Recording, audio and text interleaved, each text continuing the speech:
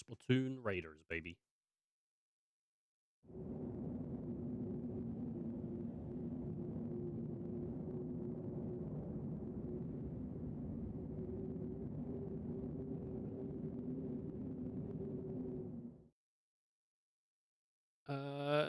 What difficulty do I want it? On Tourist, Raider, or the Survivalist? Oh, it's a baby's game. Now I'm gonna play on Raider. Hold up.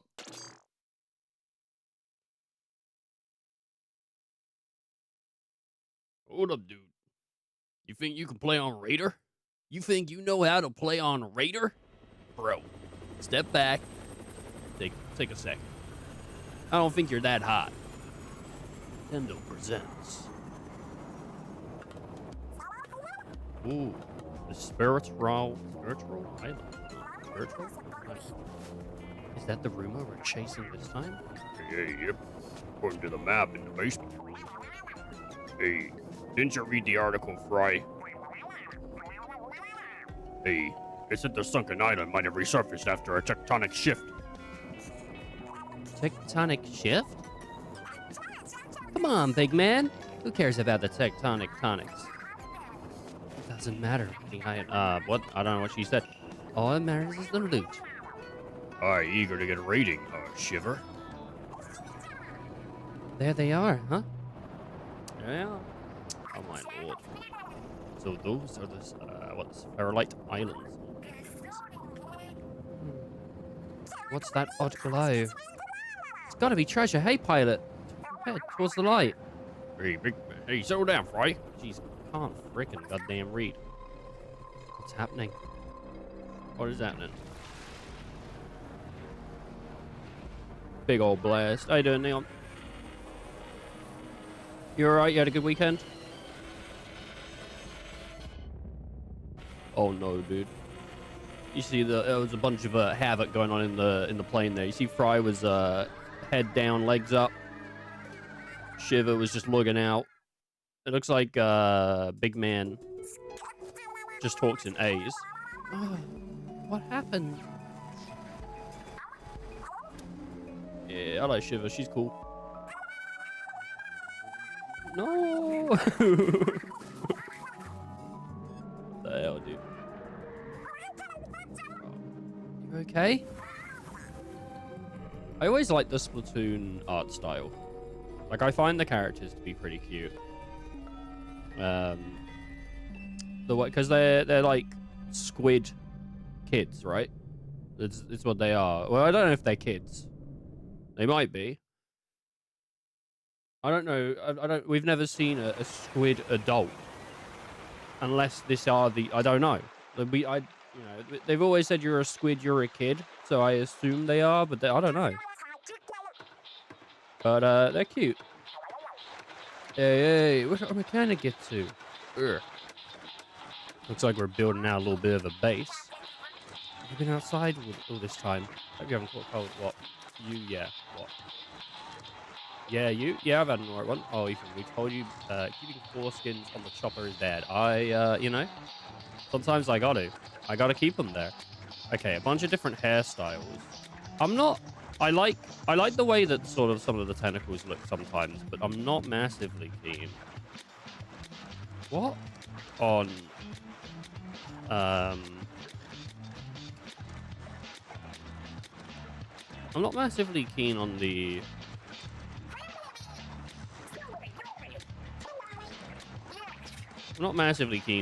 like what do you call them, the thingies? What is Splatoon? Never played it. It's like a multiplayer game, like a shooter, but it was sort of aimed at kids because it was a Nintendo property, and so the guns would shoot paint rather than bullets, and so that would coat the arena. So the main idea was to actually coat the arena and get it as covered as you can in your colored paint with your team. But killing people was like viable as well, because it would mean that like if you killed someone, they would explode and it would put a bunch of paint around where they died. But it's a race to like get the most paint down basically, and before the time's up. Kind of don't hate that hairstyle, but I don't love it. I want something long. I mean, there is the rubber ducky in the hair. There's an anchor in that. That's cute.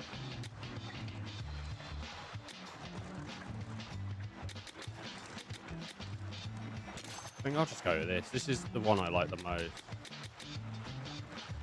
I like that. Ooh, we can get like freckles, and we can go over really, really light or really dark.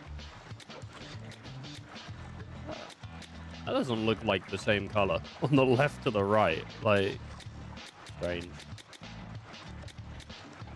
She looks kind of purple there, doesn't she? Kind of purple.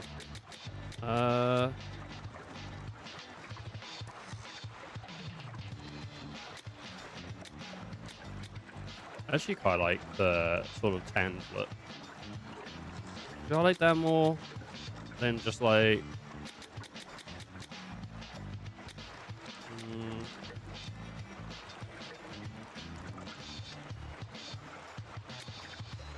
I don't like that. That's red.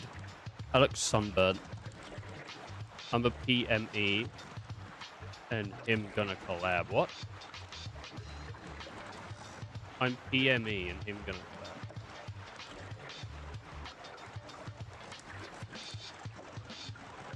I don't know what, what? I don't know what PME is.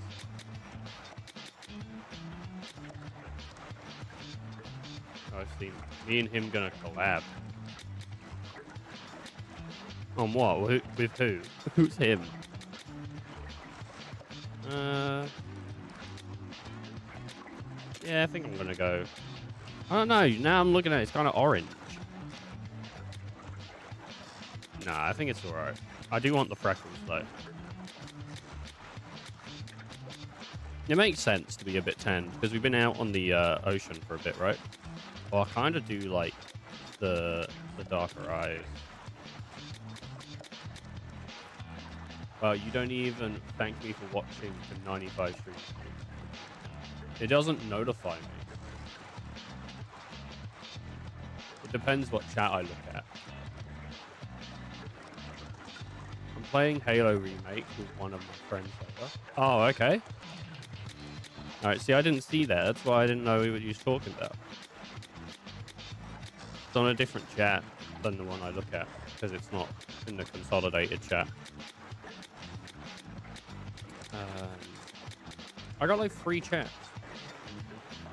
Well, I hope your collab goes well.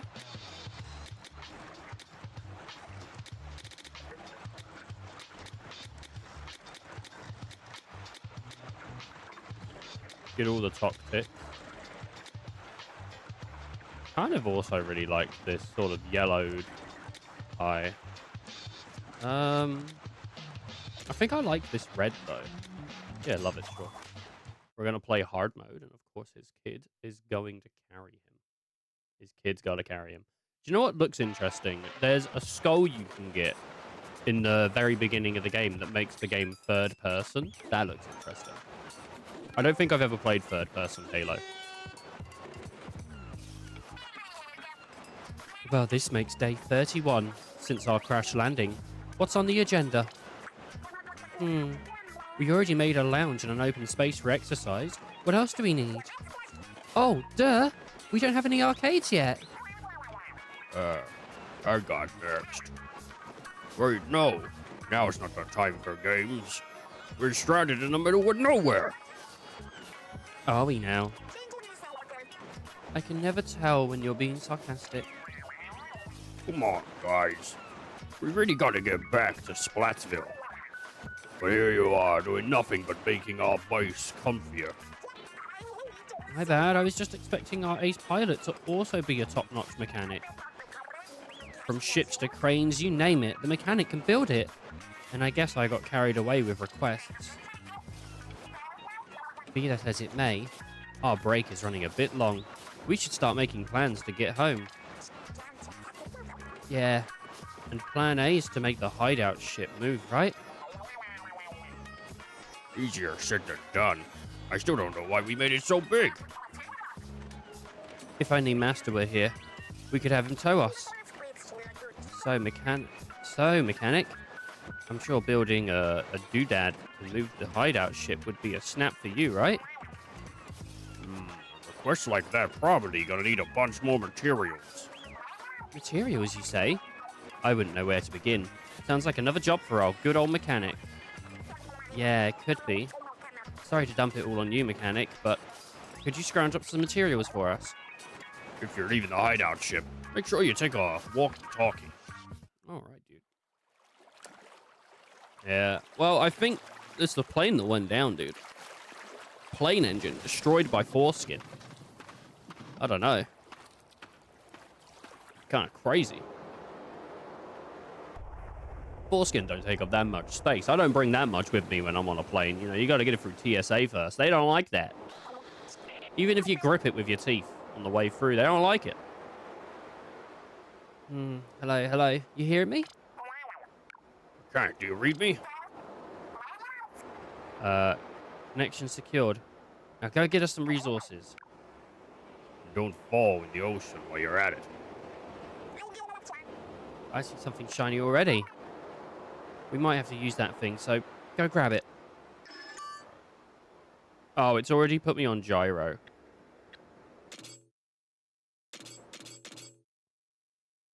Off. I know some people love gyro. I'm not a big fan of gyro. Oh god, but I haven't used a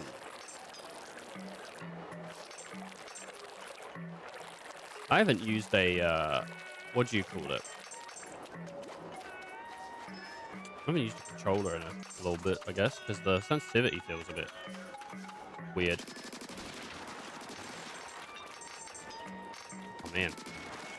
I'll get used to it though.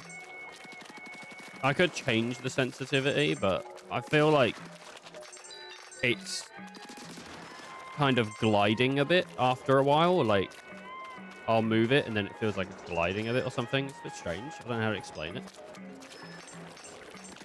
But,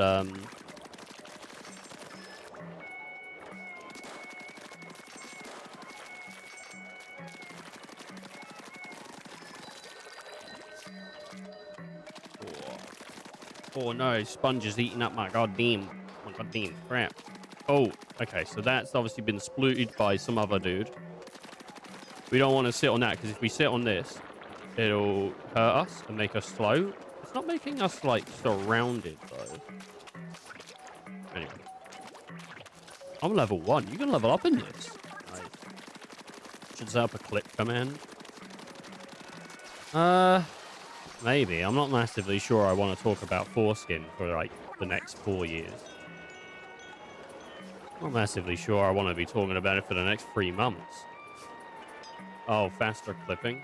Oh, like a command. Right, okay.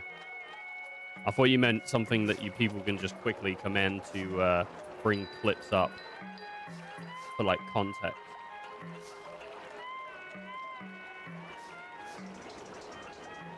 If I can figure it out. I don't know if the Twitch have inbuilt clip, like an inbuilt command system. I don't think Twitch does it? I'd have to do it on a third party. I'm not sure what bots I use anymore. I could probably do one through Stream Elements. Yeah. Just haven't done any. Do you know, I genuinely haven't played with the command stuff at all. Like, it just, I have no, like, what is it? Knowledge on that system. That's it. I have no knowledge on the command system at all. I did the basic thing. Yeah, I'm sure I could find something on Google. Good going so far. I don't think we've been this way yet. Oh, look, there's some enemies, dude. Alright, those are some salmonoids. I think I might try giving the gyro controls a go, because people do swear by gyro. And I know a lot of, like, people that played Splatoon, when it first came out, they, like, They were like, gyro's the worst. It's the worst thing ever. And now they like swear by it. They're like, no, it's the bee's knees. So I might give it a go. Whoa. Were these islands the site of Salmonoid turf war? They look like they're spoiling for a fight. If they see us, they'll attack us for sure. Nintendo Power Glove. Sometimes you gotta get the Nintendo Power Glove out. You gotta rock it, dude. That'd be sick. Play with Nintendo Power. Oh, 1 second. I haven't set the stuff up on the vertical. There we go.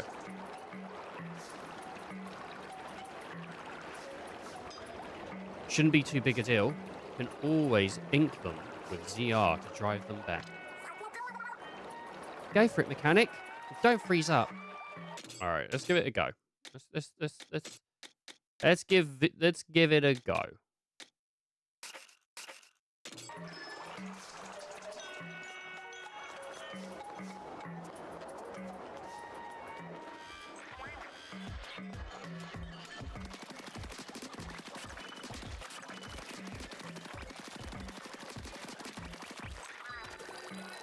It's not too bad.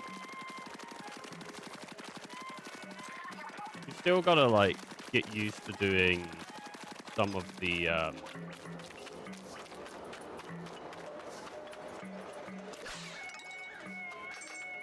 stuff with the stick. But other than that, wait for one of the shits and giggles. The thing is great. I want one for shits and giggles. What, the Power Glove? What can you even do with the Power Glove? What happens if I go on the water? Oh, God, that was bad. That was very bad. It was very, very bad. Oh, my God.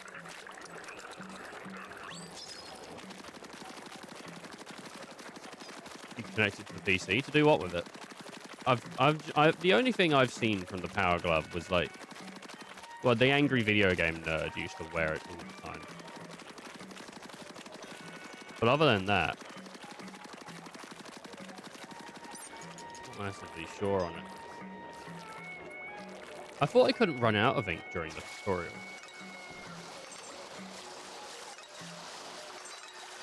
Yeah, little squid. Oh, I do like the art style of Splatoon. It's just really cute. Whoa, that's a big one. Yeah, it looks kind of strong. That's a boss if I ever saw one. You think that guy's a boss? I don't know about that.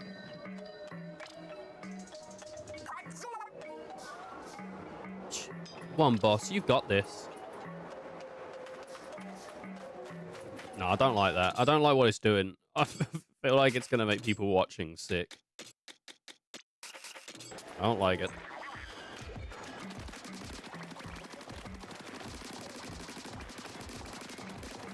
He should be taking damage. Oh, gosh. I nearly... I nearly got turbo timed. For an example, this one guy beat Doom Eternal with the glove. Oh, my God. Don't be drawing no dicks. Wasn't planning on. I was just planning on playing the game. I was just planning on playing the game, dude. I'm just looking forward to a single-player Splatoon game. We've never had single-player Splatoon. Actually, no, I think that's a lie. I think the second or the third game had like an Octo something expansion. So I'm just looking forward to playing the game. Oh, you are right. There was nothing to worry about. Check it out. The Salmonoid dropped something. Oh my God, they dropped new weapons. And it's our job to pick it up. Oh, that's cool. I wonder if I'm going to have like a weapon wheel that I can like choose from.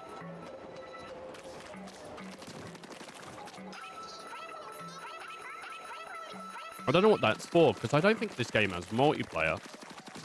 Which is so strange for them to release a Splatoon game. As far as I'm aware, it doesn't have multiplayer. It's so strange for them to be like, oh yeah, so we've made a bunch of like these Splatoon games. They're multiplayer centric. Like there's no real way to play it offline. And then to just release a single player game that doesn't have any multiplayer. I mean, maybe it does. I don't know.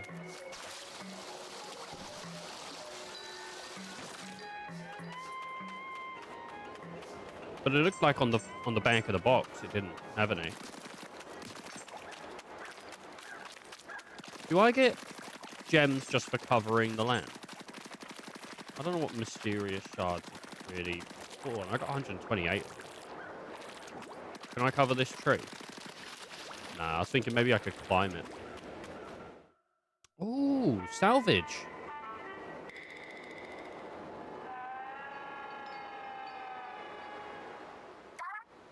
I thought the game broke. I genuinely, the way the camera just stopped, I thought the game broke. What is that? Some kind of machine? Oh, maybe we could scrap it for parts. For the hideout ship. Yeah, it's a gold mine of metal. A metal mine. Mind bringing it back for us, mechanic? There's no possible way the mechanic could carry it alone. I suppose we'll have to help. Just wait there. We'll be along soon.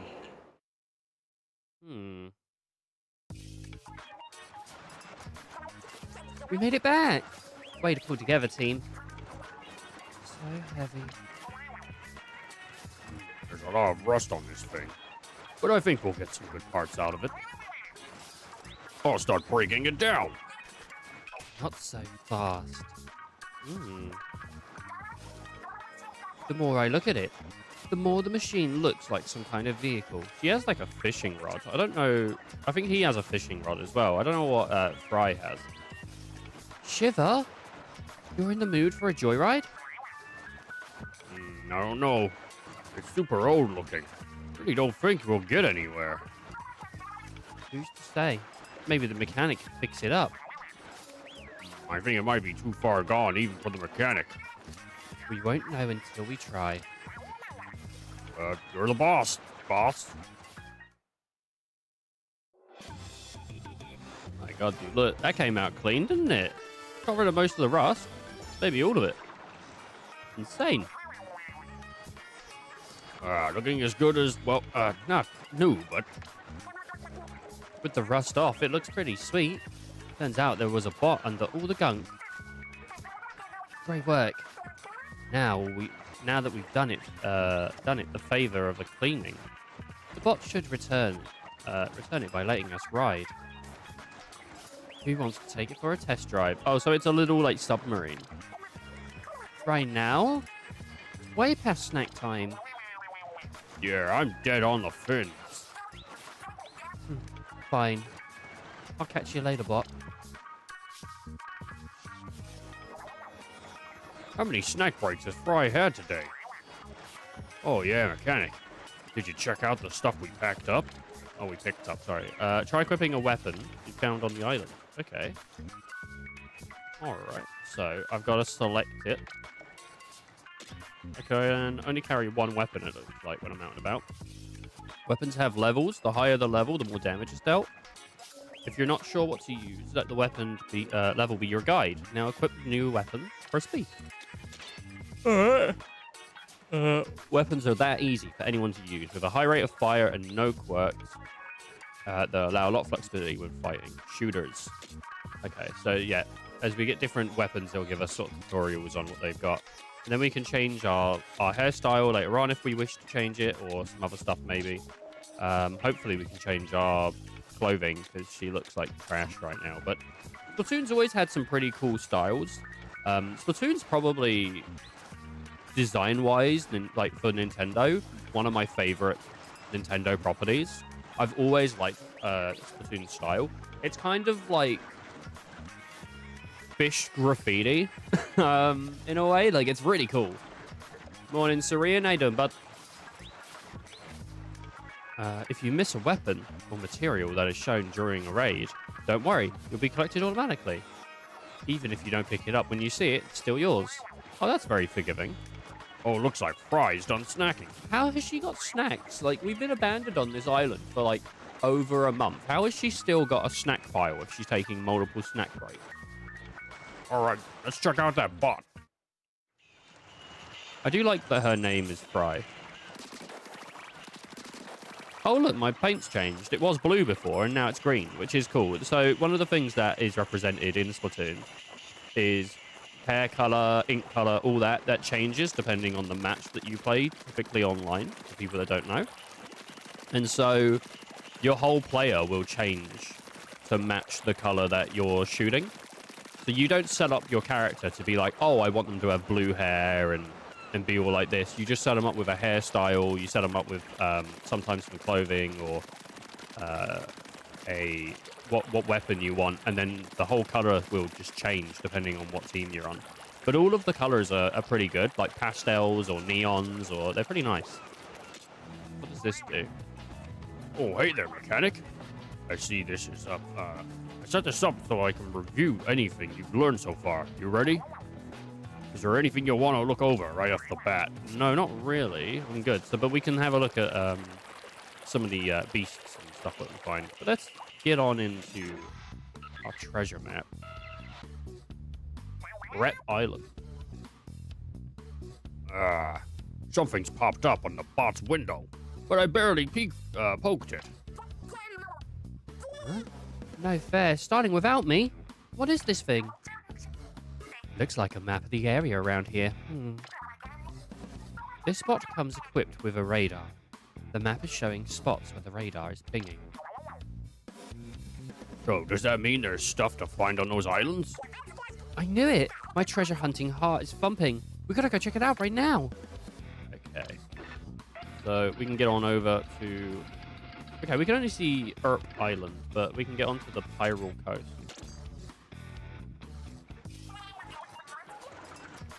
I'm guessing this is sort of mission-based, which I thought maybe it would be a bit more sort of open world. Sort of leave the base and go and do whatever you want in the open, but I'm all right with a mission-based game. That's fine. I don't know. I did think it would sort of be more open with areas that are like, oh, this area has like worse enemies. Kind of like I was expecting maybe Splatoon Borderlands, which is an idea I think they should look at in the future. It'd actually be really cool for Splatoon to have a Borderlands. Shall we make this bot's maiden voyage a treasure hunt? Those radar pings were a long way off. How are we gonna get the bot there? Borderlands? You never played Borderlands, Neon? Come on, man. You must have played one of the Borderlands games. Well, it'll take a while, but we could plop off the raft and paddle it over. Splatoon. I think it'd be really cool.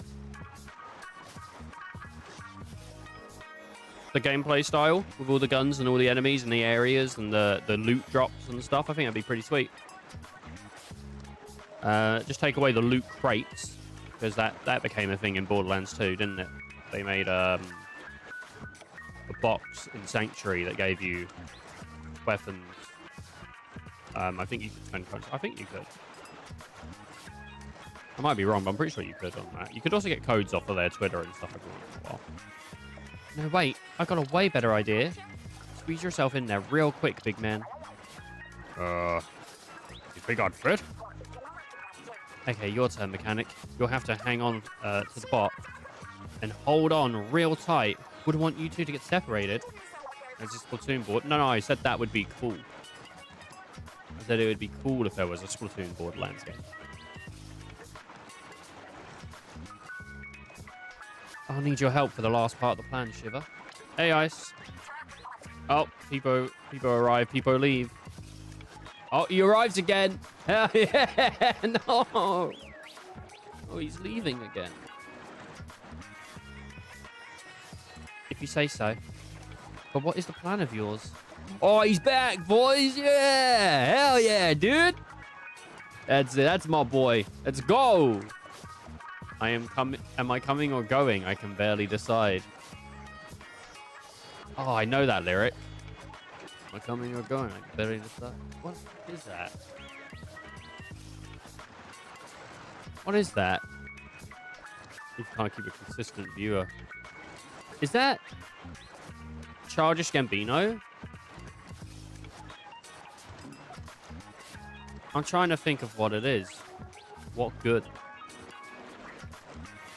What good?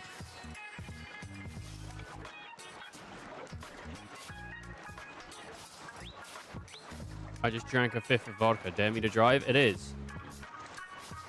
It is Childish Gambino. Is it LES? Is it?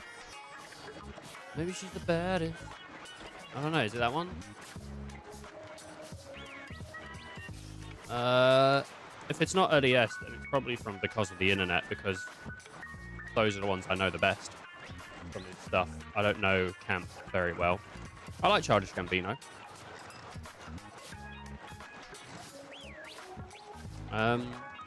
We had tickets to go see Childish Gambino live, and then he got the... I think it was a diagnosis, like a cancer diagnosis, and he cancelled a bunch of his tours. Thank you. It's Far Fantasy 5. Yeah, and so he cancelled all the rest of his tours, so we didn't get to see Gambino live, which is such a shame, because he said this is the last time he's going to tour and do music, and we just didn't get to go. We was hoping at some point he'd put the tickets back up again and we'd get another chance, but it didn't happen. Which is a shame, because both me and my sister really like Gambino. Like, we like his acting career, we like his music. The last time I listened to Childish Gambino a bunch, I was listening to Because of the Internet on repeat. Like, absolute. This was like a couple years ago. I was listening to it on repeat and trying to learn it back to front. And I was playing Just Cause 2. And I was putting a lot of time into Just Cause 2. I don't think this is an unpopular opinion. Just Cause 2 is the best Just Cause game. Like, they just never made a better one. Like, Just Cause 3 is fine, and 4 is fine, but it doesn't have the same magic that Just Cause 2 had. And I don't know why Just Cause 2 is just so good. It might be the way that it is just so open, the way that there is so many ways to interact with the world with Destructibles. And in fact, they did increase the ways that you could interact with some of the world with Just Cause 3. Like, some of the ways that you could tether things was improved upon and stuff like that. But I felt like the world itself was less destructible. Like, there was places all over the place on Just Cause 2, and the way that you would get around and everything, and it just, I don't know, it just felt like such a... It'd be so cool to get a Just Cause game that had all of the modern, better parts of it, while still keeping intact what made that game, that second one, so special. Because Just Cause is a really cool franchise that just feels like it's kind of... I can't explain how, but stepped away from what it was. But if anyone out there needs a cool game to play, something fun, wait for a sale, pick up Just Cause 2. It will run on most things, because it's old. Like modern day systems, it will run on pretty much anything. But also, it's just fun. You know, it was just fun. Just one of those games. Like old Call of Duty Zombies. Just fun, you know? There's no real point. It's just fun. There is a point to Just Cause 2, though. There's a story mode and everything that's built alongside it, but I don't fucking remember any of that. In fact, I barely did any of the missions. I did like 2 of them, and I just ignored it.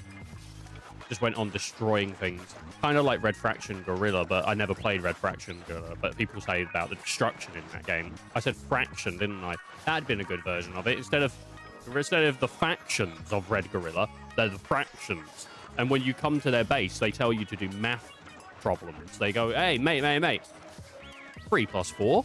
And you go, oh, God, I don't know what 3 + 4 is. Of course, I know what it is. Shut up.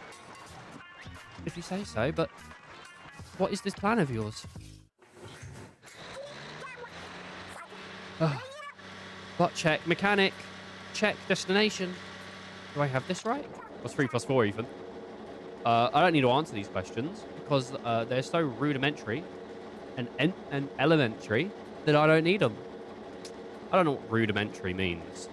I'm gonna be honest. I said that word thinking of the word elementary, and then rudimentary was just close enough to it, and I just said it. I don't know what that word means. So I can't answer the question. I know the answer, but legally I'm not allowed to.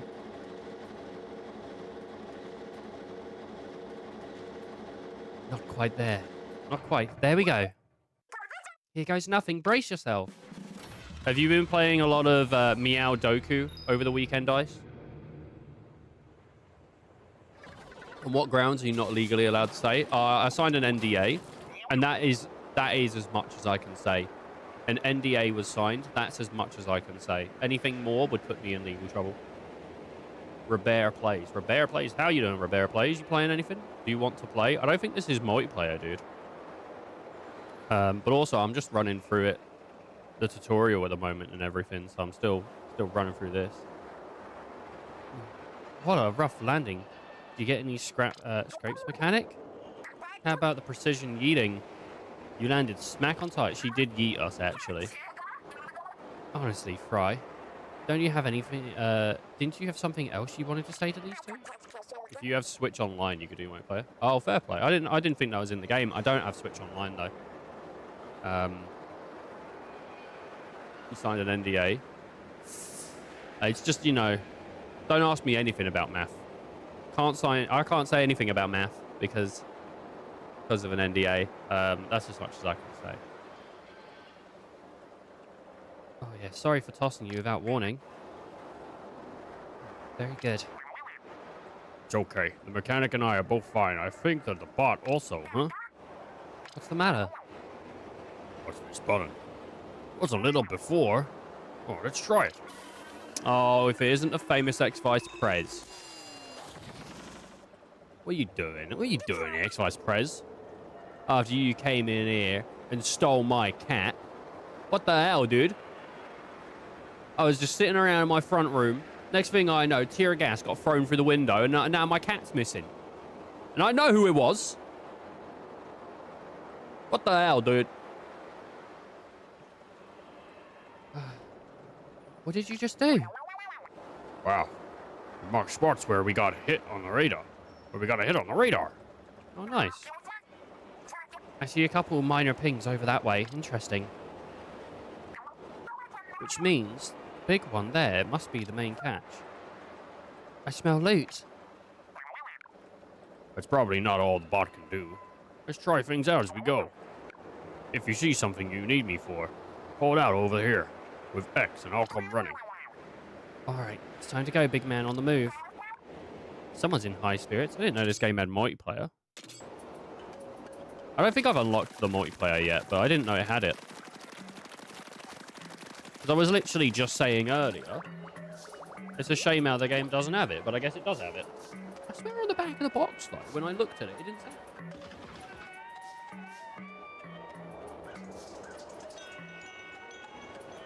When I look at the back of the box, it says Players TV, 1 to 2. And then... Oh, wait. Online features for this software are paid. Yeah, it does say online features, actually. So there you go. There's a box. If anyone wants to look at it, there's a box. Nintendo's keeping physical alive. I did indeed take the cat. That's a ball, man. That's my cat. Goddamn, Vice President. What, you stinking cat? Oh, no, he's my cat. He took my cat. I'm smearing some on my screen for you. Oh, my God. He's smearing Doritos all over. That would be awful. They'd crunch and munch all over your screen. And then maybe get stuck in your keyboard, depending on how close it is. Whoa, I fell back asleep. I wouldn't want any gosh damn Doritos on my Munch and Crunch. I don't know if I want to be, like, splatting everywhere I go. Or... Oh, Big Man's behind me. What's Big Man doing? What are these called? Chodes? Whoa. They're beating up Big Man. They're beating up my Big Man, bro. Big Man, get out of there, bro. We're both doing great. Oh, my God, dude. What the heck?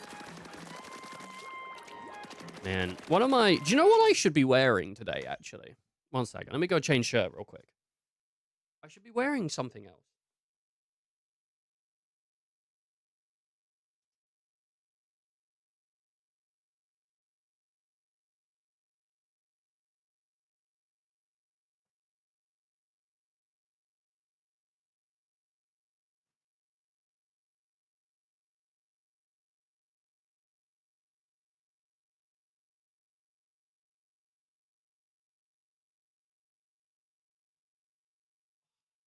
wearing my Splatoon shirt. That's what I should be wearing. You kidding me, dude? Sitting here in a non-Splatoon shirt playing Splatoon Raiders? What the heck's wrong with me?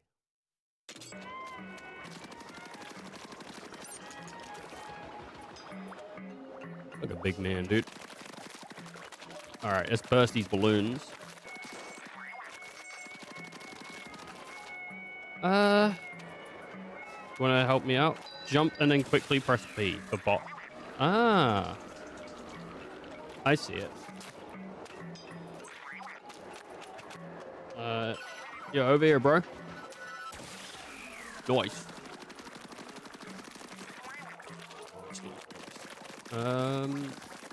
How goes single player Splatoon? So far, it's all right. Only played like 40 minutes. We're still in the tutorial because, you know, you'd think 40 minutes I'd be out of the tutorial, but because I'm like on stream chatting and everything, it takes me a little bit longer. It's not like playing the game single player. It takes a little bit more time. I get that nifty bot hop. What does the booyah do?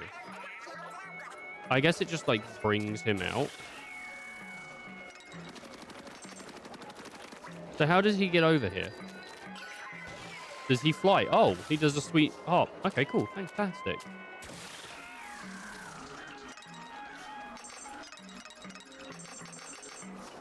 The movement's pretty good. Quick context for Ethan. For the stream. Ethan packed too much of his foreskin collection in and it crashed the helicopter. Fortunately, he isn't wrong. Checks out. It does check out. Nothing unusual there. I mean, how is this not unusual? So it's a Tuesday. What the hell? Why is this the normal? Just seen episode 11 of the Starter Squad. I know it came out 6 months ago. I'm slow. What the fuck is the Starter Squad? And it's getting more interesting.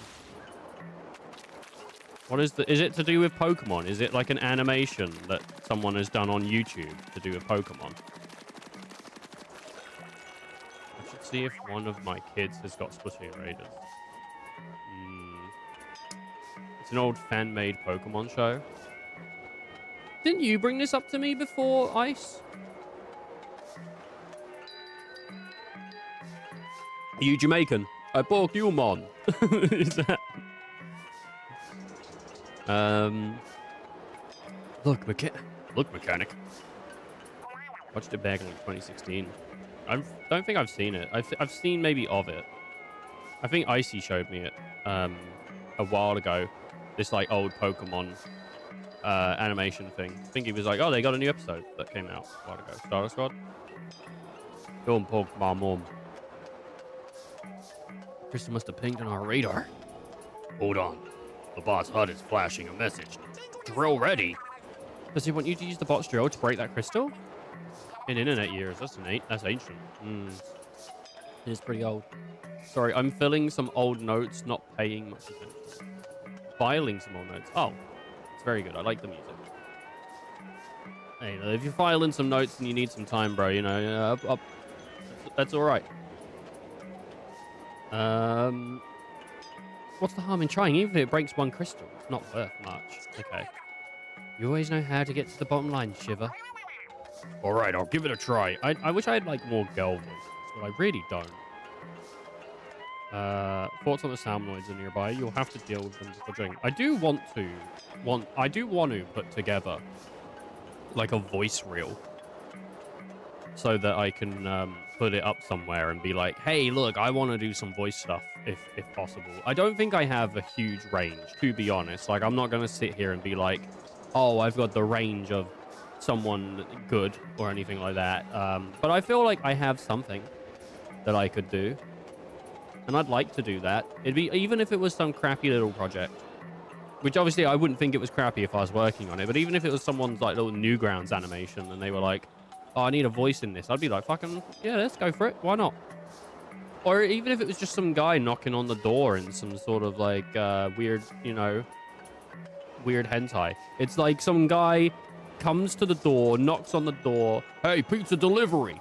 And that's me. I'm the guy delivering the pizza before she slams the door and she goes and gets slammed in the bedroom by someone else. You know, it plays out like you think it's gonna play out. Like, oh, the pizza guy's coming to deliver pizza, but it's not real. He's just delivering pizza because her boyfriend's in the goddamn bedroom and he's exhausted. He needs something to get more energy. You know, boom. A 2-second line. Be great. This shirt is very comfortable. He fills them and then he files them. He fills and files. Ooh. Jesus Christ. What's he filling? Who's he filing? The notes I make when I chop pineapples and bust kneecaps. Pineapple on pizza. I had pineapple on pizza yesterday. Okay, mechanic, go over to that crystal and call out over here, man.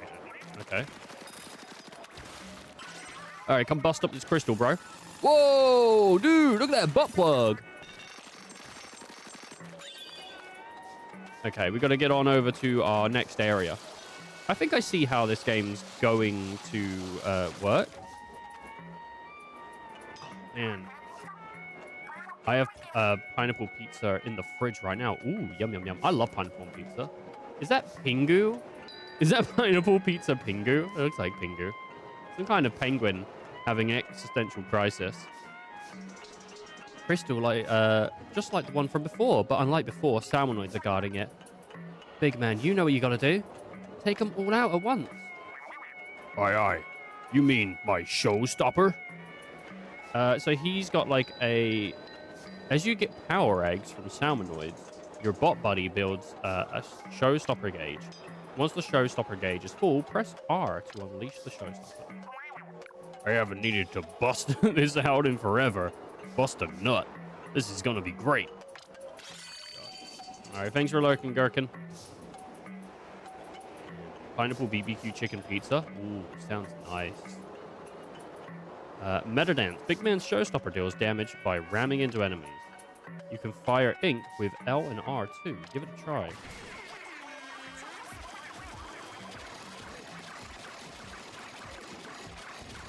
It's pretty cool.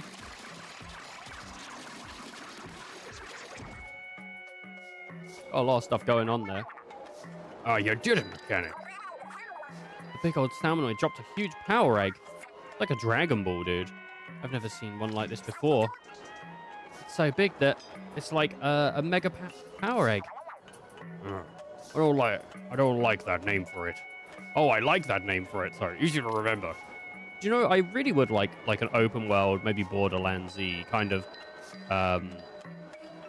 Splatoon game, but I think also like a Far Cry. I think there's a lot of open world fatigue. I still like those games, though. I still like games where you go to an outpost, you clear the outpost, and it makes the map more of your kind of thing. And I'm not sick of climbing towers to reveal map areas. I know a lot of people are. I personally didn't play all of the Assassin's Creed games. I didn't play all of the Far Cry games. I didn't play all of the other games that did all of that. I played a lot of other stuff as well. So I'm not like fatigued by it. It's not that I think that it would be the best game ever or whatever. I'm not saying it's the best idea they could come with, but I think I would personally really like a Borderlands Far Cry mashup built in the Splatoon world. Do you think open world is objectively better than non-open world in all cases? No. No, I don't think Devil May Cry would have been better as an open world game. I think Devil May Cry is a very good game that is built level-wise. And I think that's really good. I'm not so sure that another game that's one of my favorite games of all time, Armored Core 6 would have been better open world. I don't think that would have been better open world. I think, again, that's a mission-based game where you go and you have an objective and you complete that, and that's better. I think some games are better that way. I do probably typically more prefer open world games. That is something I quite like. But there's... that's just a personal preference.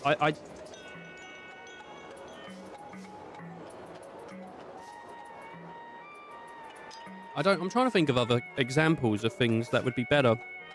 My mind's going to a lot of games, sort of like Ninja Gaiden or Devil May Cry or Armored Core, which aren't level based. Trying to think. Guitar Hero. Guitar Hero would have been a terrible open world game. Could you imagine it? What would be the point? I think it's more interesting to not be an open world now. I think there's a lot of games that do open worlds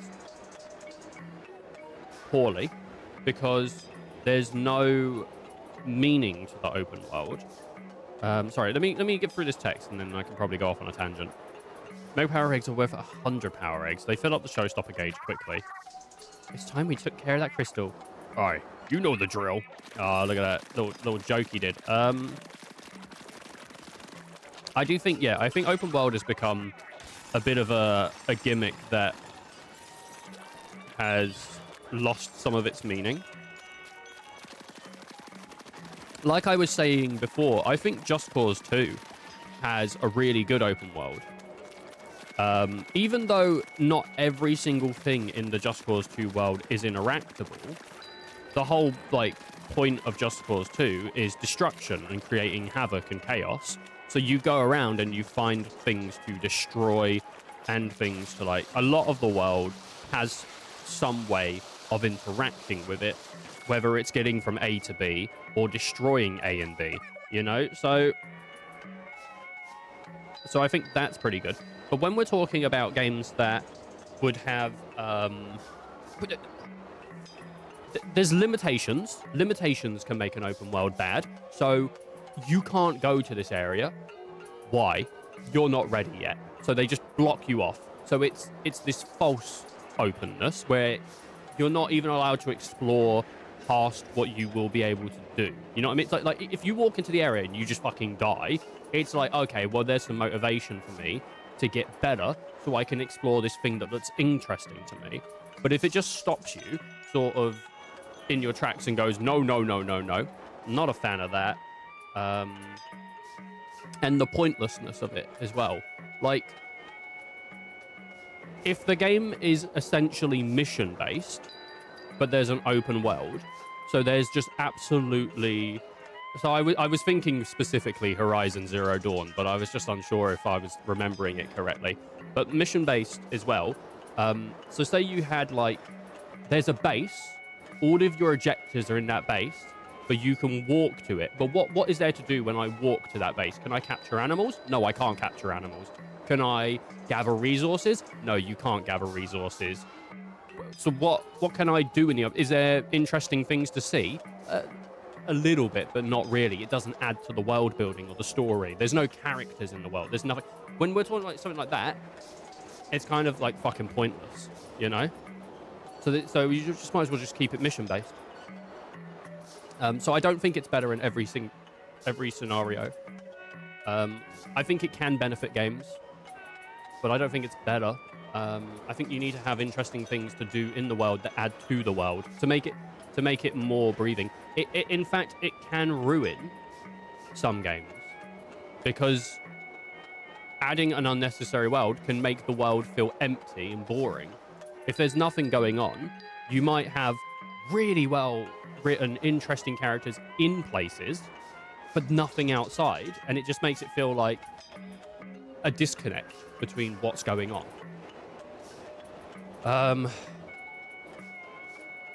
It's on you on Rogue. What? Sorry, what's going on here? I haven't had mango and chicken pizza in a while. Mango? I cast fireball. If I cast fireball, if I can have the pizza, no one can. Oh no, blocks the fireball. Protect the pizza. I'm Rogue. Mooring.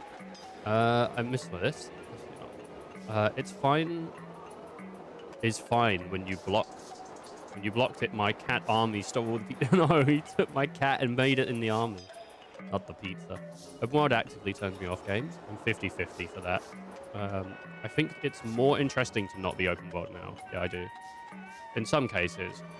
If I get to a point and it reveals a map and there's like 30 times more of it than what I've explored, I eject the game. What about semi-open worlds? I don't know if that's a thing. It is kind of a thing. I don't smoke. Stop telling me to quit. I would take a short, focused, packed narrative over an empty open world any day.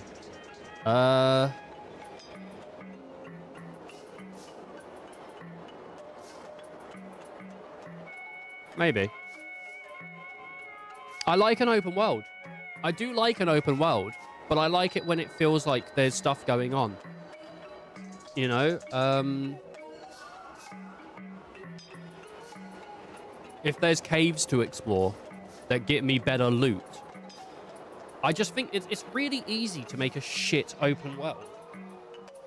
Because we've seen a lot of shit open worlds. But I kind of like having... I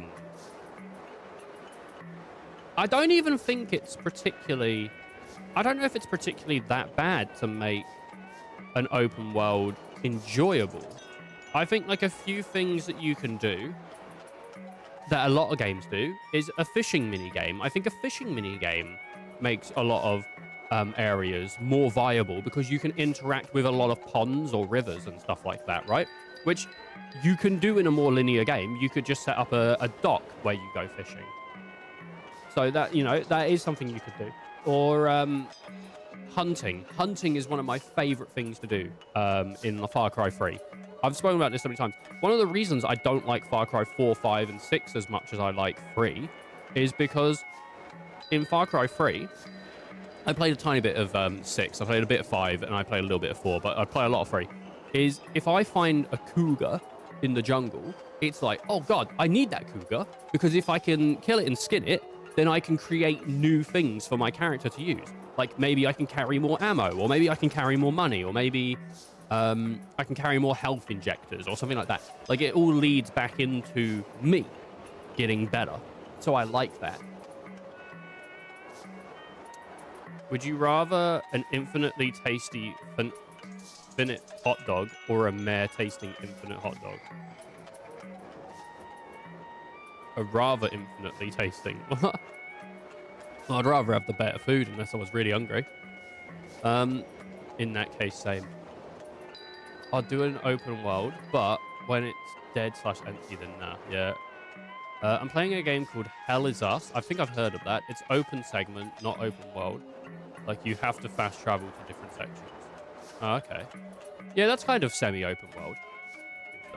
But then, what's the fishing mini game? Is the same experience over and over. It's a bit, but with different fish, it becomes bland. I don't know. I really quite enjoy fishing mini games. I don't know if I've ever played a fishing mini game and turned out in the end I just fucking hated it. As long as it leads back into, but it's one of those things where you can't just have one thing in an open world to make it interesting. You've got to have. I mean, I'm sure I would if it was only a fishing mini game. You've got to have multiple things. You can't just have fishing. You know, you got to have places to explore and things to do. I think it's important to have things that add to the game that are missable in an open world, because then it's sort of one of those things that's like, it's for the player to, if everything is obtainable just through playing the game like naturally, just doing the story, then there's no real reason for that to be there, right? Because then the player isn't exploring and having their own personal experience. They're just following a path, and they've got there earlier than they would have, you know? I think, like one of those, I don't know, it's, I personally, I like open world, but I don't want it on every single game. I just like it. There's definitely been games that I've played where I thought, man, this would be cool if it was open world.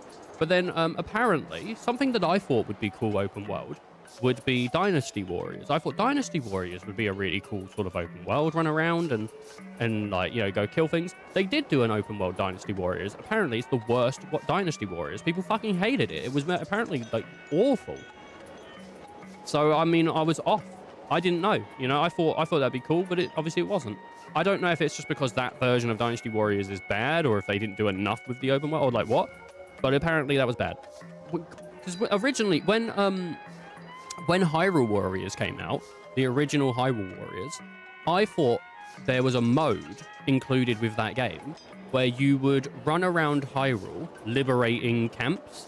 Like, I thought it was like Ganon's taken over Hyrule, so all the heroes have banded together to save Hyrule from Ganon's tyranny. So you would run around Hyrule, taking out bandit camps to sort of bring the light back into the world. You know, like, all the areas would change how they look. They'd go from dark to brighter.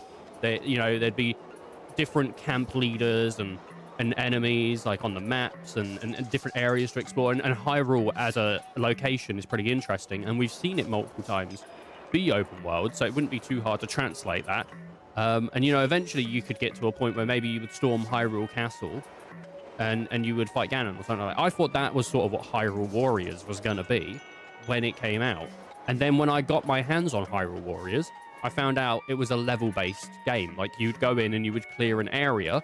And I think that is better for Hyrule Warriors. But at the same time, it disappointed me because it wasn't what I wanted. They've made a couple other Hyrule Warriors games, but I don't think, unless they make like an open world Hyrule Warriors game, which might be just completely shit from the get-go, I don't think I'm interested in that series.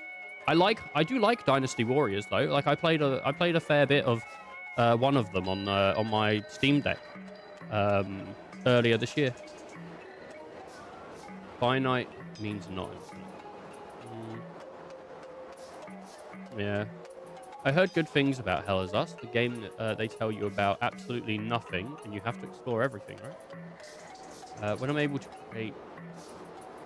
When able to, can give you an opinion on it, as I might put it on my wish list for a later date.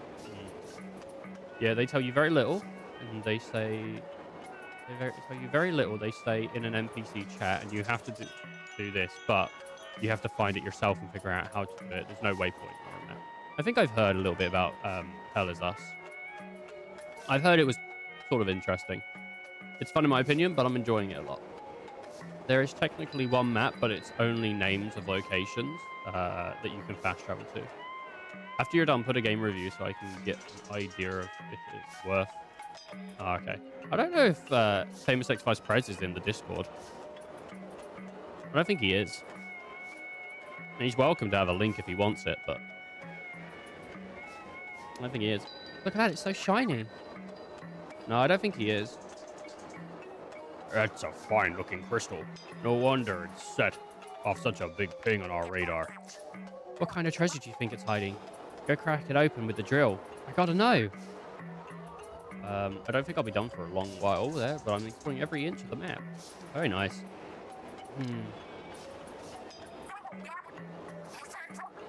Is anyone else seeing the strange lid? I don't like the look of it. Yeah, I mean, I think games are very sort of subjective anyway, you know. It's one of the reasons that we can all have a different opinion on which ones we like and which ones we don't.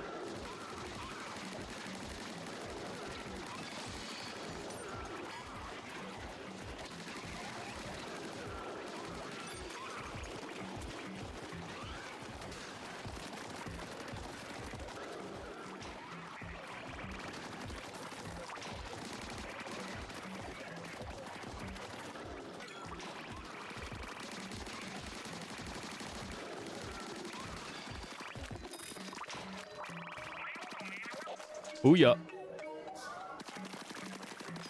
Oh.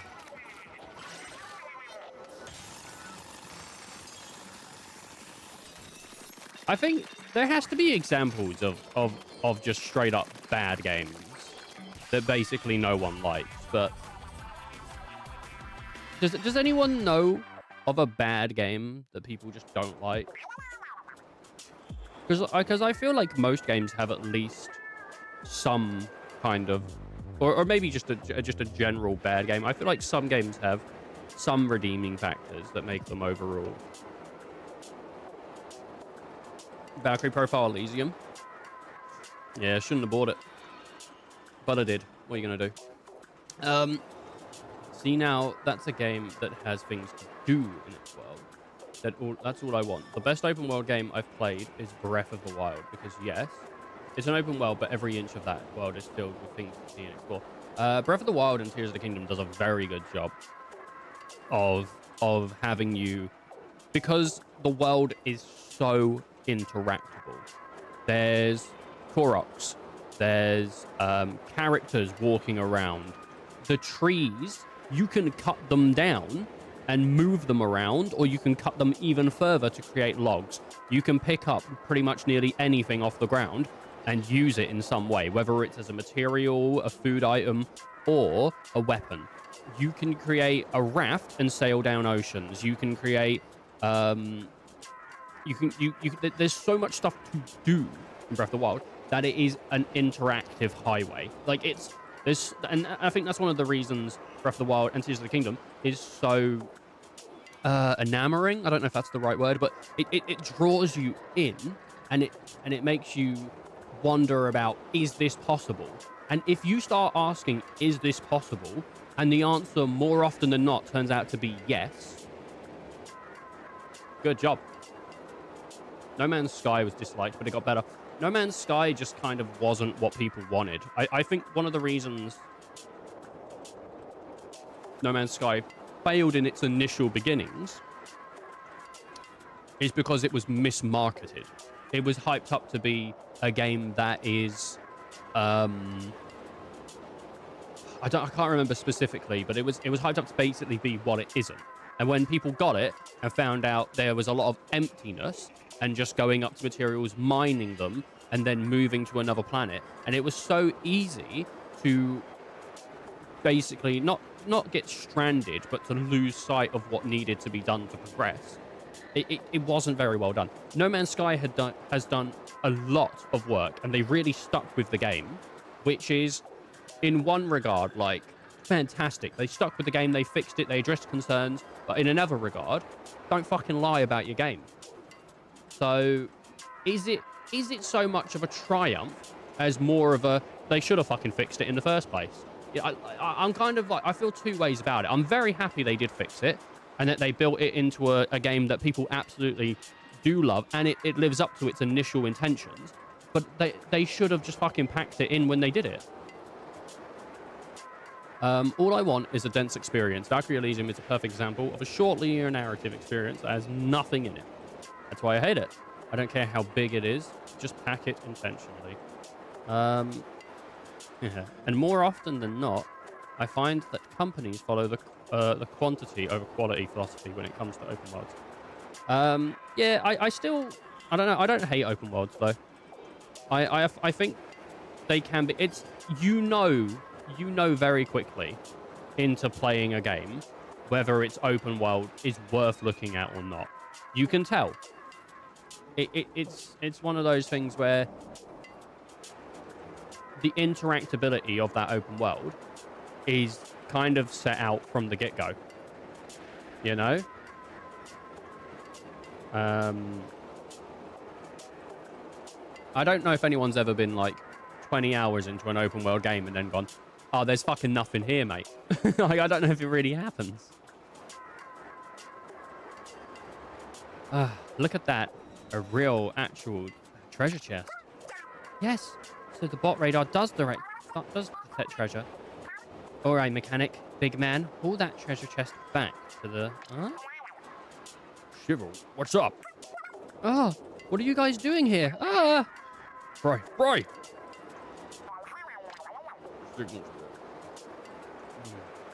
Sounds like something's happening on the hideout ship. Are you as worried as I am, mechanic? Let's hurry up. This is a question to chat. Then, what is a game?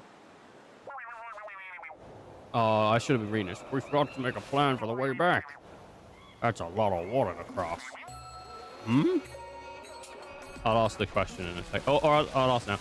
What's a game that isn't open world, but you think would be worse if it was open? Like if you was like, there's just no real way that you could see them making an open world for the game that would add to it. That's a question. Don't worry, we're sure. We can make it put our fins together. I think there's a lot of examples. I'm just asking. If there's anything people like, but they just think it would be worse with an open world experience attached to it. You guys surprised? Balatro. Balatro would be a fucking terrible open world. Balatro, you lost at sea. I should have been reading.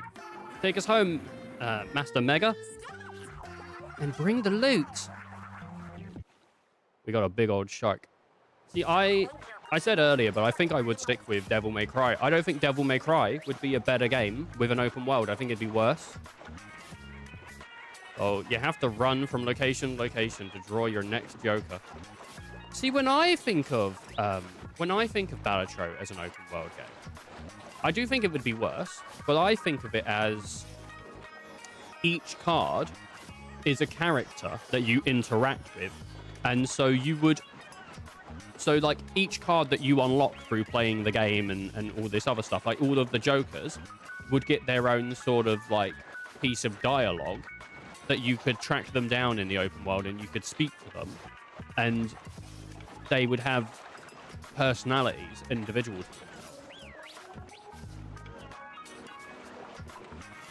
But I don't think it'd be better.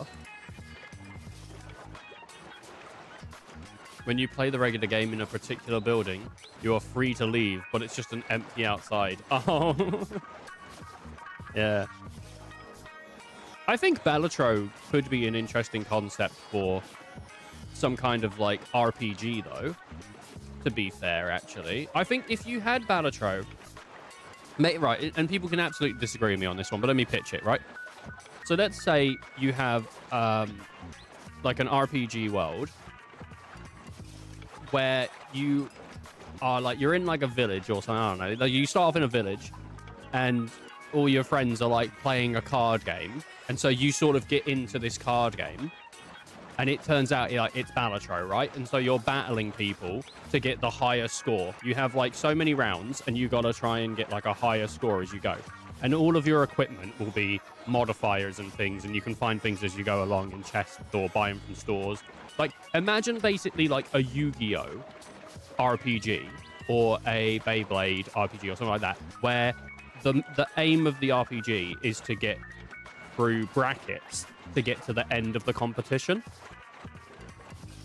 So you go along and you find like wacky, wild characters, sort of like Pokemon in a way, I guess. And you could walk. I don't know about this being open world, but I think the idea of having a competition where you fight people with a standardized deck, but the modifiers are what makes it different. So you have to build out a specific layout to beat the person that you're going up against.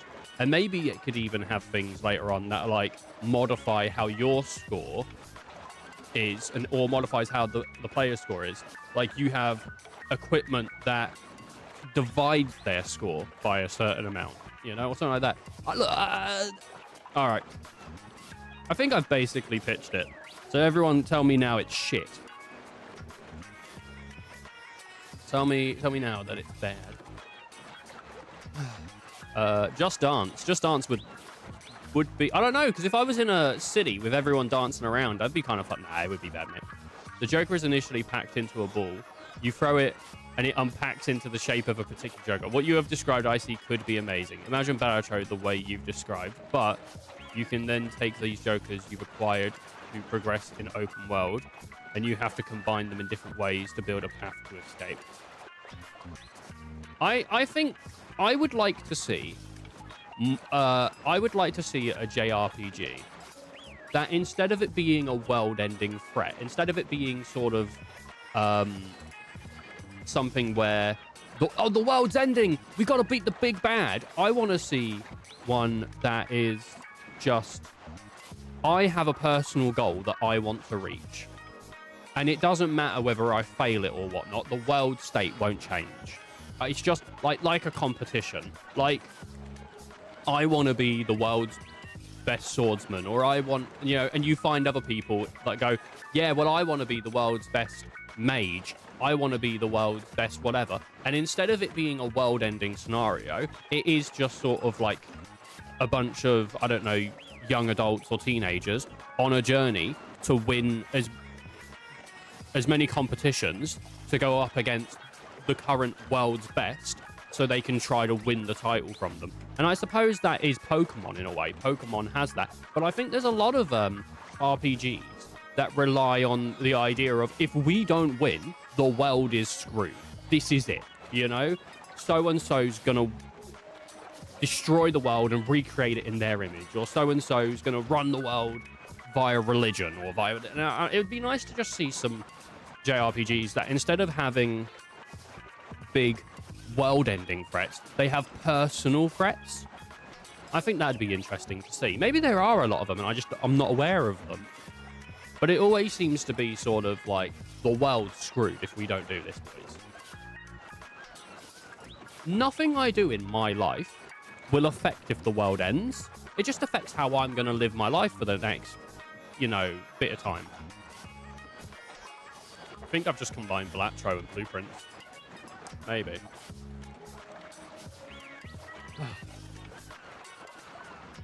The Master Mega has some serious brawn, Shiver. He zipped us right back here in no time. Doom could be cool as an open world too. I don't know if I'd particularly think of Doom as an open world game. I suppose if they added enough... Again, I'm not saying I think that Balatro would be a great open world game, but I think Balatro could be a cool linear RPG. That's what I'm thinking, is a cool linear RPG that you basically follow it on rails, but maybe it has miniature open world bits, as in you can leave the area you're in and go back to a town which you can upgrade and buy things and fight other people to get an idea on it. By the way, been hammering Blueprints with my wife. Can thoroughly recommend. Yeah, we played Blueprints multiple times on the channel. It's good. Blueprints is a game where, so initially, you start off in this room where you can either go back into the garden. There's a little few things to do out there, but don't worry about that. But you start in this room, and there's 3 doors. There's a door to your left, there's a door to the front, and there's a door to the right. When you interact with one of these doors, it chooses, I think, 3 random cards from the entire deck of cards. And those cards are layouts. And those layouts could have you go forward, left, right, or whatever. But they might also end up saying, hey, you can't go forward in this room, but you can go left and right. Or they might say, you can go forward, but you can't go left or right. Or they might say, you can't go anywhere, but there's something to interact with in this room. Each of those cards is designated a color. So you've got blue cards. I think there's like red cards, there's green cards, and there's also special cards. I think I might be right. I might be wrong on this a little bit with the color coordination. But your idea is you have a layout of a house, right? So you start off in this one room with nowhere to go other than back, and you have to build your way to a room on the map that is there permanently. It's always there. And I don't know if you can enter it from all 4 directions. You might only be able to enter it from one direction. But the idea is that you want to build your way up to it. But the more you use cards, the less cards you have. So you have to build strategically. It has to be, this card will eventually mean that I can hopefully get this room that will lead here. And certain rooms will go on the map intentionally, because if they don't go in that spot, then you can't interact with them correctly. There is a card called the Garage. Now, the Garage has, you can enter it, but if you place it in a very specific part on the map, then you can actually exit through it as well, and you can get different items from it. I don't know if I'm missing anything here, but it's basically to do a too long didn't read. You have cards that you place on a map, and when you place them on the map, they put a room down. And depending on how that room is laid out, you can then interact with different rooms by placing new rooms. Yeah? It's a very interesting game. It's really, really well done. And it's hard too. Like, you get a handle on how it works the more you play it, but it's not something that is just like inherently easy, I don't think. It's a really interesting game. That wasn't even his full power. Remember that he was also towing a heavy boat and treasure chest? That reminds me, sorry for hanging up on you back there. I was so surprised that I fumbled the receiver. It is fun. It's a really good game. In fairness, I wasn't expecting that shark and your eels to come looking for us either. We probably should have mentioned, we should have probably mentioned the mechanics behalf. I'm a shark tamer of the Ho Hero line. Our family can control sharks. Oh, cool. And I'm Orange Eel Tamer, going way back. I led a crew of yellow eels you saw. I don't tame anything, but I can dance a little. A little? Yo, that guy's the head of the Manta Clan dance school. I'm sure you've seen our faces before, but not many know the real us. Right. And we're TV and radio stars, the freshest freshest free you'll ever see. Are these actually guys from a different Splatoon game? Is Shiver from Splatoon 3 or something? I don't know. Oh my god, dude. I gotta go as it, I got bank stuff to do and I'll be back. Look at him, he put a whole spiel for a dragon, and as soon as he does it, Dragon's like, oh, I'm going, by the way. I'll read it. Okay. This is Syrian's analysis of blueprints, which is probably more small and concise than mine.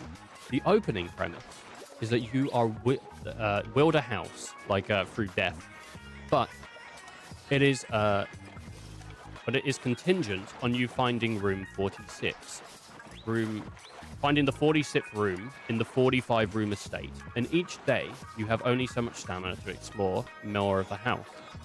But every day the house resets, and each room has puzzles, both in the isolated rooms, but also that connected to other rooms in the house. Yeah, I did a bit more of an in-depth look, but I think also you've added a few things into there that I missed. I didn't bring up in the fact that it restarts every day.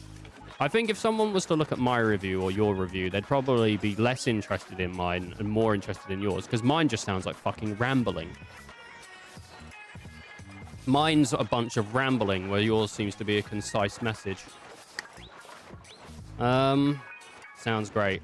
See, even Real said to me, like, Ethan, you're rambling, that sounds shit, I fucking hate you, you bald little prick. And he said to yours, sounds great. So I don't know what the fuck's going on there. I mean, I thought it was pretty rude of him to say that, but what are you going to do, I guess? What are you going to do? For the sake of the world and its people, we're dashing and gorgeous thieves hunt for treasure. Masters of legendary abilities passed down for generations through Splatoonville's family. You know our names. Ready, set? It's Deep Cut! Got time to walk to the bank, and Ethan, I like your... No! No! No, you hate... And Ethan, I hate you, you bald asshole. Oh my god. Bye-bye. See you later, Real. Take care of yourself. What's with this blank stare? Oh, mechanic. Do you not know our name? Do you not know our name? Wow. It's as if Big Man... It's as if Big Man... Good one, though. What? Have you really not heard of us? Wait a second. Who did you think we were? Just some trio of treasure-crazed weirdos who flew to an unknown island and got themselves stranded? Yeah, it does describe us pretty well. I mean, that sums us up, so it's a pleasure being stranded with you, mechanic. But I suppose to be famous. Ah. But I'm supposed to be famous. Oh, did you catch that? Shiver's good enough to take the silver in the crocodile tears contest. Ah, I nearly forgot about the treasure chest we found. Why haven't we opened it yet? Good question. Let's go have a peek right now. I'd like to, do you know what? I'd like to get some art of me commissioned as a Splatoon character. That'd be pretty cool. Do you know what I'd really like, actually? My Final Fantasy character from Final Fantasy 14. That'd be cool. Maybe one day. I don't know. Maybe one day. I wonder if you could sell that. I don't know. All right, everyone. Gather around to feast your eyes on the loot. When Dawn Trail. I'm genuinely not planning on going back to 14. Not because I dislike it. I'm just not. I've heard mixed things on Dawn Trail, though I'm sure that I would find it fine. Like, I don't think I would hate it. I mean, I liked Stormblood, which I know a lot of people didn't like Stormblood. And I think Surian played Stormblood and quit 14 as well. I think that's how bad it was for him. But I personally, I quite enjoyed it. But I've heard mixed things on Dawn Trail. Evercold, is that the new one? Evercold kind of looks interesting, and I'm interested in to see the new. Here's the real thing I think behind FF14 and why I probably won't be playing it again. Back when Final Fantasy 14 came out, we were just sort of like mid or post. Not sorry, when it came out. When I started playing it, we were mid or post COVID. So the amount of players for Final Fantasy 14 was huge. It was skyrocketing. Every one of my friends pretty much was playing Final Fantasy 14. Like, all of my friends were on the game. So I could message people and say, oh, do you want to play some Final Fantasy 14? And they would say yes. And so I was streaming at the time, because I've been streaming for the last, I don't know, 10 years? Something like that? I don't know. And I said to my friend, I said, no, I didn't say to my friend. I basically was like, I want to play 14 all the time. So I'm going to do the story mode, but I'm going to stream it because I want to play through 14. So I streamed all of 14 from Heavensward all the way till, all the way to all the way to Shadowbringers. And then when when Endwalker came out, I did Endwalker. And so now my friends aren't playing 14, so I just basically don't have interest in playing it. I don't have any friends that play 14. I don't have other streamer friends that are playing 14. I don't have other streamer friends in general, which I would like to get, but it means I need to get out of my comfort zone, and I'm notoriously hard at it. But basically, what if I played? If you so I do actually want to play through FF11 on stream. That'd be fun. If you want to play 14 with me, Icy, look, this isn't open to everyone, but there are people in my chat that I genuinely would be. I'm not saying anyone in my chat. There's some people I don't want to play with, but if most people in my chat, if you're in my Discord already, if you messaged me and said, I'd like to play a game with you, I would probably say, yeah, when do you want to play? And as long as it didn't conflict too much with my schedules, I'd actually be down for it. If you wanted to play 14 with me, Ice, I would actually play 14 with you. I would buy a subscription to play it with you. If that's what you wanted, I would do that. I don't think that's what you want, though. From the way we've spoken before, I don't think you're particularly comfortable with the idea of us actually playing a game together, which is absolutely fine. Everyone's comfortable with what they want. But it's the same with, like, if Surian said to me, I'd like to play a game with you, I'd go, okay, well, let's see if we can figure this out. I'm a bit of a weirdo. I look at Steam activity all of the time. So I did just see, because I have Surian on my Steam, that he wishlisted Baldur's Gate 3 for his for his Steam, which it is kind of creepy that I know that, but I look at Steam activity all the time. It interests me to see what people are buying and wishlisting. I just love knowing. Like, I'm really fucking nosy. I don't look at my viewers' stuff specifically. I just look at what everyone on my friends list is doing. So if he said to me he just bought Baldur's Gate 3 and he wanted to play some together, I'd be like, fucking let's go. Yeah, 100%.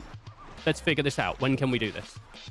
I'm pretty much down to play games with people most of the time.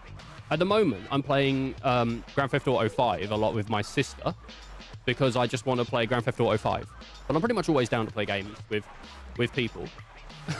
I'm not against it. I whooped your ass in MK1. I nearly took a round, and you had to get serious. Let's not forget, I took a round, and I nearly took the second, and you had to get really serious because you didn't want to lose on stream. Let's not forget, bro. Oh, hold on. I have something to show you about FF11. What's this? What is this, Surian?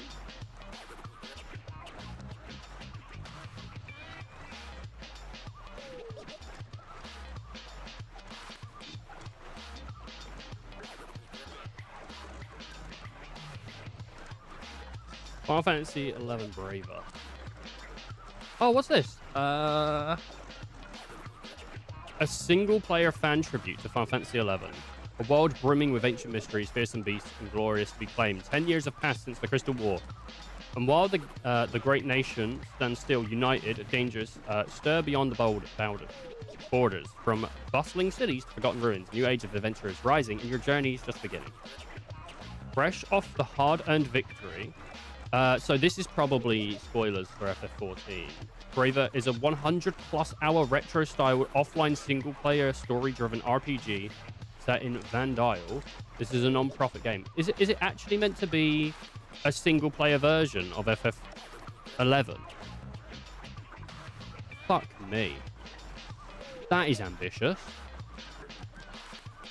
That's incredibly ambitious. This is made an RPG maker. Holy fuck. That's insane. And it's free. And it doesn't work. Oh, I didn't hear the bonk. Sorry.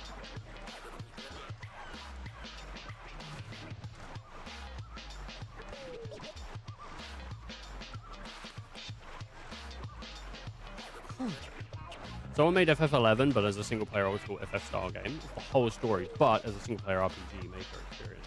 Highly free. That's insane. That is an insane undertaking.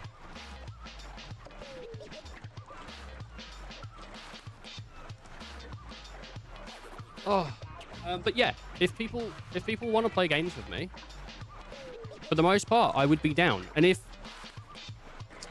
the thing is, I've said this before, I really do want to interact with other streamers. I think it'd be fun. Like, if there was other streamers out there that wanted to play FF14 together, or play, as long as I somewhat owned the game already, pretty much, because I can't just buy games willy-nilly.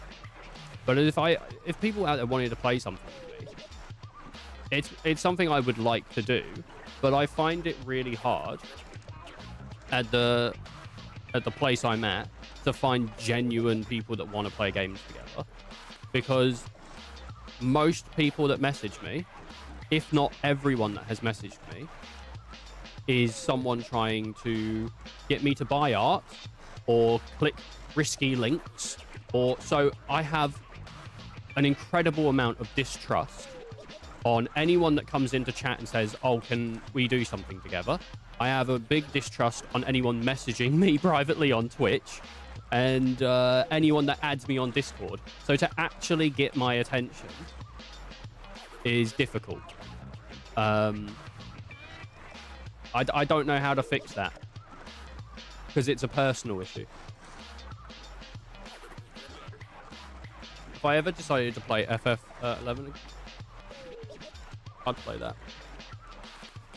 Playing with other people would have to be the thing to make me jump back in. I want to give FF11 a go on the channel at some point. I don't know if I'd jump back in solo. I don't have a choice. I don't think I have a choice on whether or not I jump in solo or not. I think it's solo or nothing. And it's the only of the main line I've not played. The 14, that is. Oh, not 11. Okay. Yeah. If I had friends that genuinely wanted to play 14 with me, I'd buy. I've said to multiple of my friends, if you want to play 14 with me, tell me. I will buy a subscription the moment you fucking tell me to. Like, I've never said to anyone, I don't want to play it with you anymore. I said, if you want to play with me, tell me. I will buy a subscription the moment of. I've always been... It's not that I love 14. I love talking shit. I absolutely love talking shit with people. Like, I mean, I'm on stream, like, all the time. If someone's got a similar wavelength to me, and we can throw jokes back and forth, I'm there all day. I fucking love it. I was listening to Rick Glassman recently on his podcast, and someone said, what are your hobbies to him? And he said, my hobbies are sitting opposite someone telling jokes to each other. And I was like, that is basically why I go on Discord and stuff. That's pretty much it. Like, it's just that I play games in the in-between because it's easier to play games and chat with someone than it is to sometimes to just sit in a Discord because you have things to bounce off. But I love games as well, so I'm mixed like my two hobbies. But I don't like talking to random people. I just like talking to people I know or people I feel I can get along with. Like if I meet someone on the street and I can see they've got like a Kingdom Hearts bag or they've got a Final Fantasy shirt or something like that, then 100% I can have a conversation with that person because we're already connecting on something, you know? It'd be inconvenient with the lag. 14? I'll play along with you, but the problem is I'm back in Stormblood and I'm about to go back to work. Yeah, I know, it's crazy, but I could get a VPN to help and I can probably manage. We'd be back to Thunderfolk Tuesdays with 2 hours a week trying to play a million-hour RPG. My. I mean, like, if people want to play stuff, we can try and figure something out. If people are genuinely up to wanting to play something. I thought it would be fun if we ever did get... If you ever did get Baldur's Gate, Surian, obviously no rush, but if you ever did, and the channel is still going at that time and everything, I thought that would be quite fun to do for a couple hours a week, like we did with Thunderfolk Tuesday, to have people playing BG3 together. And I don't think we'd ever play it with the intention of maybe finishing it. It would be nice if we did, but it would be nice to do something like that. I want to play some Borderlands with you at some point. Absolutely fine. Well, if you got on the Discord, it'd be easier to set up. But don't you play console? Because I don't have the console versions of Borderlands. I think Borderlands 1, 2, and 3 on PC. But if it's got crossplay, then that's easier to set up. I'm not against playing with people. Man, I would have done that over the summer. Yeah. Maybe next year. Who knows? Borderlands 3 is cross-platform. Yeah, we could set something up at some point. I'm not against that.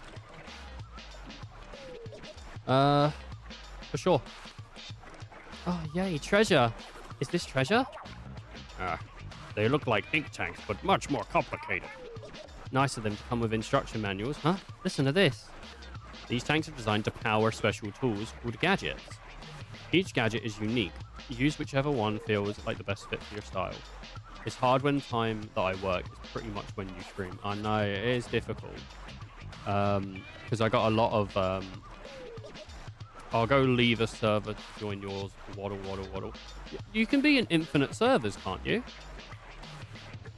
I don't think you have, like, max. I'll send a link, though, thingy. I'll pop a link in there. So you can join it if you want it.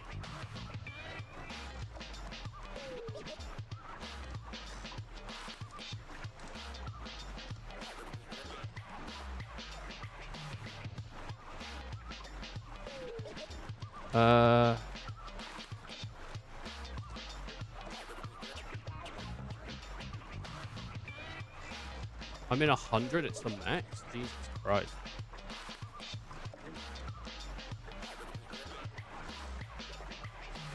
I didn't know there was a maximum. The gadgets you equip depend on the tank. Take a look at the gadget first before deciding on a starter tank.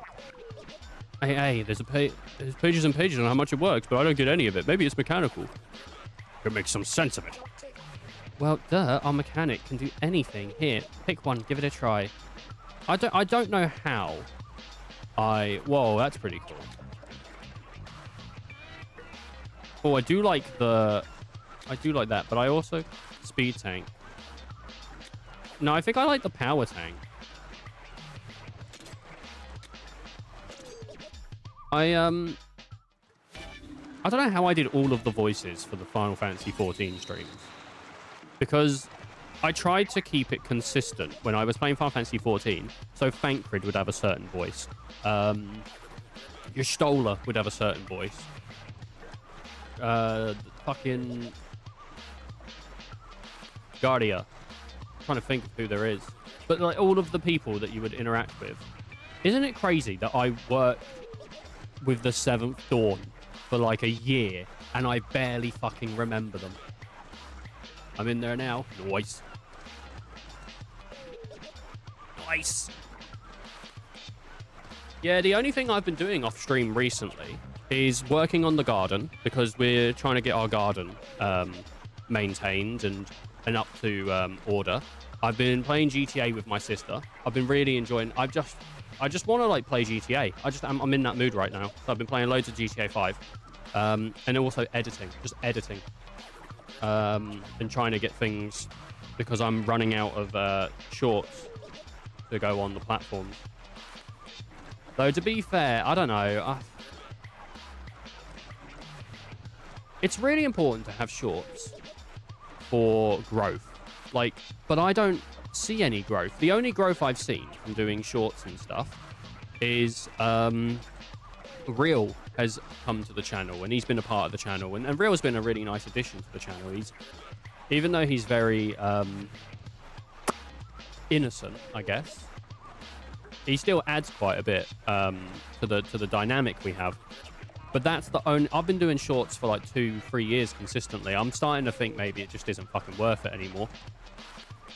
I'm starting to think maybe I just do Twitch, which will mean that we are going to stagnate completely as a because we won't grow through Twitch. Twitch doesn't recommend you and get you views or anything, but then neither has any of the other stuff I've done. So I'm thinking of just basically throwing in that fucking towel and just streaming until I'm done streaming, which hopefully I can continue to work around my life whenever I can. Because I kind of like, I get to a point where I've got nothing ready for YouTube or TikTok or anything like that, and I'm like, oh fuck, I need to hurry and rush, and so I'm rushing around and hurrying around and stressing out, and then no one watches the stuff anyway. So it's not because I don't like doing what I do. It's because I'm just like, you know. Yeah. I really like the streaming part. The streaming part I love. It's the rest of it that I'm not massively keen on, to be honest. Editing takes me a while to get into. Yay, that's so cool. And it fits like a glove. A little small for me, though. So if you use the gadget with R, try it out. God, I can't read, can I? This is just practice, so you need, so no need to be perfect. Once you're done, take your time before moving on.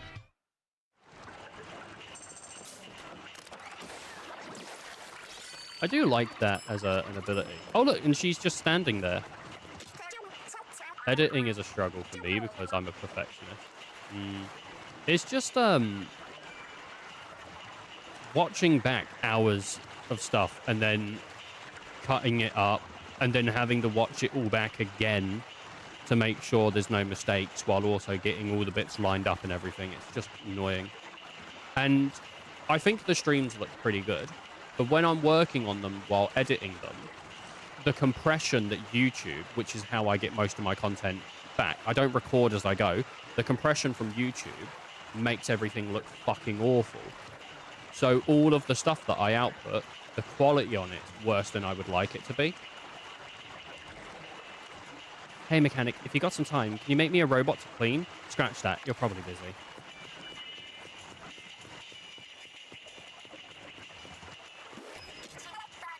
It's hotter here than it was in Splatsville, huh? I could go for a big bowl of shaved ice. I don't think I've ever had shaved ice. I can come out of the basement. Can I come out of the basement now? Oh, no, you must live in the basement.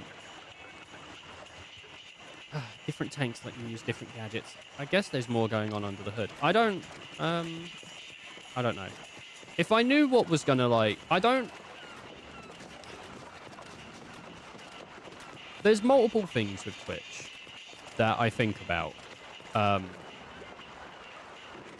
One of the things is like, I really do like streaming.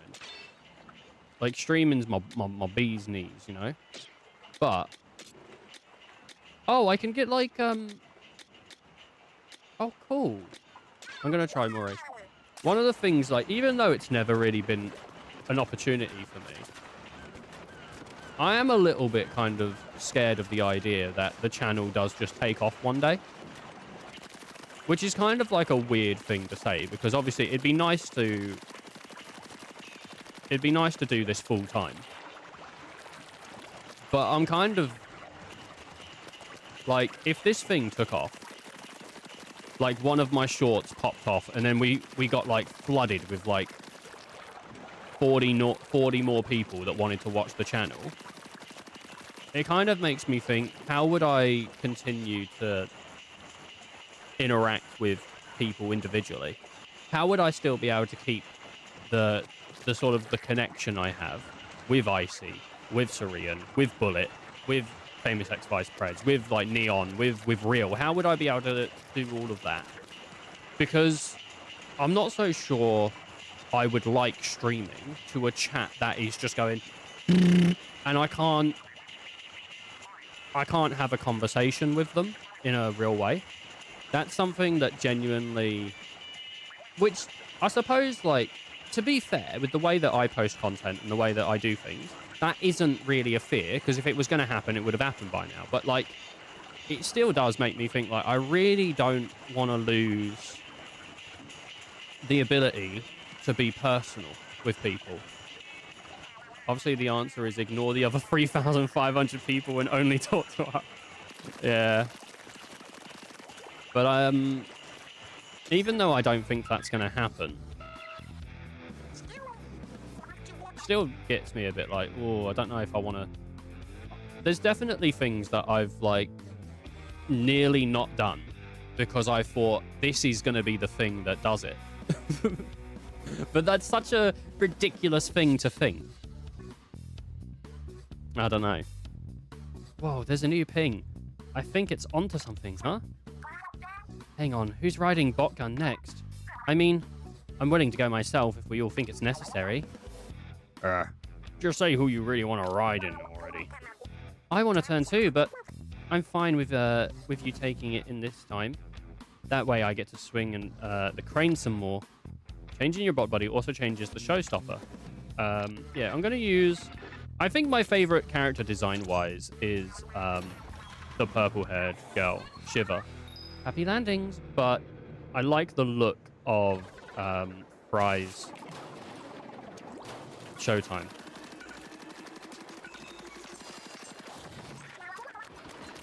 Seeing 3 pings on the radar, and now look, she's sitting in the little. She's sitting in there. Seems cool. Come here, please.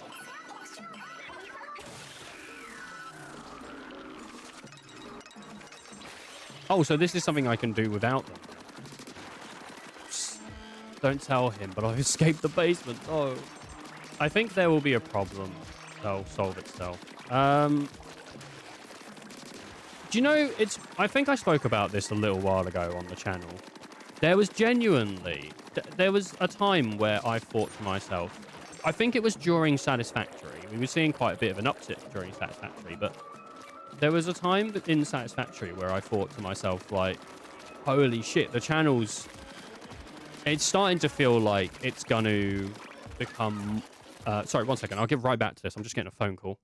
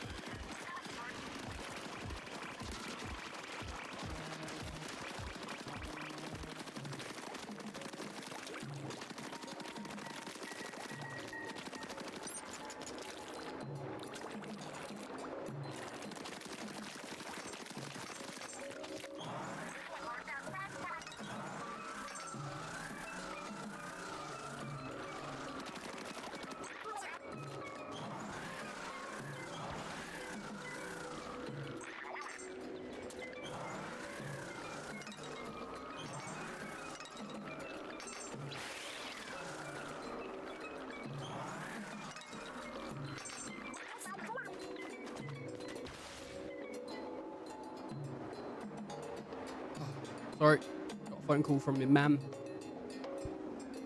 We just we had a gardener come around recently to quote us for some work that we need to get done that just realistically I couldn't do.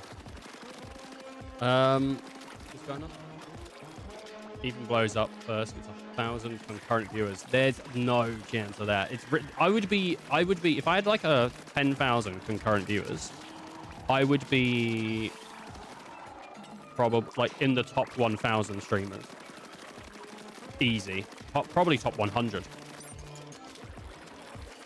It's like once you actually look at the numbers, it, like the 1%, to be like a 1% streamer, you need like 12 or 8 viewers. It's not that many. Pretty realistic to be a 1% streamer. Like, from where I'm at now, I'm probably in the top 50%. Then gets his head and it starts being self-destructive. I really hope I never become self-destructive as a person. But who knows? You have to. I guess I have to just listen to people and see if they tell me I'm becoming an arsehole. And people will say, what the fuck? Why are we watching this guy? Then it'll just be us in chat again. No. Yeah, I guess that's what we need to do.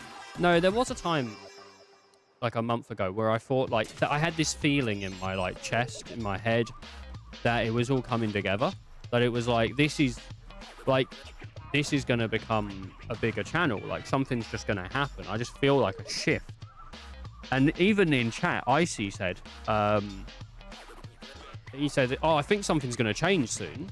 And I was like, that's really weird that he's written that, because I feel that. Like, and I said to my sister, I feel like there's something that's changing. I feel there's something going on that's just going to, like, and it's positive for me. And that's past. And now I'm back to, nah, we're just continuing on as we're continuing on. That's kind of just, oops, I just realized the time. I'm late, gotta go. All right, you take care of yourself, famous X-Prize Prez. I don't have that feeling anymore. You did have that. You did say that.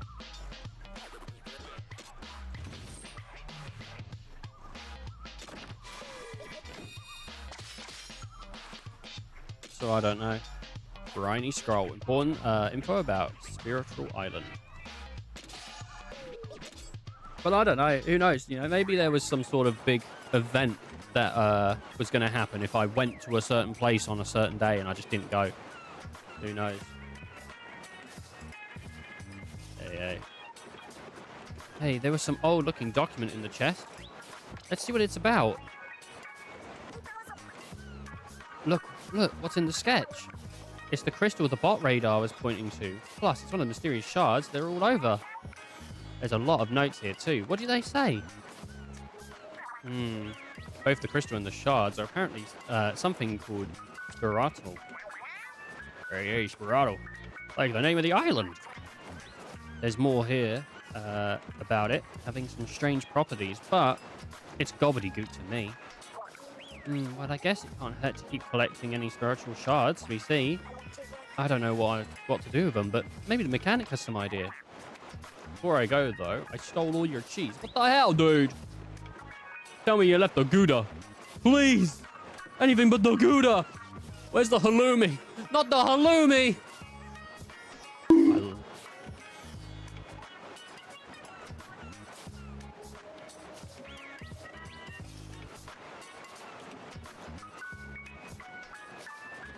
Oh, crap, dude.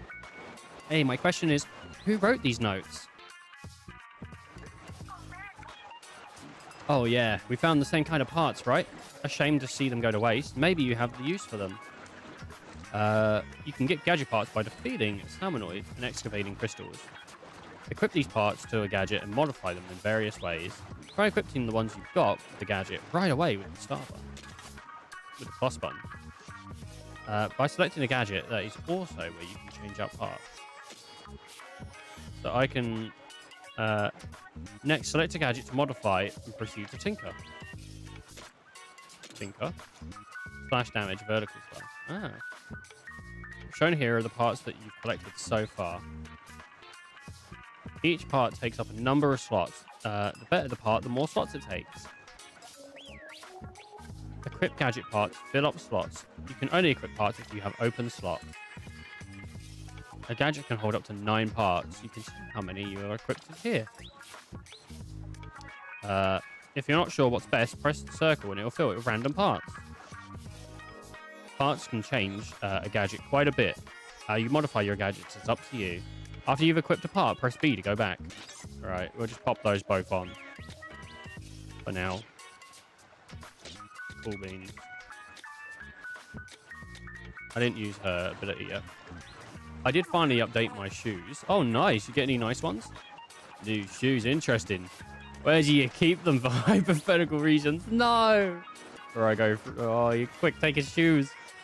Ah, so gadgets get stronger when you equip parts. I want to see. Try it out on the target there.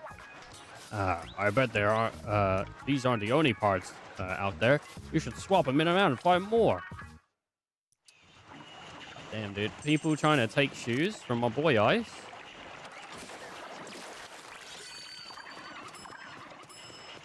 I'm not so sure I love the vertical slash, the height, honestly. So I'm going to get rid of that. Because I prefer this sort of bam, bam. I prefer that. Oh, gosh.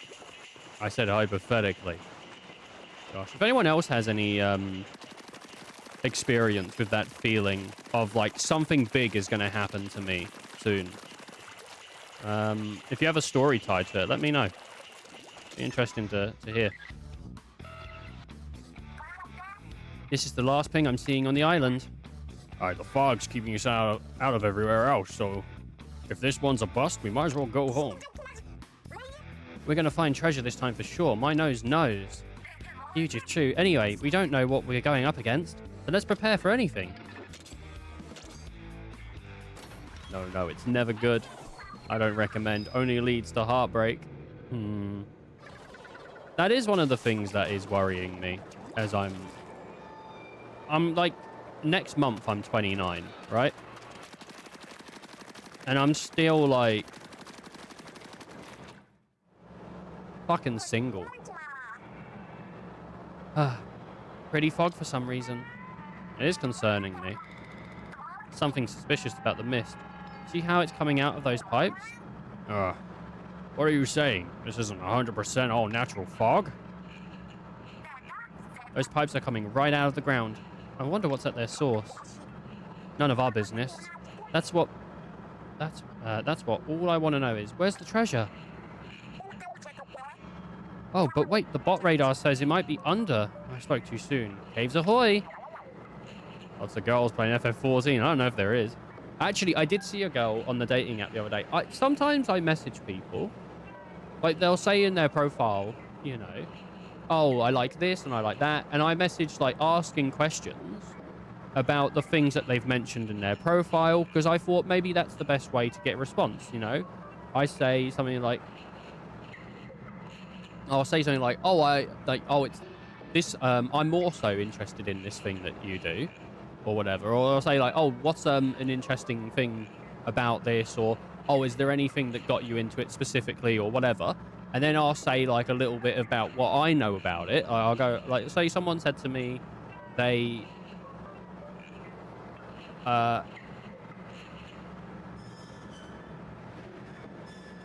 what did I write for the girl that liked FF14? I can't remember what I wrote. I said something to do with, like, I also played 14 like for quite a bit back in the day, but I'm a little rusty now, but I'd be interested in playing as well, like whatever. Like, even, I don't know, I'd actually be cool if someone messaged me on a dating app to say, you know, I'm not like interested in dating you, but here's the answer or whatever, because I don't even care. Like, it'd just be cool to make a friend, honestly. Nah, I'm just secretly a guy. Oh no. They're all me. Joke's on you. Oh no. You mean all the Mikodes I've been chatting up in Limsa have been Aaron? Oh god damn, dude. Yeah, I don't know. Hey, which means the treasure underground. Should we go look for any entrance? Why bother? We've got all we need right now. Yeah, why is there a drill? Why there's a drill that way? I don't know. Just finding it hard to get a response on the dating apps, honestly. Not like a, oh, woe is me kind of thing. Like, why does no one like me? But I don't understand what you're supposed to say.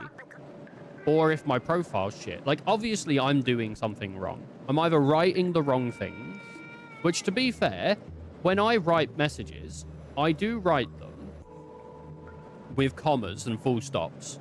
And I write pretty sort of, I write paragraphs rather than just a little message.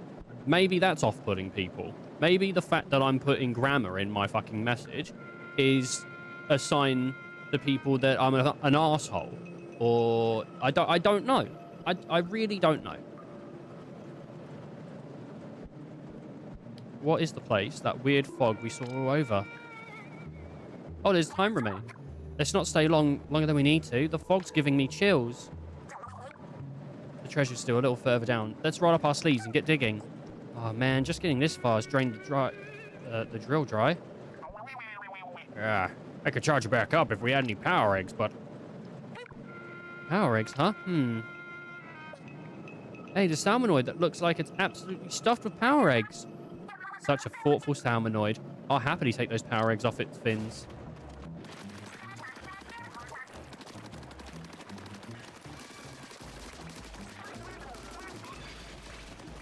Anyway, I don't know. I'm not sure what you're supposed to do in modern dating. I don't know how you're supposed to get it going or anything like that. I'm really unsure about it. But I don't feel comfortable talking to people in public. I feel like... I don't know. Sometimes the way that I think, I'm worried that it's not the right way to think.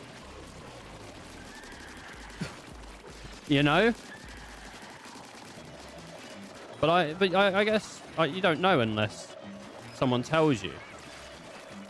I'm definitely not one of those people that thinks everyone's just a fucking arsehole or whatever. But I'm trying to think of an example.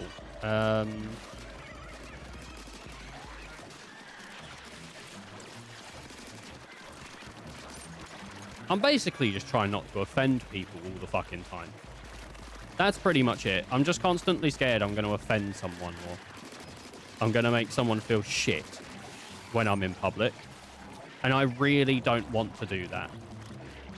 Like, I really don't want to be someone who doesn't care how I make other people feel. And I think sometimes it doesn't help me. It impedes on my interactions more than it helps.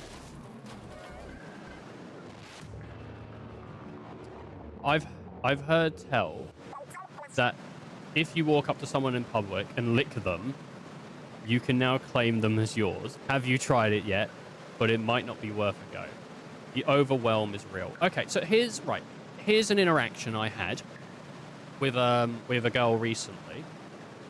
And this is not a romantic interaction. I haven't had a romantic interaction in quite a while, but this is an interaction that I had. And I felt really bad about this for about a week after I did it. Now, I don't actually know if I did anything wrong, but I may have, okay? I don't think I've told this on the channel yet, but this is how my brain works, okay?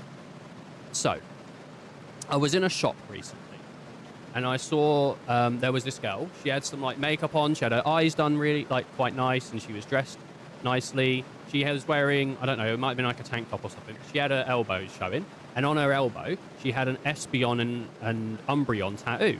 And so I clocked the Umbreon Espeon tattoo. I thought, oh, that looks quite nice. She walked past me, so I missed my chance to say to her, oh, by the way, I like your tattoo. But I like giving people compliments. I think one of the things I try to do in public now, and I typically try to do it more for men than for women, because I feel like if you give a woman a compliment, she thinks, this guy is going to try and come on to me, or he's going to make it awkward, he's going to make it uncomfortable. And rather than being able to give one at face value and just saying, oh, I like the dress you're wearing, or I like the way you've done your hair, it's going to come across creepy. So I try not to give girls compliments, even if I see nice-looking girls around that are putting effort into the way they're looking, or the things they enjoy, like the bag they have or something. Sometimes I do. Sometimes I give people compliments. I saw a girl recently at a theme park wearing a KFC bag, and I thought, fuck me, I really like that bag. So I said to her, oh, I like your bag. And then I tried to move away as fast as I could, as if to show, I'm not going to stick around and make you feel uncomfortable. I just wanted to know I liked your bag, and that's it. I don't want to make you feel uncomfortable at all, right? I feel better giving those compliments as well when my sister is with me, because I feel like it's less threatening if my sister's with me, because who's going to start coming on to people when someone else is with them? It's weird. Anyway, so back to the original story. So I missed my opportunity to say anything, and I thought it was a nice tattoo though, and I really wanted to give this girl this compliment. So if I see a guy wearing a shirt or something that's nice, I'll stop and say to him, oh, by the way, I like your shirt. I think it's nice. You know, and usually guys, they light up. Guys don't get compliments. And this isn't like one of those things like, oh, woe is us guys. We don't get compliments. I think some guys just assume that most people just don't like them around them, or no one gives a fuck about us. So we just move on. And if someone gives us a compliment, we think about it for like weeks. It's amazing. It's like, oh my God, someone said they like my shirt. That becomes like our new favorite shirt. That's like, amazing. It's the best shirt. Someone else likes it. It's the best, you know? But if it's a girl, I try to say something and move along as fast as I can. So anyway, we're in the shop, and I saw her coming down the aisle, and so I was like, well, I kind of think I should give the compliment. Like, I think it would be nice to hear this compliment because it's about the tattoo. So I hung back a little bit until she like caught up with us. And my sister wasn't with me at the time. She was around the corner. And I said to her, oh, I really like your Umbreon Espeon tattoo. And then she said to me, oh, do you like Pokemon? I didn't think she was going to say, do you like Pokemon to me? I thought she was just going to say, oh, thank you. Or just give me a look as if to say, go away, you know? And that would have been fine. That would have, whatever, you know, or don't talk to me, which I get it. You know, you don't want random people talking to you. Like, I wouldn't have been offended. I would have been a bit like, that's a bit not annoying. That's a little bit rude, but fine, whatever, right? You don't know me. But she said to me, do you like Pokemon? I didn't expect it, and it really threw me off. I thought, I don't know what to do. I don't know what to say. So she stopped in place, but I was continuing walking, and I didn't know what to do. So I continued walking, but I kept my eyes on her because I was talking to her because she interacted back with me. And so I ended up, right, she was pushing her trolley, walking in front of her trolley and coming to the other side of it, because I basically just was like, it was like lock on, where the character just sort of, instead of walking forward, I had to walk around. And so it was really weird. And I said to her, oh, yeah, I do. Well, I used to collect the cards, but then they got too expensive. And then I don't remember anything past this part of the conversation. She said something, I don't know what, and then I said, all right, bye, because I wanted to dip out as fast as I could, because I didn't mean to have a conversation with her. I just wanted to give her a compliment. I didn't expect her to chat back. And so I dipped out. I went and I went and saw my sister, and my sister said to me, did you know you just cut off her trolley and you made her stop? And I said, what? No, I didn't, did I? And she said, yes. And I said, no, I don't think she, I still think she's wrong. I think she stopped to talk with me, and I walked around and made it weird and awkward. But I am now thinking about it every once in a while, or once a week. I made that poor girl stop her trolley, and she gave me a conversation, and I fumbled it like so hard, and I feel awful for like ruining her invitation into the conversation. I feel awful about like making her stop. I feel like a fucking villain, and that is how I interact in like all of those situations. I feel like I've made someone feel uncomfortable, they didn't want to talk to me, and I shouldn't have done it. I wanted to just do something nice and walk away, and I feel really awkward. And none of it is her fault. None of it is her fault. I made bad decisions. So that is, I overthink things constantly. I thought about it later on, and I thought, oh, I could have maybe have made a friend. Like, maybe she had a Discord and Switch, and like, I didn't want to like start something romantic with this girl, but maybe I could have had a friend that we talked about Pokemon with, or something like that, and maybe I fumbled that. I don't know, but I can't get out of my head. Every single thing that I do is like, I don't want to make people feel uncomfortable, but I don't want to be accused of shit I didn't do, because I feel like that's the society we live in. It's too easy to accuse someone. And I'm not that guy, but I don't know how I would disprove it. Ethan, you're going to say this as nice as possible. You are far too much in your own head. Just talk to the person. Yeah, well, I just can't. It feels a bit, and I think this is a bit of an incel thing to say, and I recognise that. It feels like I'm a criminal before I've done anything. You know? And I don't want to say that, because it does make me feel a bit like that's an incel thing to say, which makes me kind of hate it a little bit, but I just, that's how I feel sometimes. Ignore sister irrelevant. You did okay. Could have made a friend. Yeah. Would you care if someone stopped your trolley to comment your outfit? No, I wouldn't. But I'm not a woman. I'm not a woman. I don't know what it's like to be a woman. I've never lived as a woman. I don't know what it's like to think that way. Or all I've heard is that men harass women. That's all I know. And I don't want to harass them.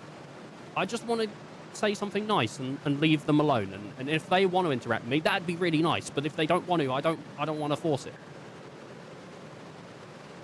I am too much in my head. Oh man. Ever notice how some of the best interactions you have with others are when you're thinking the least about it? Sometimes, yeah, because you just sometimes some of the best jokes I make are with colleagues at work, and I just don't filter. What's happening? Just talking about an interaction. Do you think? And genuine question. Do you think? And genuine question. Go on, Syrian. What is this? No. They're just like us. Maybe. I watched a cool Dr. K thing on how people who ruminate are at risk of poor mental health outcomes. I could relate to it a little too well. Have you heard of Call of the Void? This is something I learned about recently, and I think it's pretty cool. It's the thing in your head that tells you to, like, basically do things that would harm yourself, like drive this truck into a brick wall, or jump off this bridge, or walk in front of that train. And apparently, people with high anxiety are more prone to the Call of the Void. I'm prone to Call of the Void. I give out compliments like candy on Halloween. But do you think, because most of the people you talk to in the wild are drunk late-night weirdos trying to get a hotel room, that this has had a negative impact on your social skills in the wild, because you're assuming that you're going to be confrontational from the onset? I've kind of always been the way I am. I've always been uncomfortable with people. It's one of the reasons I don't like working with the public. So when I worked my first job, this is incredibly weird, but this is one of the things that I think was sort of one of the catalysts into the way I am now. When I worked my first job, I worked in a petrol station, and I was working alongside my manager, and I was joking around and having a good time, and I was talking to some people behind the I was talking to some of the customers, basically, and the customers were like, they were really happy, they were really jokey with me, and so I basically just went into joke mode. Instead of being professional Ethan, I went into joke mode, and so I made a few jokes that I probably maybe shouldn't have. I think I said something like, keep me away from there, and later on, my friends said to me, you know, they can report you for that. Like, you could be in really big trouble. Not with the company, with the police. And I was like, but it was a joke. Like, I was just saying it because I knew it was a joke. And so ever since that situation, I stopped joking at work. Not because not because the way that people perceived me was bad, but because the way that on self-reflection later on and the way that I was told I interacted was really bad. I've pretty much stopped telling jokes at work, and that has followed me the entire way through my adult working life. I was told a lot as a kid that my sense of humor was inappropriate because I was a teenager, and I told inappropriate jokes that I don't find funny now, but I did at the time. And I've always grown up thinking the things I say shouldn't be said. And it has affected me just indefinitely. I can't feel comfortable in a public setting. You know how, like, sometimes on the channel, I'll go, like, make jokes, and then I'll go, oh, fuck, that's a bit too far. It might not be too far, but it's my brain kicking back into, stop, shut this down. It's not, I don't think it's from working, because I generally, I do see people at work, but I avoid conversations a lot, because I don't like feeling uncomfortable. Never heard of it. Sounds kind of interesting in a pop psych kind of way. Yeah, Call of the Void's cool. It's cool. I think it's basically, though, that I've just been kind of told,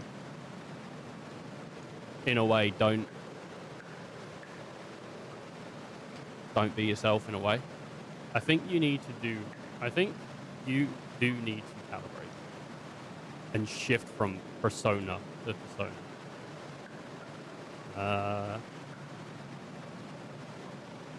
Because I'll be honest, I'm a super introvert, and in the wild, it takes so much effort for me to interact positively with strangers to the point where it can be physically draining.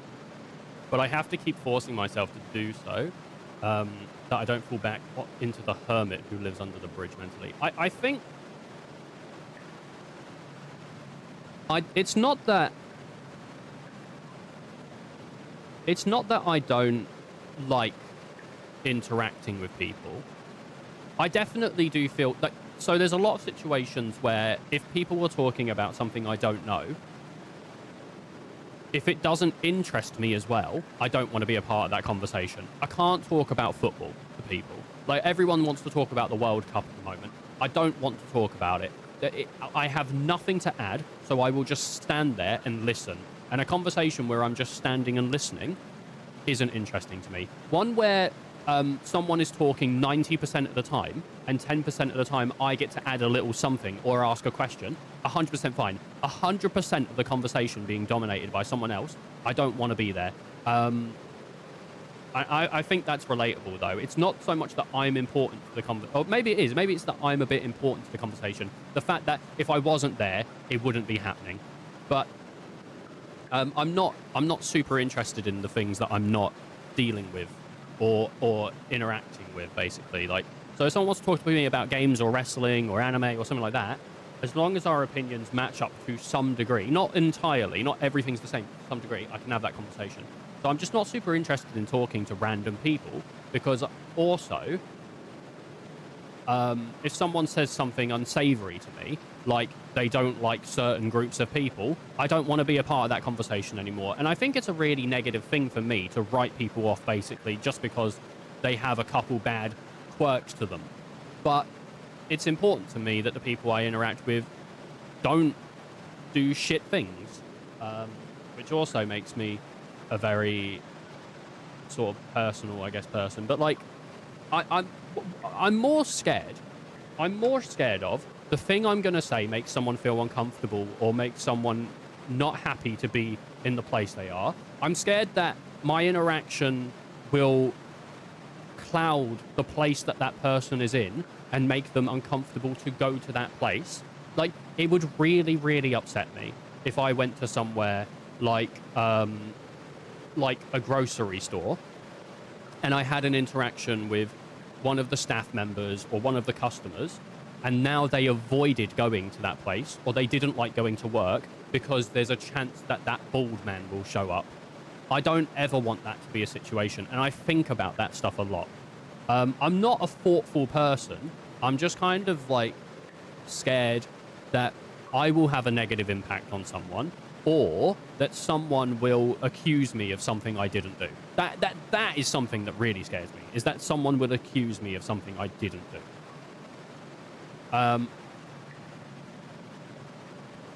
Okay, anime question. Are you a fan of Trigun? I've never watched it.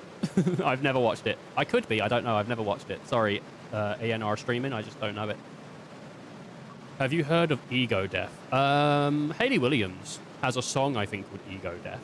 But I don't know what Ego Death is. Sometimes people make conversations entirely about themselves too. They do, but as long as I can interact with it. Au contraire, you seem to be an extremely thoughtful person. I don't know. I don't think I am. I think I'm just scared that my life is going to crumble if I do one thing wrong. I don't think that's thoughtfulness. I think it's selfishness. I think I'm a really selfish person. I think it sounds like thoughtfulness because of the way that I'm portraying it, but I don't think I am. I think I'm incredibly selfish.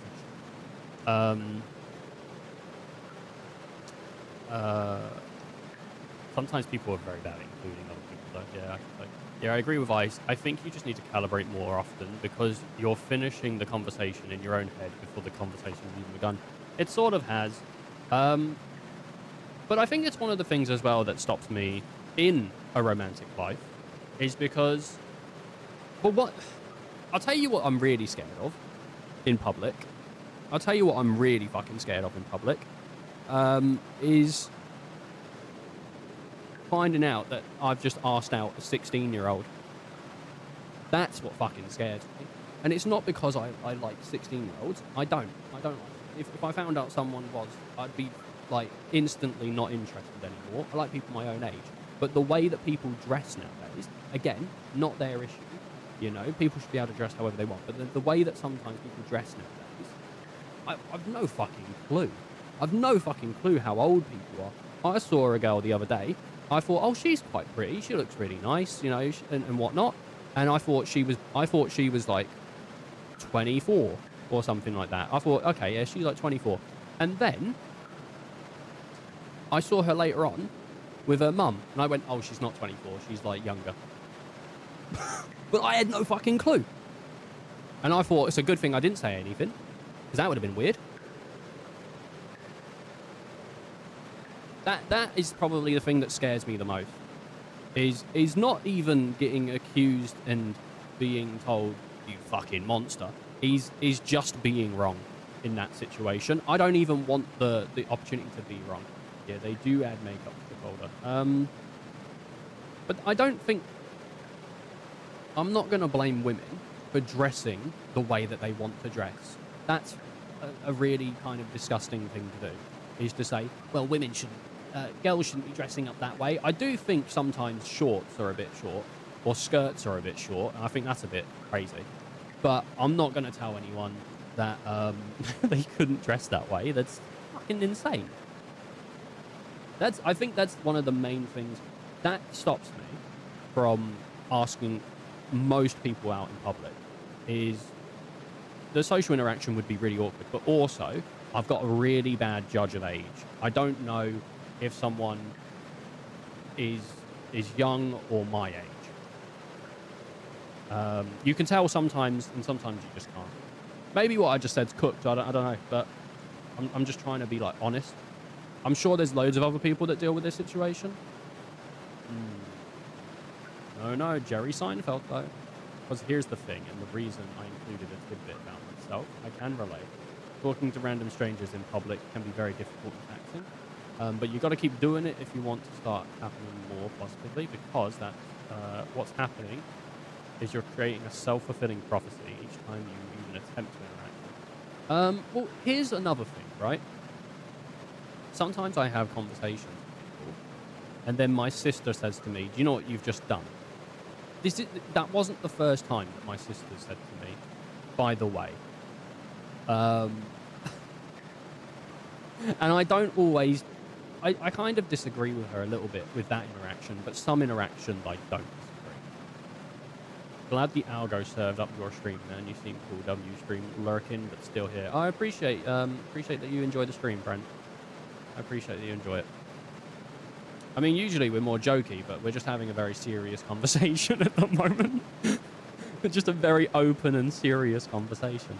No, I appreciate it. I don't feel at the moment, if anyone's concerned, I don't feel like Icy's judging me.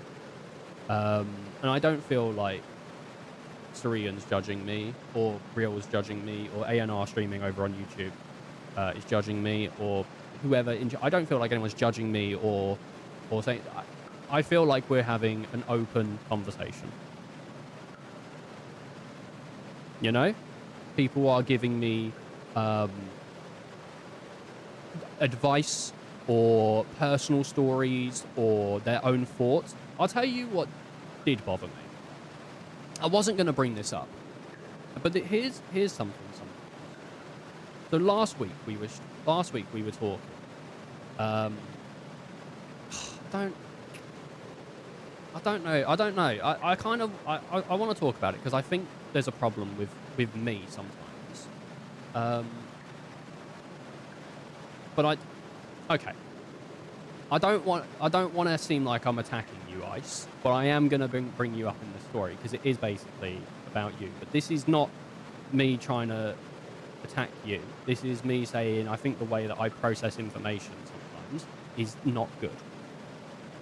So last week we were talking about my job and how I find it incredibly stressful. And I think I said at some point I think I'm going to basically have an anxiety attack and have to leave my work. And we were talking about what I do at my job and why I find it stressful and some of the things. And one of the things that Icy said to me was, I don't think I would find it stressful. He basically said he didn't think he'd find my job as stressful as I do. And so if you go watch that stream, I sort of become a little bit frantic in the way that I'm trying to break my job down in so much detail because of the way that we have to do my job.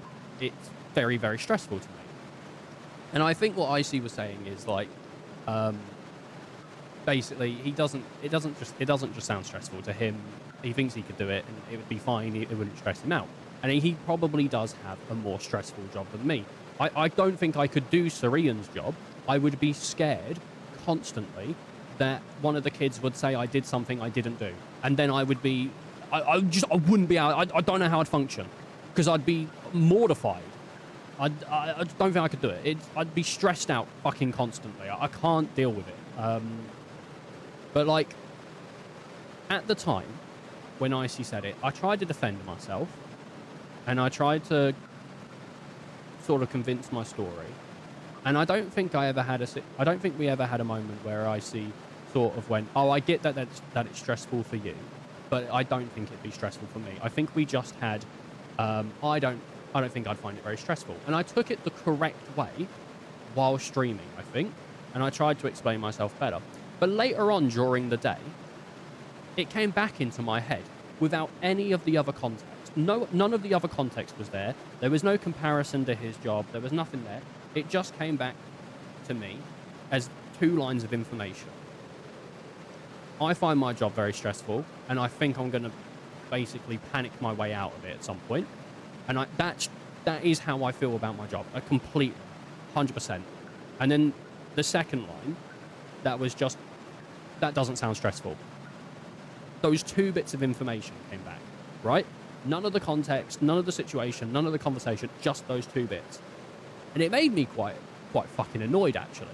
It made me quite annoyed because I felt really dismissive of my struggle, of the thing that I tried to be open and say, but it's not his fault that I processed the information later on without any of the other stuff. So I don't put any blame on Icy. I don't put any blame on him at all. It's not his fault that my brain brought it back up to me later on. And I wasn't upset or annoyed when we had the conversation, but I was like 4 hours later when I was reprocessing it. So I'm not putting any responsibility on him. That's not what I'm saying. I'm saying that is an issue with the way that I redid the information in my head. You know? Kids are stressful. I imagine they would be. I've accepted that I'm not responsible for everything. I don't think you are. I was only using it as an example because it's the one that has happened to me most recently. But I'm not. Yeah, I didn't want to put you on blast there, so I'm sorry about that, mate. I am sorry. I didn't want to put you on blast. It's just because it's the most recent example. I'm sure there's a better way I could have done it, and I'm going to think about this later tonight, and it's going to make me feel awful, but I don't know. But I'll say you should almost never care about my approval. It wasn't so much about approval. It's that it felt at the time like my own problems were dismissed, and that's what I didn't like. It felt like I said to someone, I'm drowning, and they said to me, just fucking swim harder. You know, like that's why it bothered me. But that's not that isn't the conversation we had. That isn't the conversation we had. That's just how it replayed later on. Right. What's up with that gnarly salmon? The treasure radar is pointing right at it. When the salmonoid's got our treasure, fair enough. Anyway, but I don't know. I'm not going to bring it up ever again. I'm just bringing it up now because we're having this conversation. I don't want this to be like a thing that I keep bringing up because I don't want to make people feel uncomfortable about this. I don't want this to be a thing where Ice thinks in the future, do you know what, actually, I don't want to watch the stream because last time we had that really awkward conversation that pointed me out. So I'm not gonna be like dwelling on it. It was just an example. Duel for the loot. This ought to be good. Hey, not everyone excels at every scenario. I think though, people could probably tell from some of the ways that I broke down a simple interaction that I had that was pretty positive for the most part, other than the fact that I fumbled the conversation, which I feel shit that I fumbled that conversation. I really feel like I let her down, honestly. I felt like she was inviting me to talk to her, and I just sort of didn't. But I think that can probably help people understand a little bit why I find my job a bit more stressful, because I overthink things quite a lot. You could see her again. I don't think I will, but who knows? This is like the issue, right? This conversation probably happened to this lady. She moved on with her life. She didn't think about it. It was just like, oh, I got a compliment in the store, and then he went away, and that was it. We moved on, right? That's probably the only thing she took away from the store. I went and got my shopping, got a compliment, boom. I thought, if I see her again, should I apologize for being so awkward? Why would I do that? Why? Like, she probably didn't even think about it one more time. But I have thought about it. Like, if I do see her again, should I apologize and say sorry that I was so awkward? That would then bring to light how bad it was. So I don't think I should. I think if I ever see her again, I should just ignore her. Unless she says, oh, hi, you're the guy that... If she brings it up to me, then yeah. But if I ever see her again, I think I should just act as if we've never interacted once. This is literally... There is literally a comedy song about this exact kind of interaction even. I'd be happy to see someone who had an awkward interaction with me again.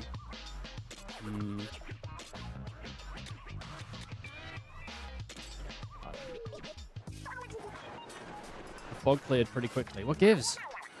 I don't remember anything about the fog clearing up on the radio forecast. That's because all the forecast of Plattsville is not on the Irritable Island. There's a lot of strange fog around here. It seems to be coming from Salmonoid ruins. Oh, then maybe we can clear the rest of the fog by tackling more ruins. This is a song. Let's have a look at what this... I don't know if I can actually play the song, but we can at least bring it up on the screen so people can have a look at it themselves.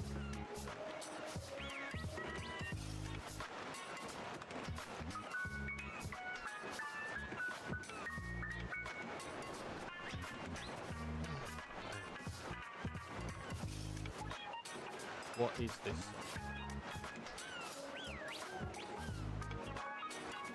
By Flo and Joan, Rest of My Life. It's a comedy song. It is. I thought. I just the reason I don't know if I can play it is because it will probably get copyrighted. That's the issue. It's the only thing I want to play it. I mean, this guy's got it under a common. I don't know. For reuse allowed. I don't know if it is. Oh no, it's watch later. I'll keep it in my thing though. I'll do a little minimize. But there you go. If people want to look at that later on, or pause the thing they're watching now to go look at it, then they can.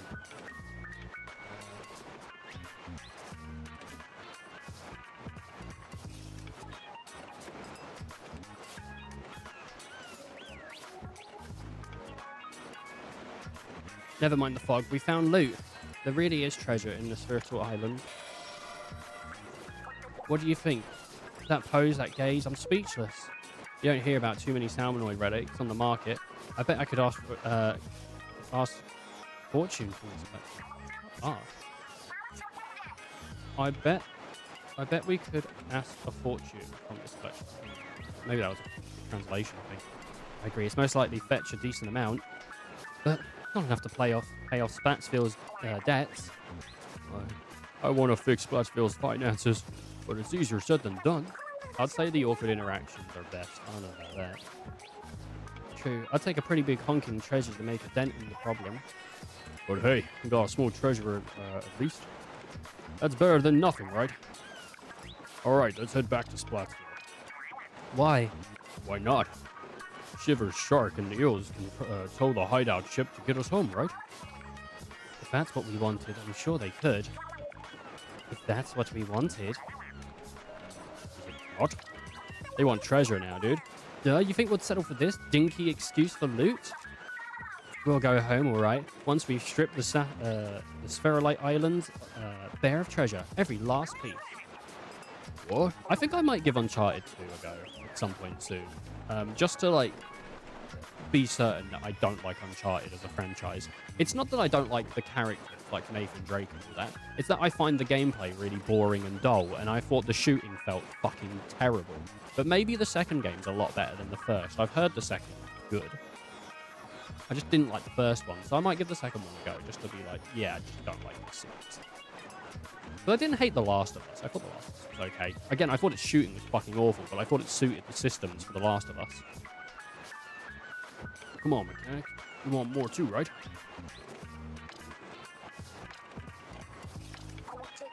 I'm gonna take your silence as a yes.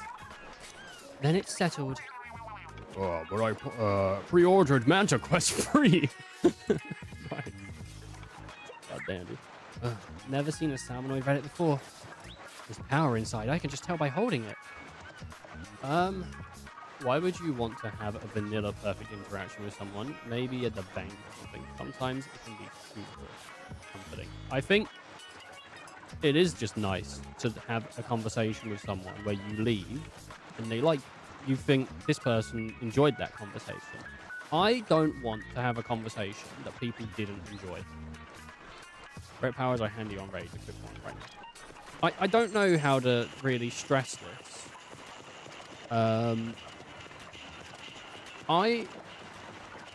Sometimes I want things to be funny. And that's what's important to me, is that things are funny.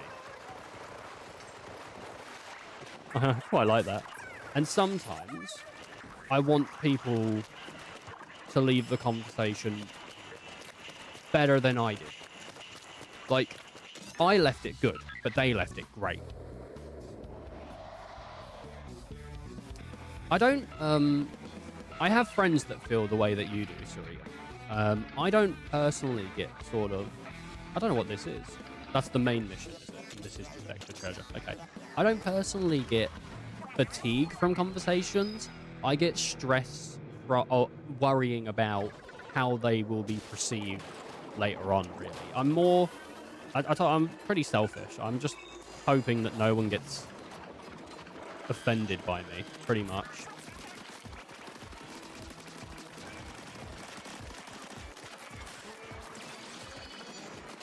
I mean, maybe what I've described, the way I feel, is very similar to how you feel. Maybe I'm understanding my own feelings or whatnot.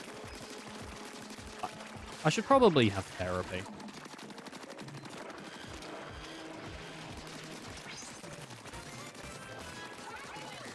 You know, we're 2 hours into the stream, and I've just now completed the tutorial because the amount that I have stopped and just had to talk. Not that I don't want to have the conversation, but the amount that we stopped and talked has probably pushed me like back quite a bit because I'm not good at talking and doing the thing sometimes. It's when the game, like if the game ever makes me play these sections, I'm fine talking and chatting. It's when it like asks me to read a bunch of shit that I'm like, okay, now the stream just stops on a screen where they're asking me to talk because I'm already talking. Therapist would be a really good for most people, I imagine. I think there's definitely some people that benefit from therapy, and for some people it doesn't work. But I think it feels like when you go to therapy and it doesn't work for you, I think it feels like you're the odd one out. Because we sort of do live in a society where people have been telling people that therapy is really healthy and it's the way to fix yourself. But if it doesn't work for you, then it's like, well, what is wrong with me? Even more now, because therapy doesn't work for me. When sometimes it isn't. It's just not compatible with the way that you work. I stayed for the yap, mate. Stayed for the yap. That's the best kind of view, isn't it? Stayed for the yap. Well, some of the fatigue comes from the mental gymnastics I'm doing in the middle of interaction. Oh, shit! Shit! Oh, man, I got splattered. Oh, got splattered. I'm going to be super hypercritical and say, yes, therapy would probably help. As someone who probably should go to therapy and has put it off for years. Do you know what puts me off therapy? It would eat into the time I spend streaming, as well as I don't want to spend money on therapy. Even if it would improve my life, I don't want to spend money on it because I know it's not cheap. And I know services, some services that say, hey, we're going to give you therapy for a really cheap price, actually don't do that. They give you people that say they're therapists but aren't trained therapists. They're just people that think they know better. I'm sure everyone probably knows the service I'm talking about, and I'm sure some people might have even had interactions with that service and found therapists that do help them on that service. But I have not heard good things.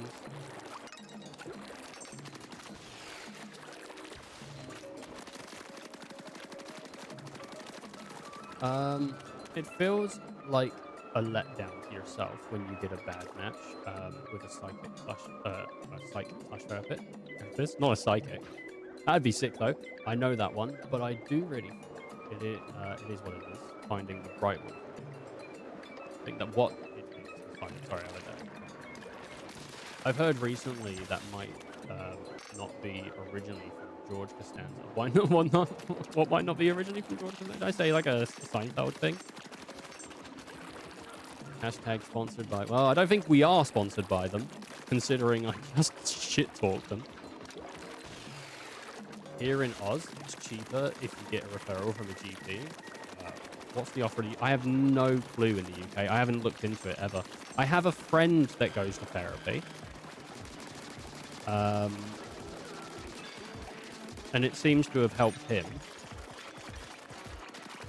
But I think he gets help with it because he sort of has depression and stuff like that. I don't think I have depression. I think someone would misdiagnose me as having depression in certain aspects because there's a lot of forms of depression, but I don't think I have depression.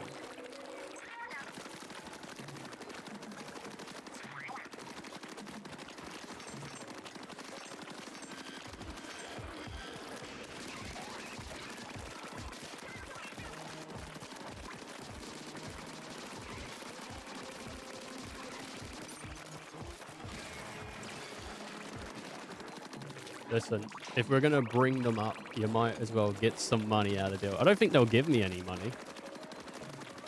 I'd love to have some sponsors. That'd be great, dude.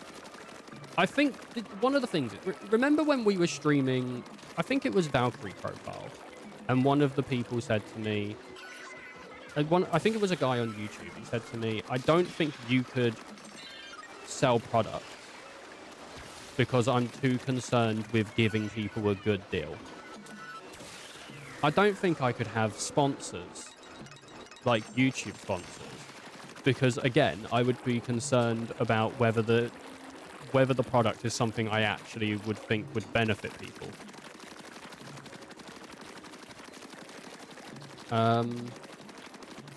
I mean, the guy also basically just kept calling me a pussy, but I don't know if I disagree with him. That is one of the things that does put me off releasing anything like a product or a t-shirt, is that I am quite concerned that if I make something, I don't want it to just be a thing that's like, oh, Ethan made this. I want it to be something that is genuinely good and stands out on its own, that someone would want to purchase, whether because it's really good quality, a really good deal, or just a good product. Ideally, all three. I want grenades, dude. Yeah, get him, get him, get him! That's so cool. I've never been. I think I'd like to go. Have you ever met anyone in real life who thinks the way you do? I don't know if I ever have. I've definitely explained myself to my friends quite often. So I have like different friend groups. I have my old friend group and my new friend group. And I think one of the bigger differences between my new friend group and my old friend group is the people we are. I was a different person when I was younger. The things I found funny, the way that I thought was different than the way that I do now. I am selfish, but I am also, because of being selfish, I am more thoughtful to other people. I'm kinder in certain ways. I still like having a joke, and I still love pushing the boundaries of having a joke. I still think anything, and I mean like anything, can be funny in the right context. But also, along with that context, is the people you're speaking to. I think you have to find the people that you're speaking to that can take the joke the right way, but can also maybe add or understand it, which means you can't just joke about anything with everyone, but you can joke about anything with someone. Because everything's dependent on who you're talking to, the experiences they've had, and the personal connection they have to the thing. Is your wife listening in? Are you telling me, Surian, that I thought I'm sitting here talking to you, but actually there's a second part? Okay. No. If she is listening in, I welcome her, and I hope that she's having a great day.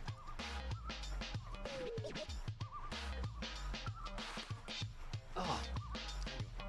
But I don't know. What do you mean you've never been? You've never been where? Oh, she's not listening. Oh, good. Oh, good. She wouldn't like it. That awful bald man. But she brought up the conversation. Go on. You've never been to therapy. Oh, that makes sense. Yeah. It'd be worth giving it a go. I don't know. I might have to find maybe if there's a way. Ink Pro equipment. Oh, nice. I might have to find something that maybe could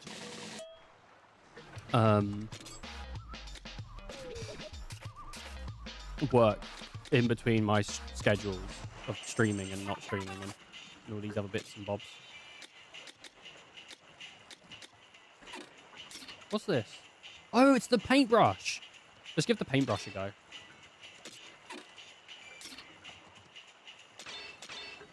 Wait. Oh, no, it's gadgets you tinker with. Slash area. Nice. Charge in damage. Let's go, dude. Oh, my number's too big. Okay, well then we get rid of the charge in damage. Relic powers. You can do a small jump once in the air when you do... Oh, nice. Ink consumed by weapon is reduced. I'll take the ink. And then we'll have a look at Shark Bite.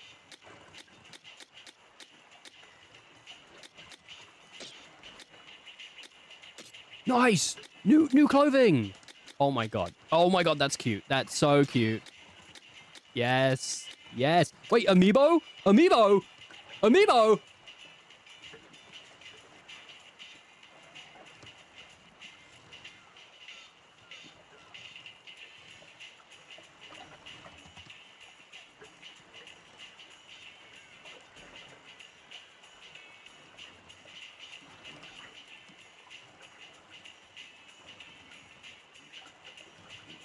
I don't know where my amiibos are. I had a sealed Joker as well, and I don't even know where that's gone. It's even in the same place.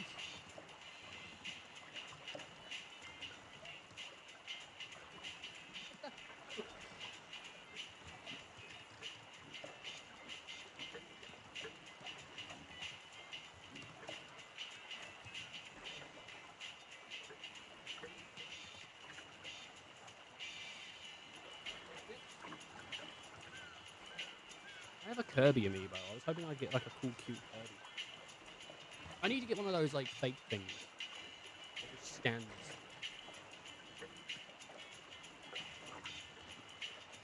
I need to find out where my sealed Joker went. Oh. And she mentioned that I don't have the issues I spoke about on cruises. And she mentioned that I don't have the issues I spoke about on cruises. And I said, yeah, because on a cruise, I will never see those people again. It's so much easier to let down your walls and be open with people you'll never have to be persistent interactions with. But for you, it might be helpful to seek out opportunities like that to help you get out of your own head. I really do feel that if you had more positive interactions to outweigh the negative and improve slowly over time. I don't know if a cruise would... I think the more that I'm around people, the more my walls start to break. So, I think it's kind of the opposite for me. The more that I'm around people, the more I'm willing to be open, because I feel there's more value in a conversation that is continued than a conversation that is one and done. And I think I actually try to make a good impression upon people that will never see me again, more so than the one that I can fix later on, because I will see them again.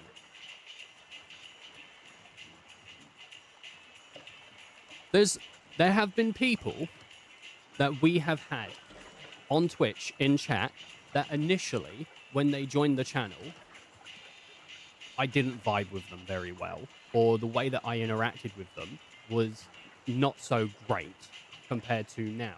But as I got to learn about those people, and the walls have broken down, and the thing, and I've learned some of the inner workings of our conversations, I think the relationships become better. There is one in mind that I'm thinking of, and it's not you, I see, but I don't want to be rude to people and just single them out. But it's not you, Ice. I think from the get-go, you and me, Ice, were pretty strong. It's me! I think you can always find positive aspects in every situation you find yourself in. E.g., if you are instead in a situation where you will likely see those people again, you should not be afraid of making a stupid first impression. You should be comfortable by knowing that you will have more chances to build a positive relationship. I think that's kind of what I said, isn't it? What are you trying to say? What are you trying to say? I wanted to scan my amiibo. Oh my god, I love that there's fashion. Oh my god, I'm so into fashion. Yes. Yes. Oh my god, it has a little fan on it to put the paint. Oh my god, that's so cute.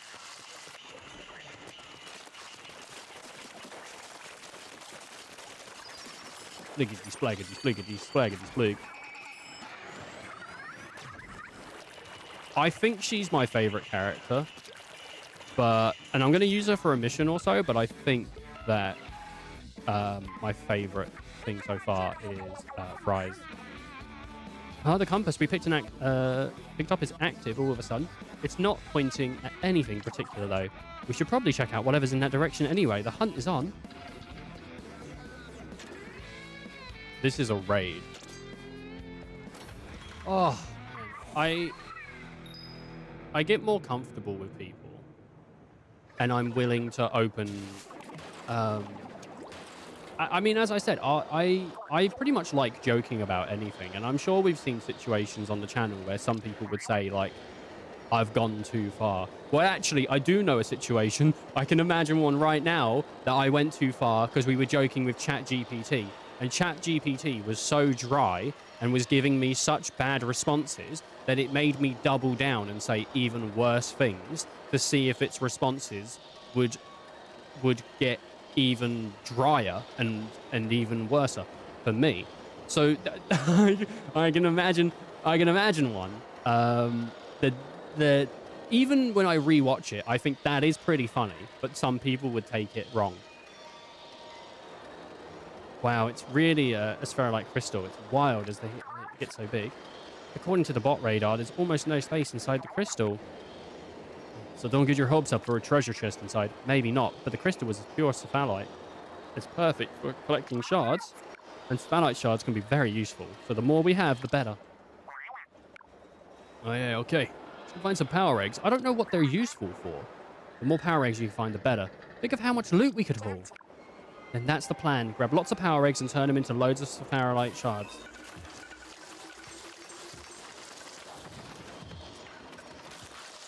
Okay, so I need power egg. Okay, I get you. What's this? Oh, it's, I think this game relies a lot on the idea that you're going to have to,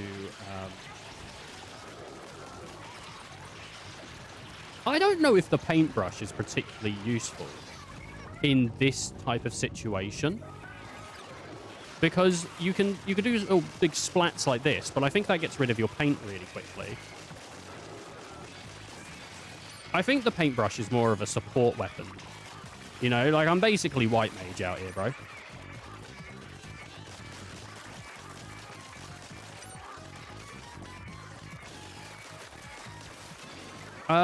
Yeah.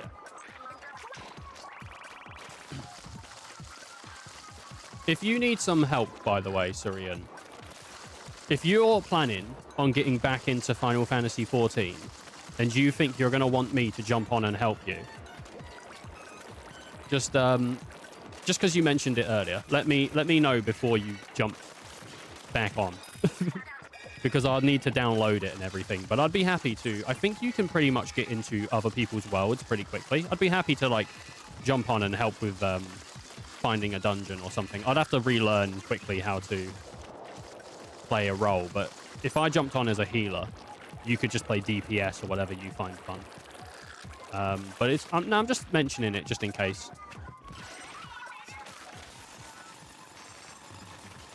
I really enjoyed playing Sage. Sage is like one of my favorite classes to play. It's damage, but also healing. And if you play with a healer in your party, you can pretty much make finding a party instantaneous. I'd be happy to heal for some dungeons, but at the same time, I don't know, man. I'd be happy to give it a go.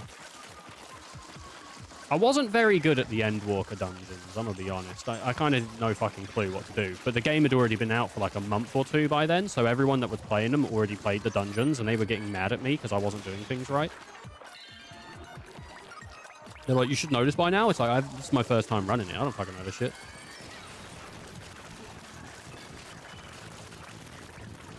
To be honest, the FF14 community, you either meet total complete assholes or people that are like pretty nice. Like most of the people I met playing 14 were actually really lovely people. They just wanted to talk about the clothing they got, the fashion they got, and the characters they liked. But sometimes I would meet people that were just like complete assholes and they thought they were really good at the game, but actually they were the ones dying in dungeons.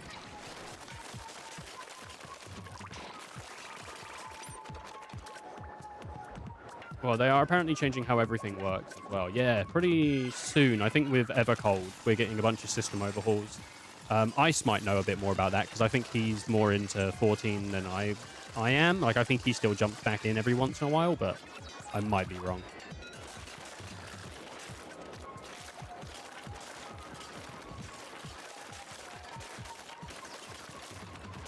There's a reason I don't... Oh my god, I hate playing with randos who just want to speedrun dungeons. There's a reason I don't play main either. Yeah. If you want to go through a dungeon at your own pace, the best role you can play is tank. If you played tank and I played healer, we'd get you through every fucking dungeon so goddamn quickly. Oh my god. You'd find parties instantly. What am I doing? Why am I making the area... I'm used to playing Splatoon, where you make the whole area, like, your colour. Splatoon wasn't particularly an anti-racism game. If anything, it was more of a gentrification game. Is that the right use of that word? I don't know.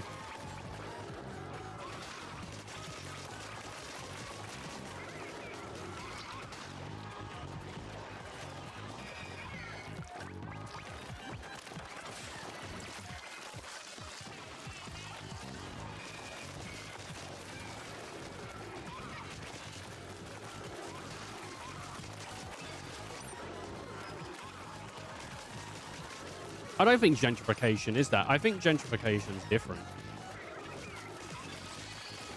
I guess it's a paint washing game. I don't know.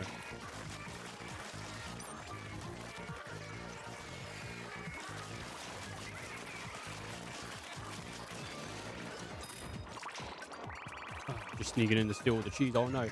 But there were too many inflammatory tanks who wanted to pull the entire dungeon in one go. I wonder why I didn't keep them alive. Do you know what? I absolutely understand where you're coming from. When I played healer, I took that as like one of the best challenges. I personally, it's not that I love doing it. There were some dungeons where I was a bit like, fuck me, what is going on? And one of the funnest things about playing tank to me was figuring out what is reasonable to ask of a healer when playing this dungeon we're playing on. What's reasonable for me to say, we've got a healer, they could do this. But when I was playing healer, I personally was like, mate, if you pulled the entire fucking thing, I will keep you alive. That is my goal. That is, I will pride myself on how much I can do. I'm a bit of a dickhead sometimes. I kind of want to prove to everyone that I'm the best player that's ever existed, even though I am the worst player that's ever existed.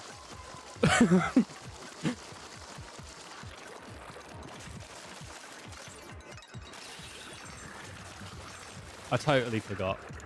See, my reaction is just don't move forward and let me tank kill them themselves. Let the tank kill them themselves. Oh my god, I'm a dick. Sometimes you gotta show to people though that you ain't playing their shit. I think that's the thing with MMOs. You gotta learn how to work with other people, and some people just can't learn to work with other people, you know? Genuinely, you should be able to put Final Fantasy 14 on your fucking CV. When someone goes, can you give us an example of a time you worked as a team? Yeah, I fucking can, mate. When I was playing Baldessian Arsenal and we were fighting Ozma and we had to keep that motherfucker alive when fighting Ozma, you don't know how much goddamn work we had to do. I'll tell you right now, dude. You need to put that shit in your goddamn CV. In your opening statement. Mate, I've played FF14. I think I know how to use a fucking spreadsheet. Oh, this is cool. So if we go down this, it will link us all the way back to where we were. Oh, we probably want to go over here, though, actually.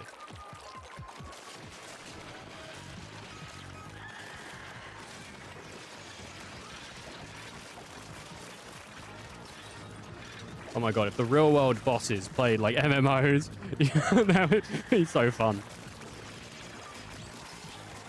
What do you mean I'm not getting a raise? All right. Dun dun dun dun dun dun dun dun dun dun dun dun dun dun. Why is he doing the escape music from Final Fantasy VII? What do you mean? When you're escaping the when you're escaping the either the train or something. I think there was some of the fight music.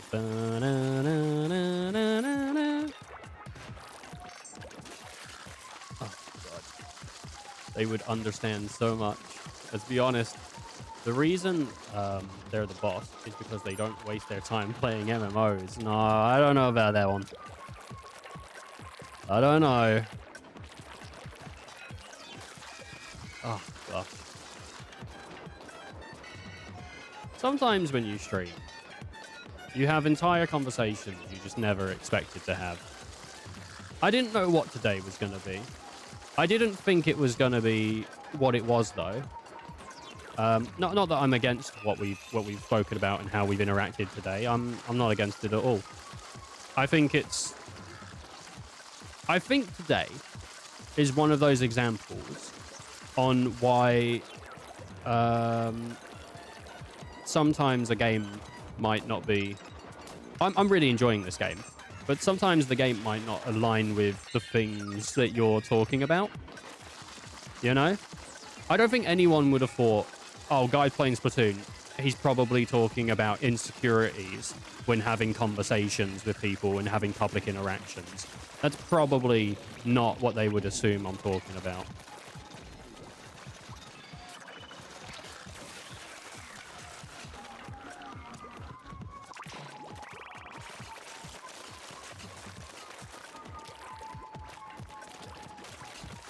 I would imagine.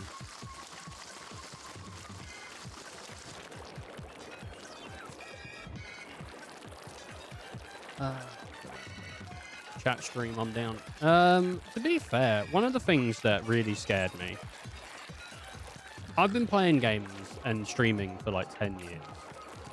Like I've been, you know, I'm on stream nearly once a week. I would say it's been less frequent recently. Like I am usually on stream at least once a week, but sometimes less frequent just because life is, I'm nearly 30. I've got a lot of like random bits and bobs to do, you know. But in the last sort of few months, we did the Lego stream. We've done some other streams, and we've just done a lot of sort of like talking stuff, like a lot of stuff that's like, oh, just sitting down having a bit of a chat because either I've beaten this game and I've got nothing else to really show off, or we're just building something, so we're just chatting. To me, in the last couple months, I've proven to myself, and hopefully to the people watching, that even if I'm not playing a game, there is a reason to watch the stream. Which was a really...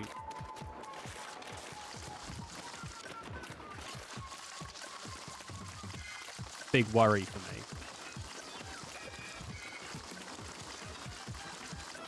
Oh, that's cool. I painted something, and then when it rolled down the hill, it painted where it rolled. That's really cool. God, I've played video games with all my bosses. Oh my god, that is why he's a VIP. That's cool. I don't think I've played video games with any of my bosses. None of my bosses were gamers, bro. Oh, it's fine though. One of the things I love about watching Twitch is it provides a backdrop to have conversations. It is basically just talking with your mates. That is how I feel with talking on Twitch.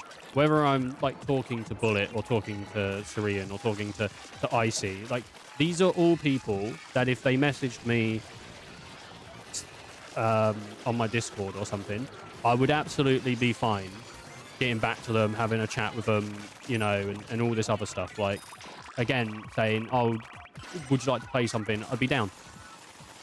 Like, all the people that are in my chat and people I speak to, they're all people that I would still interact with outside of my Twitch if that was something that people wanted.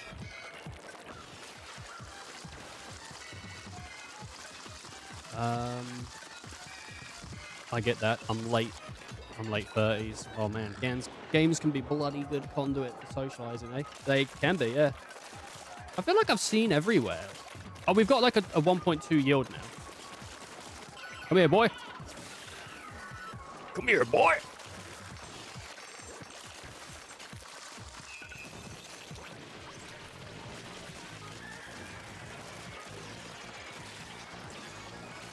Oh man, that move is so good. Like, it really comes in and just obliterates.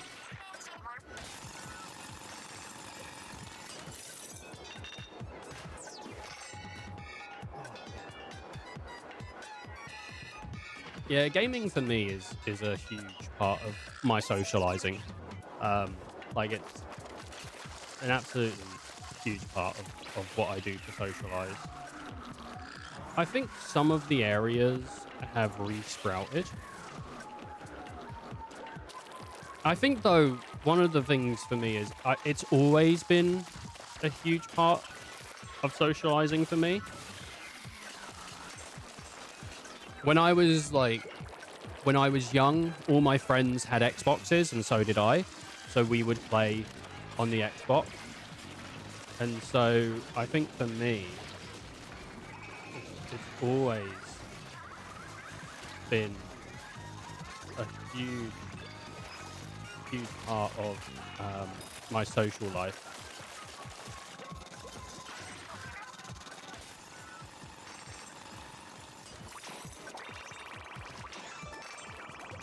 Oh, 1.6 yield. Okay. I quite like this as a little area, honestly. Like, yeah, it's quite small. And I do have to run, though. My wife's waiting for me to explore the house. We're in the end game of Blueprints. Everyone have a great day. All right, man. You have a great time. Hope you and your wife, you make it out of the house. That's very sweet that Sarian and his wife play games together. That's like a pretty big thing for me in a relationship that I want. Is I definitely want someone who is willing to either play games with me or spend time with me while we play some games. I play some games or whatever. Like, it's such a big part of who I am, I think, as a person, that I would like to share it. I don't think it would be a deal breaker for me. I might have literally have just said it would be, but I don't think it would be a deal breaker for me if the person I was with wasn't as interested in games, but I think it would. I think we would feel it in the later stages of the relationship, and I don't know if it would ultimately work out.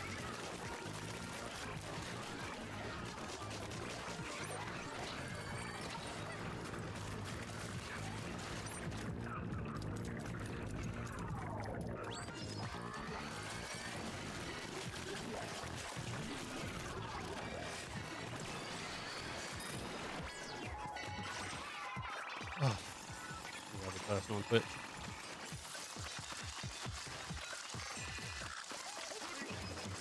It's a shame that the YouTube chat is so sort of like weird. Not with the people that are on it, but with integrating YouTube chat on platforms can sometimes be really strange. I think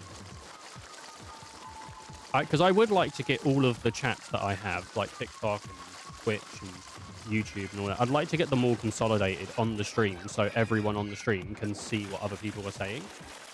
But like YouTube, they don't have a static link for your chat. Like every time you have a new stream, the chat link changes. And so it's not as easy as to plug into a site like twitch.tv Yazura/chat or whatever. Like, I don't know, that might be it, but it might not be. It's not as easy as to just do that. And there you go, the chat's all there now. It's a lot more weird.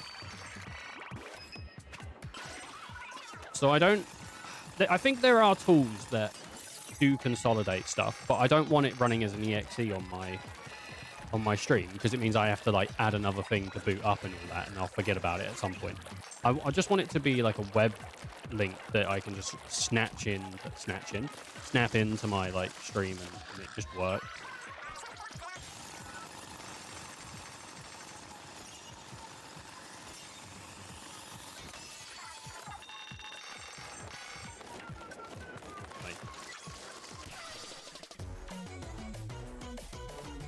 I'm not a huge fan on the paintbrush, to be honest.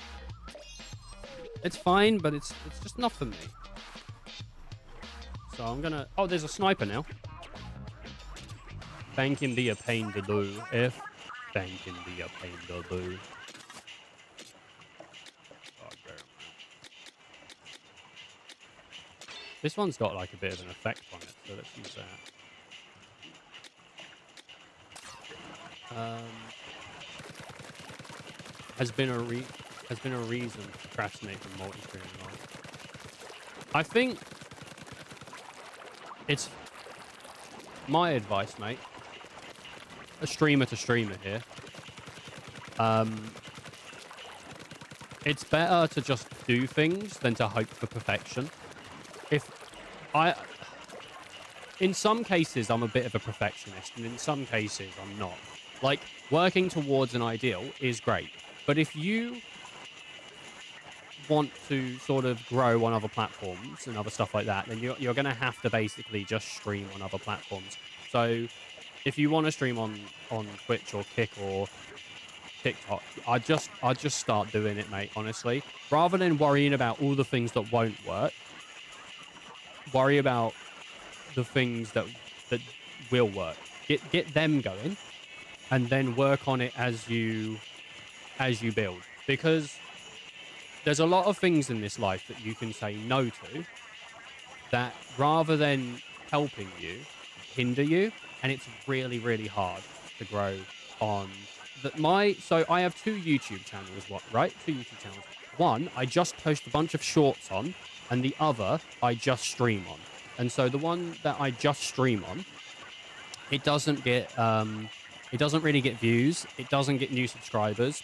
It's stagnated at about 60 subscribers, and that's where it sits. Where the one that I post shorts on has about 200 subscribers. It gets new views. It gets sometimes even more viewers on the vertical stream than on my horizontal stream on my other channel. Because I stream on 2 YouTube channels, one that does vertical and one that does like the full size like horizontal. But I think it's better to just do stuff and worry about it after, and try to make it better as it goes, rather than just have it be the best out of the gate. So my suggestion towards you, mate, is if you're worried about getting the chat working or anything like that, the only thing I think you should really be worried about is if you use a platform like Stream Elements, like I do, like SE Live, then all of your chats will be consolidated for you on one thing for the most part. I have Twitch, Kick, and YouTube all on one. The only thing I don't have is TikTok, but it opened up a separate thing for me on that. And it's the age-old advice, really. Nothing moves without you. You have to make your own way. So I basically just suggest just do things rather than waiting for things to happen.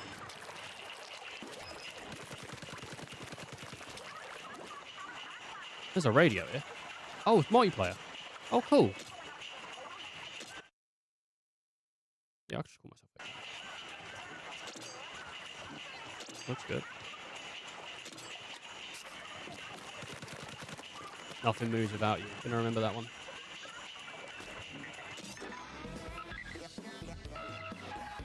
I don't know if it's like the best way to say it, but I know what it means. If I could, I would just go straight into streaming. I try not to worry about things until it becomes a problem. I find streaming really fun. The new compass we found is acting up. What's it pointing to now? I love streaming. It is my favorite thing to do, probably. Well, no, I think my favorite thing to do is to have a really great time with my mates. Probably my number one thing to do in life is to talk shit and make jokes with my friends while playing some games. And then after that, it's probably streaming. That's probably where I'm at.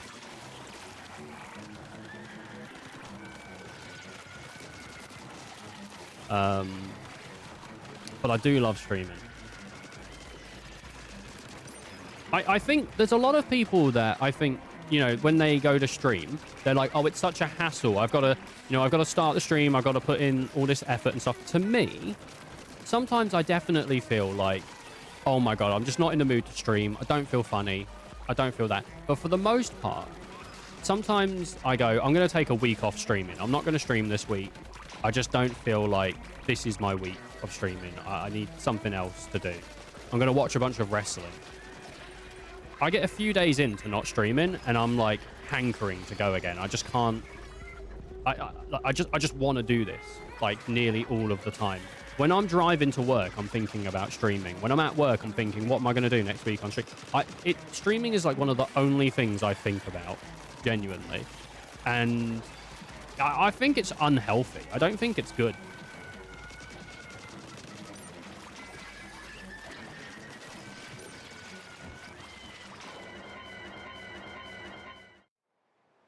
I've never put full effort into things, as most things don't need it. I don't say I put full effort into it. I just think about it a lot. I thought I was good at this game, but it turns out I'm rubbish.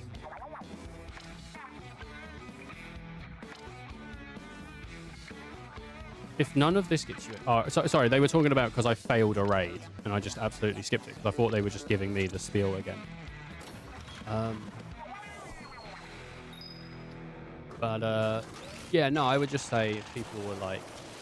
If there's people out there that haven't streamed, or they want to start streaming, or... You know, you have streamed a little bit, but you're putting it off. I think the real question is, how much are you enjoying streaming? Do you actually enjoy streaming? Because it's...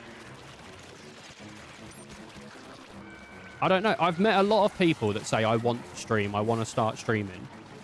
But then they put so many barriers in front of themselves that stop them. And it's like when I say, man, I really want to learn how to speak Japanese. But then I just find myself, like, trying to find ways to avoid learning Japanese. So, I don't know.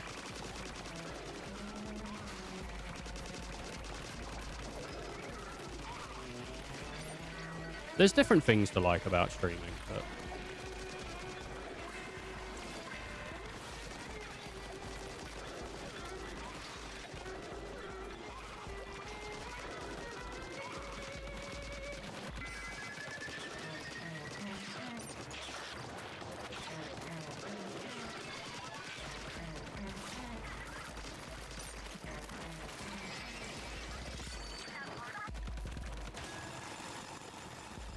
Oh, looks like we're going down now.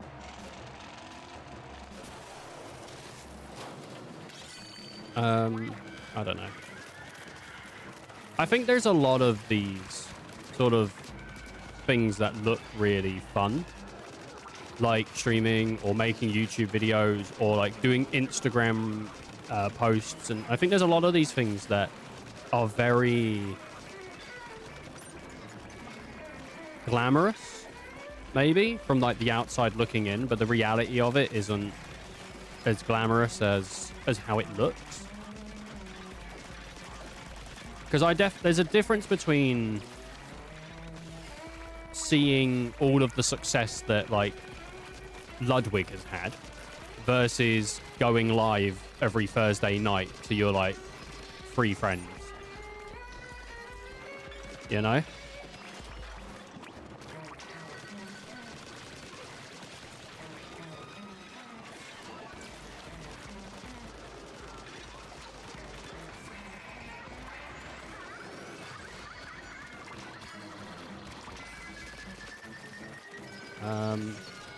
I personally enjoy going live every Thursday night to my 3 mates, so I'm all right with that.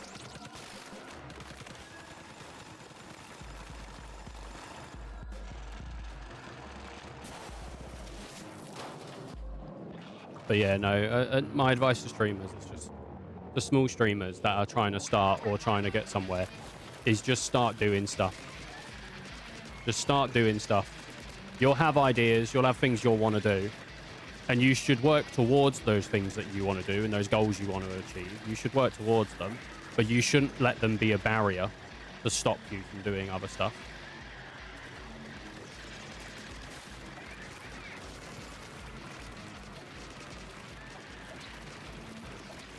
It's a little bit of do as I say rather than I do, though, I guess. What?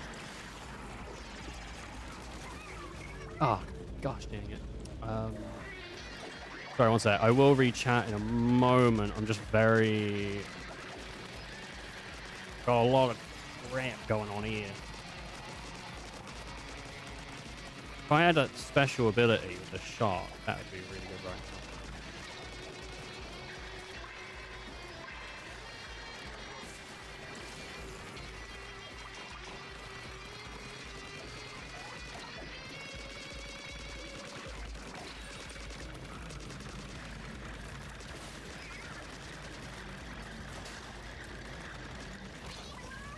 Oh, I got splatted.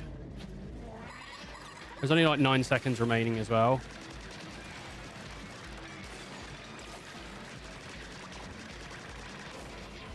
Oh, raid failed.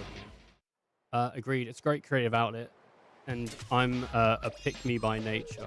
A pick me by nature. So that's a plus. It's also a fun puzzle to solve. What is making it all work? I tried to do it was on as little as money as possible. Love that you're so giving with the advice. Hey, thanks, man. Nah, man, you cook. I'm just listening along. Soz for spamming. That's all right. You write and chat as much as you want, bud. Why would I hate people interacting with the channel? I'm all right with it. Do the now, not the later. Something I'm still learning. Yeah, sometimes you gotta just put like the now more important. You know, the later is important. Of course it is.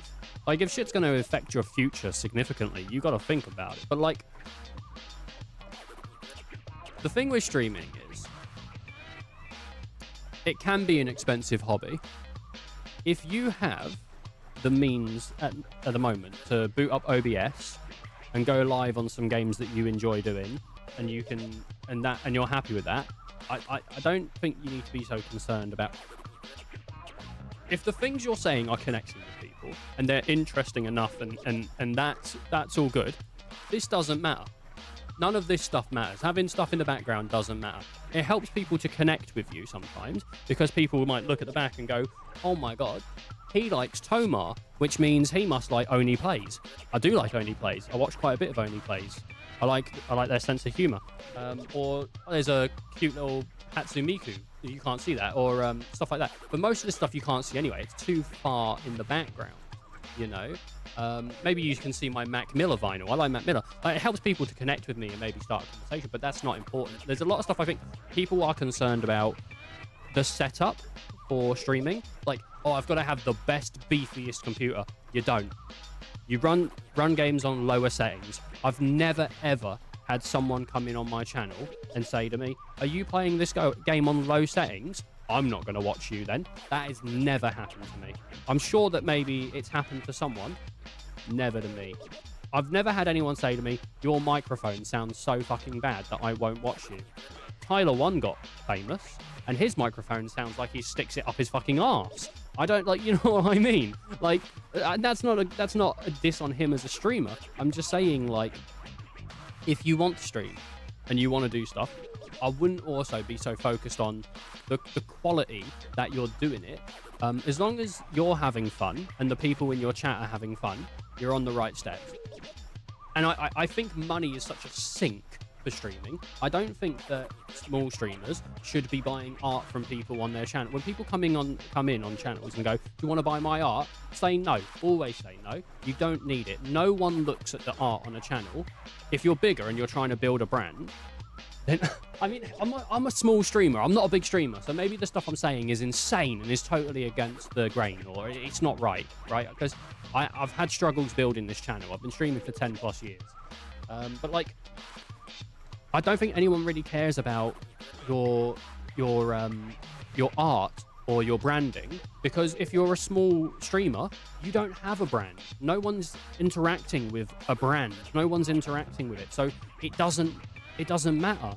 If you're a VTuber, then I can see you caring more about it, because it's an invitation into your character. But, like, I wouldn't be too concerned. Unless your computer is blue screening all the time. If you can stream the games you enjoy playing, maybe Counter-Strike, maybe Overwatch, maybe Arc Raiders, maybe Solitaire, Balatro, Binding of Isaac. There's so many good games, indie games, old games and stuff that don't require you to have the greatest brand new hardware. And there's so many things on streaming that do not require you to spend money. As long as you can pay for your internet connection and your electricity bill, and you can keep yourself with food and water, that's all you need for streaming. You've got your computer already. You don't need to spend any more money.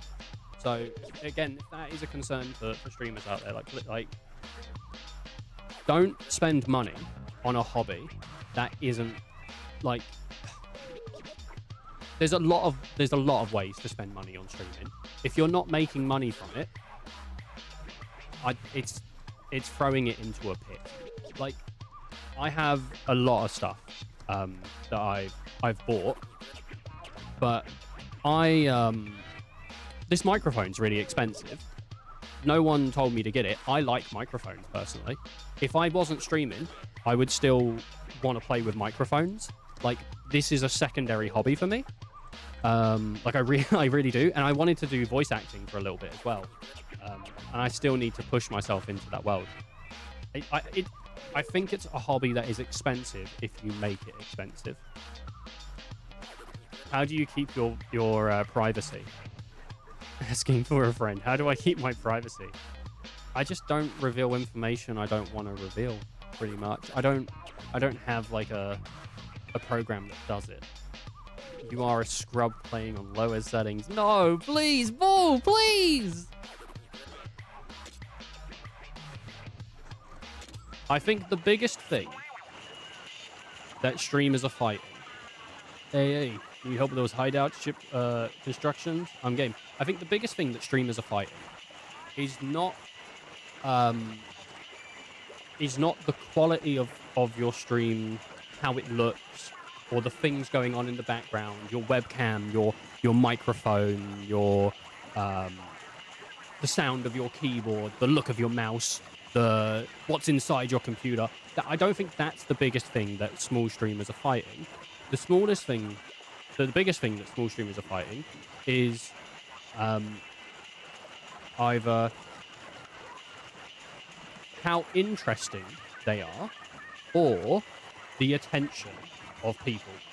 We're not just, because you're not just trying to draw attention away from other streamers, bigger streamers and smaller streamers.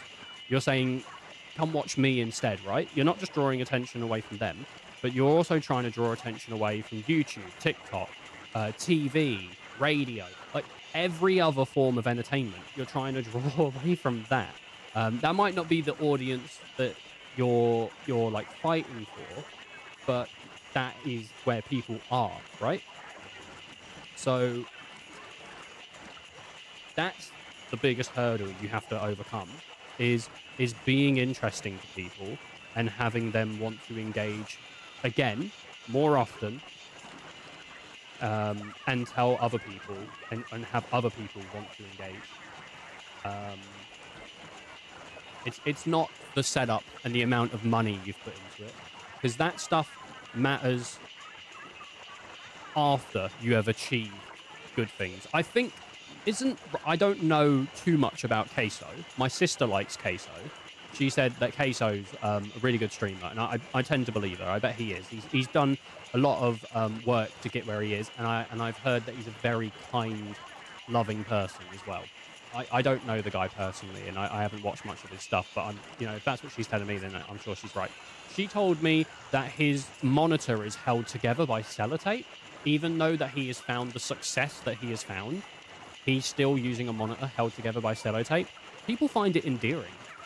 If you look at a streamer I'm not particularly fond of, I just don't know. He rubs me wrong. I think there's something weird. But like Asmongold, he lives in filth. The guy lives in an apartment that, like, I think you can see bugs walking around in it. Like, it doesn't matter. If you're interesting and people want to watch you, like, that's what matters.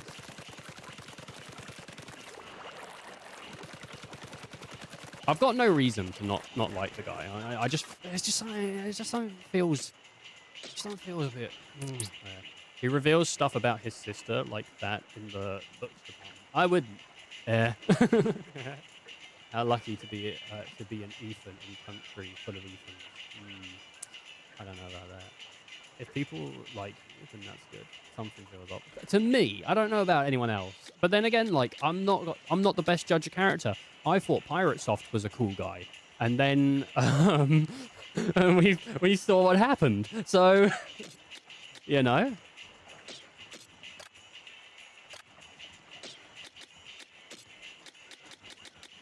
Oh, I like that.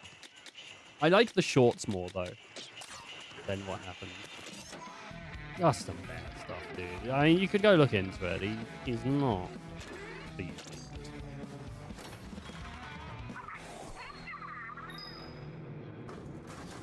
You're seriously going to come back and steal a second of my cats? So one cat wasn't enough for you. You have to steal like 7. You have to steal a second of my cat. This is ridiculous. You're lucky that we've got like a lot of cats. This is some bullshit. Yeah.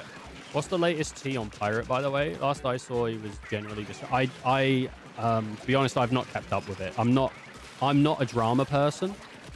I don't... I think one of the reasons I'm not a big fan of Amon is because his channel is basically drama. It's one of those things. I think anyone that can sort of sit in their room and call everyone else on the planet shit is not really someone I want to interact with. Now, I'm not sure if that's what he's doing. It just feels like that from all of the thumbnails and the titles I've seen. And the way that I've seen the dude talk, it sounds like, not maybe so much that he thinks it's better, but that... I don't know if he really has much room to judge people. But then, again, me saying all this is I'm being a fucking arsehole right now to someone that maybe doesn't deserve it. So I don't know. I'm just not a personal fan. But yeah, I'm not a drama guy, to be honest with you, buddy. I've never been interested in like the Keemstar or the H3H3 drama stuff. Like it just isn't. It's not my cup of tea. I'm too concerned with myself, really, to put it as bluntly as I can. The only reason I knew about Pirate Software in the beginning is because I kept saying on stream how much I think he's a good role model for people, because the things he was saying that he did and the way that he was saying he did it seemed as if he was. One of the things that I really like is they started up like a ferret sanctuary. So it looked like he was like really caring about animals and stuff like that. And I was like, wow. And there was a lot of other things that he was doing. But then I don't know anything about the animal side. I'm not going to say anything about it. I really don't know anything about that. But I think there was a lot of things that he was unable to self-reflect and put himself in a situation where he would make mistakes and admit it. He was really bad at saying, I did make a mistake, and owning up to it.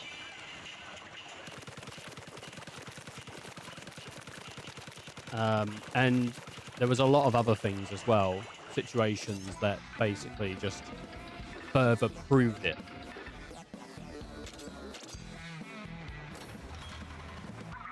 I'm not a big fan on this, like, this area is a bigger level, so you have to keep grinding other areas to get either a higher level or better gear. I'm not a big fan of this. This is the same thing Pokemon Snap did, and it's the reason I didn't play Pokemon Snap after the first stream, was because I had to keep going back into areas and viewing the area multiple times to get the better version of the area.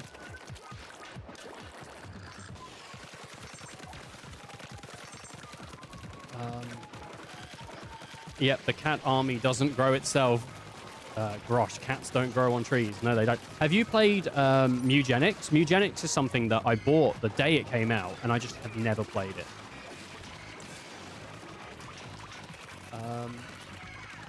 I think he acts like he is doing his due diligence while forming his opinion, but he actually doesn't. What, Az? Not into it, yeah.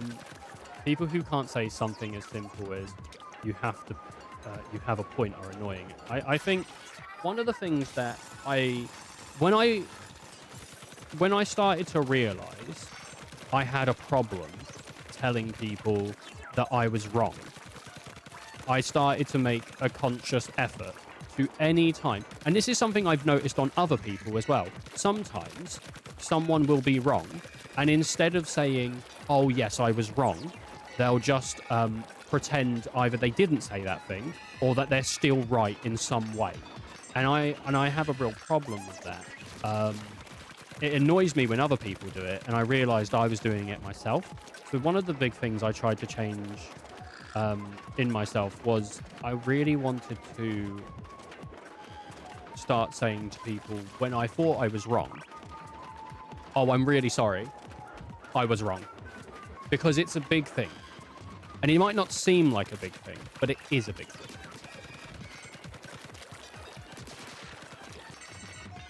So yeah. But at the same time, I'm a Twitch streamer, guys. So anything that I'm saying now, I could just be saying because I think it sounds good rather than it's real. You know, that's... No one knows what I'm really like outside of stream. Like, I could just be a total fucking dickhead. I like to think I'm not, but I don't, you know, who knows? I'm not going to sit here and tell people why I think I'm a piece of shit. I mean, I kind of did earlier, really, but... you know what I mean? I take it with a grain of salt. I'm not a perfect human being. Not that anyone's accusing me of that, but... I'm not. No, me neither. Was gonna live Veracity for a sec. Yeah, I know most of what you mentioned there about him, though just did the odd vid. What comes up on my feed and whatnot. Yeah, I really don't know much about Pirate. I was gonna lie voraciously, maybe. Could be making everything up. I could be.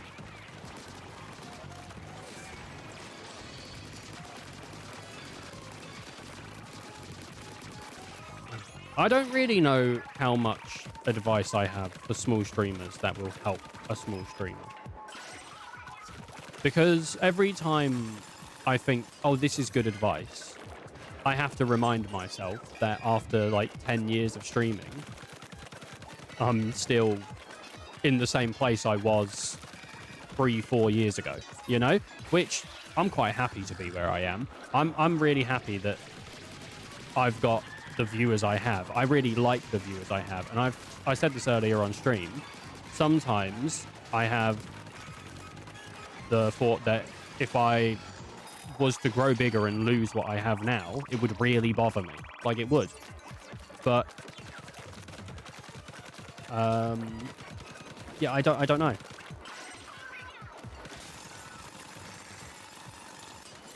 What would you tell yourself 10 years ago?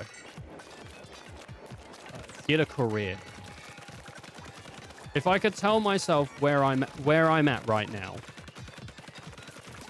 and genuinely, and not because I don't like streaming. I fucking love streaming, and I don't regret spending the amount of time that I have spent streaming, doing what I've done. I don't regret it. But if I could go back to the younger me and tell him anything, like, I would tell him what I have accomplished in the amount of time that I've done all this, and what I have accomplished in my real life, in my career, and all that. And I would tell him to get a job. Like, not, I have a job, but to get like a career job.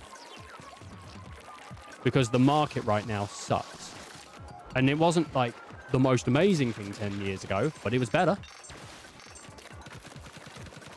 That's what I would tell myself. As real as I could be. Which I think makes it sound like maybe I don't enjoy streaming, or that I view the accomplishments as I've had as very little. I'm proud of what I've done. Like, it's not easy to be streaming for as long as I have and to still be going at it, or to have had the success that I have had in the time I've been here. Like, it's still an accomplishment, but realistically, like, I'm nearly 30. I want to have a family someday. I want to have a house someday. And I'm not closer to being able to afford that than I was 10 years ago. I'm in the exact same spot, you know? So that's what I would tell myself.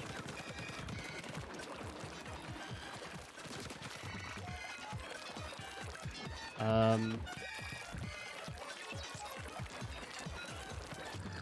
know. Is that a bummer of an answer? Is that a bad answer? I don't know.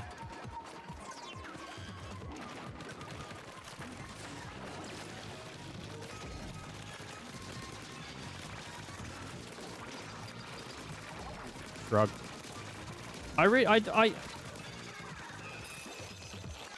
One of the things that does bother me about the idea of going and like being a full-time worker and all that is the fact that like at some point I'm gonna have to stop streaming like Tuesday, Wednesday, Thursday, or whenever I can. Typically Tuesday, Wednesday, Thursday. Like the idea of actually just completely having to stop bothers me because I don't want to stop. I don't want to stop, but the reality of doing this for another 10 years will mean at some point I'm going to be homeless and I'm not going to have any money and I won't have kids or I won't have, you know, there's a lot of things that I think if I do this for another 10 years the same way I'm doing it now, that I'll miss out. Unless, for some reason, the channel changes.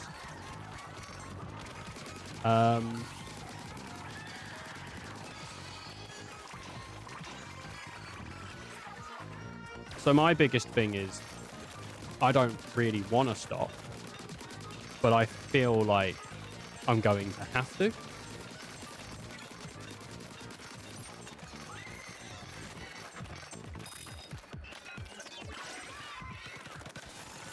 That guy had a bunch of shards on him.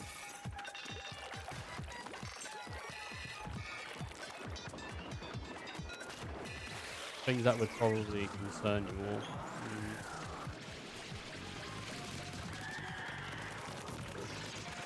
Anyway.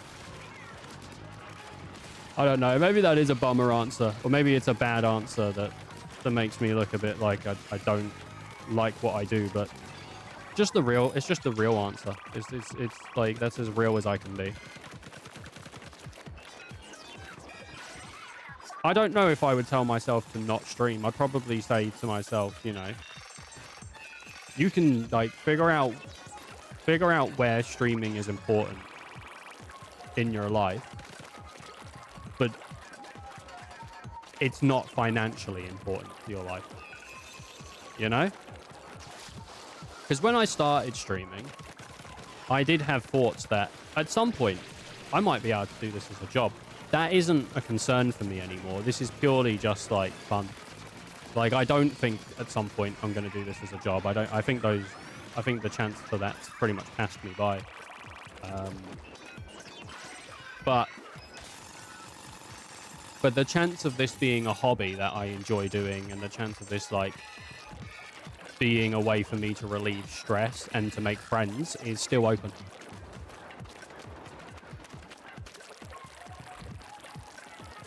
So there you go.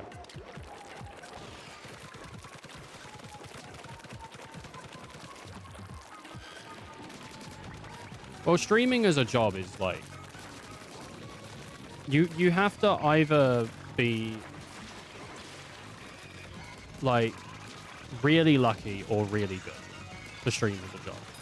If you're really lucky, for some reason, someone who is just like rich and doesn't give a fuck about their money watches you and just gives you loads of money all the time, and that's a way that you could stream as a job. Or if you're really good and lucky, then your like channel just takes off and people watch you because they want to.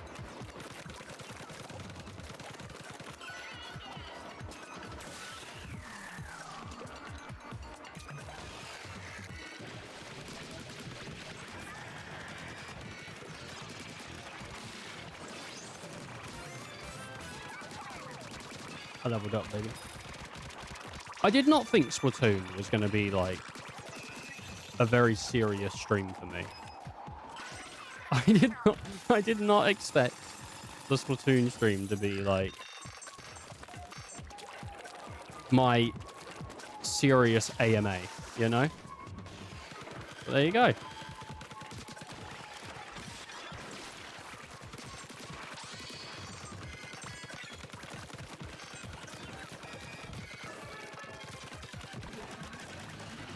Wait, did I not go towards the Mega Crystal?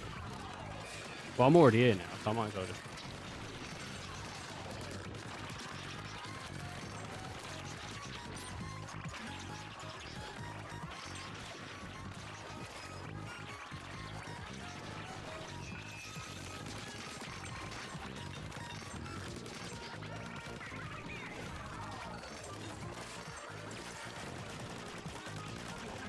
I don't know.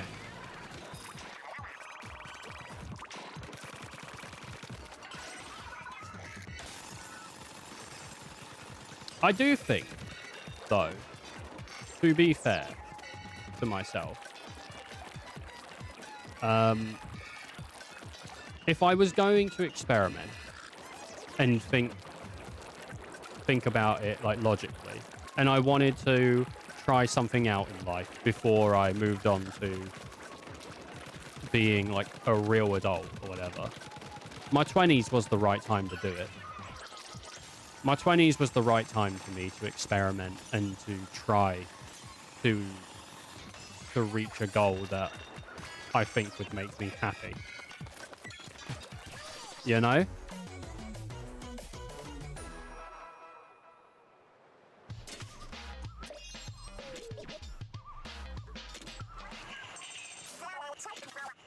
I think I got a shotgun. Oh, it's a blaster.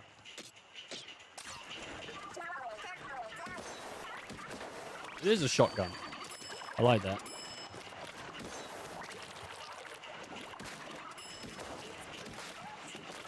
Have I got other gear that is better? Or is it? No, it's just the weapon gear.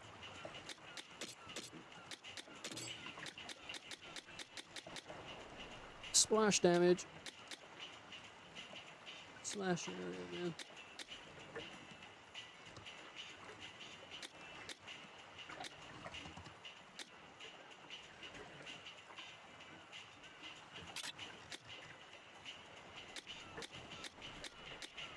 Oh, that does 40.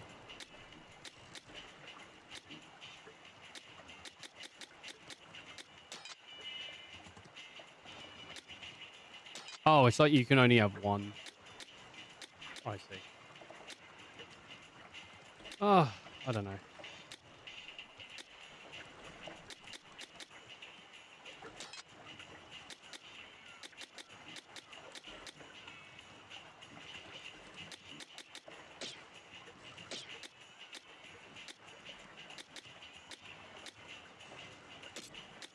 I think people should go for the stuff that they think. Like, I do think that people should absolutely, like, experiment and, like, go for things that they want to go for.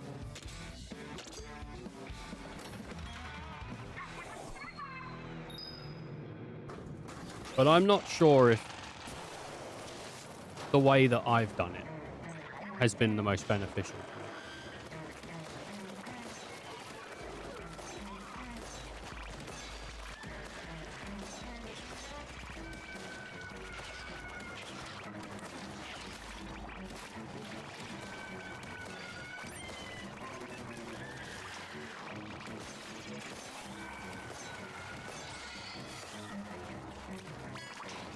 I don't know.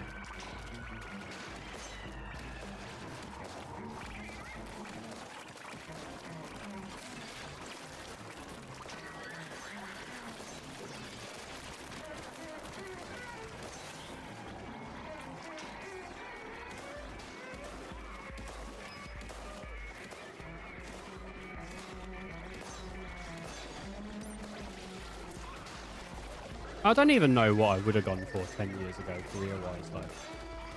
I think I probably would have, like, thought, oh, man, get into IT. But even then, like, I still think, like, 10 years ago, I'm not even sure if IT would have been a good place to get into 10 years ago. Because at the moment, it's, like, flooded, right?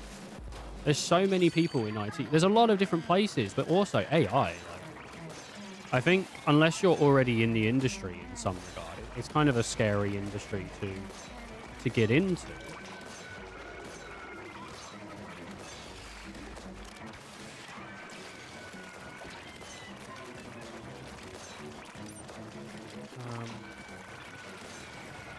Because it's like job security.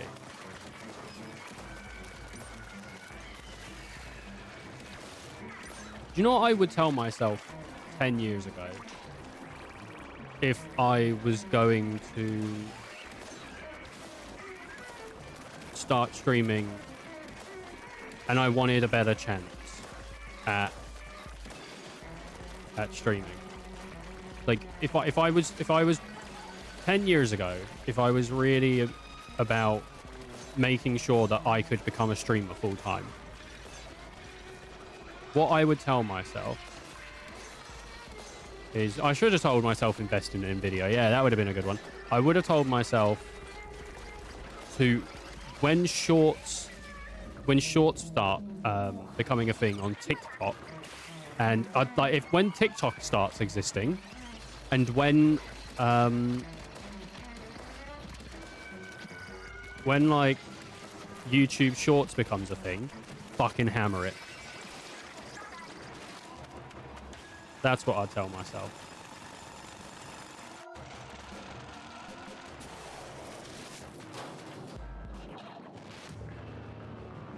To go YouTube Shorts and TikTok and all that stuff now is oversaturated.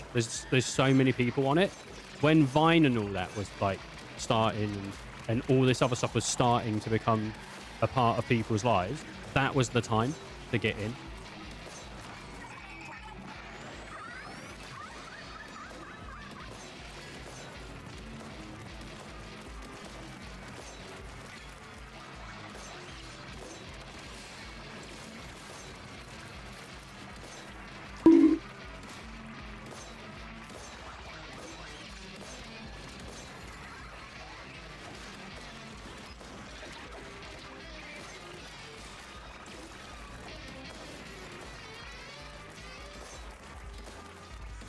Shit, someone bonked me, dude.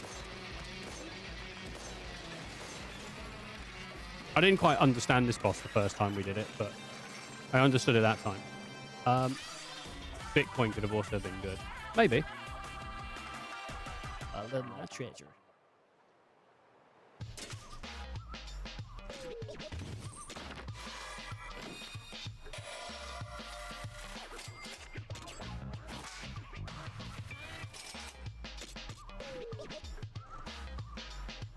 I don't know. Don't mind me, just broke out of the basement again. Hey, you get back in that basement. You get back in that basement, boy. Which I missed a radar ping or two. It's a buried ruins from before. I can't make my mind up whether to push on and retrace our steps. What do you think, mechanic? You're pretty worked up about this for a guy who wanted to pack up and go home. You got it all wrong. Wanting to go home soon is why I'm pumped for the treasure. Yeah, keep telling yourself that. You dropped something, big man. I'd go back into the basement after I eat your cheese. No, no. Oh, yeah, I mean, I'll show you this. Metal plate. It's more of a scrap, or it's more scrap for the heat. Look closer, it's pretty rusty. But isn't there something written here? Huh. Though it's hard to make out what it says.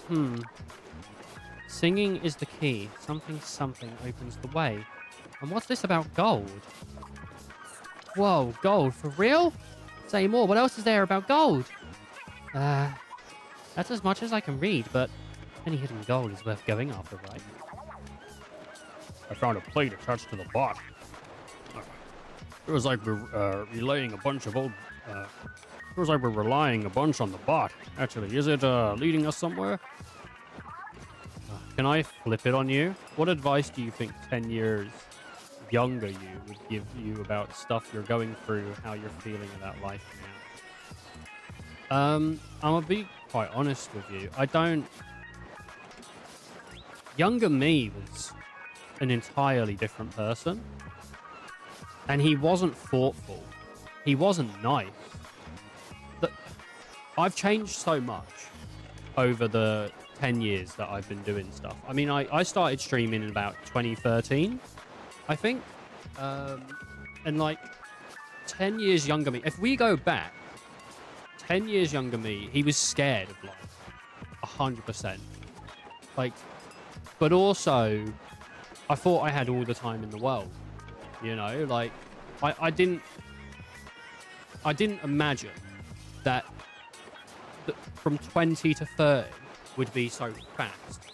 He's gone so fast. It felt like I started working the job I started working like a year or two ago, but it's been 7 years since I started working where I am now.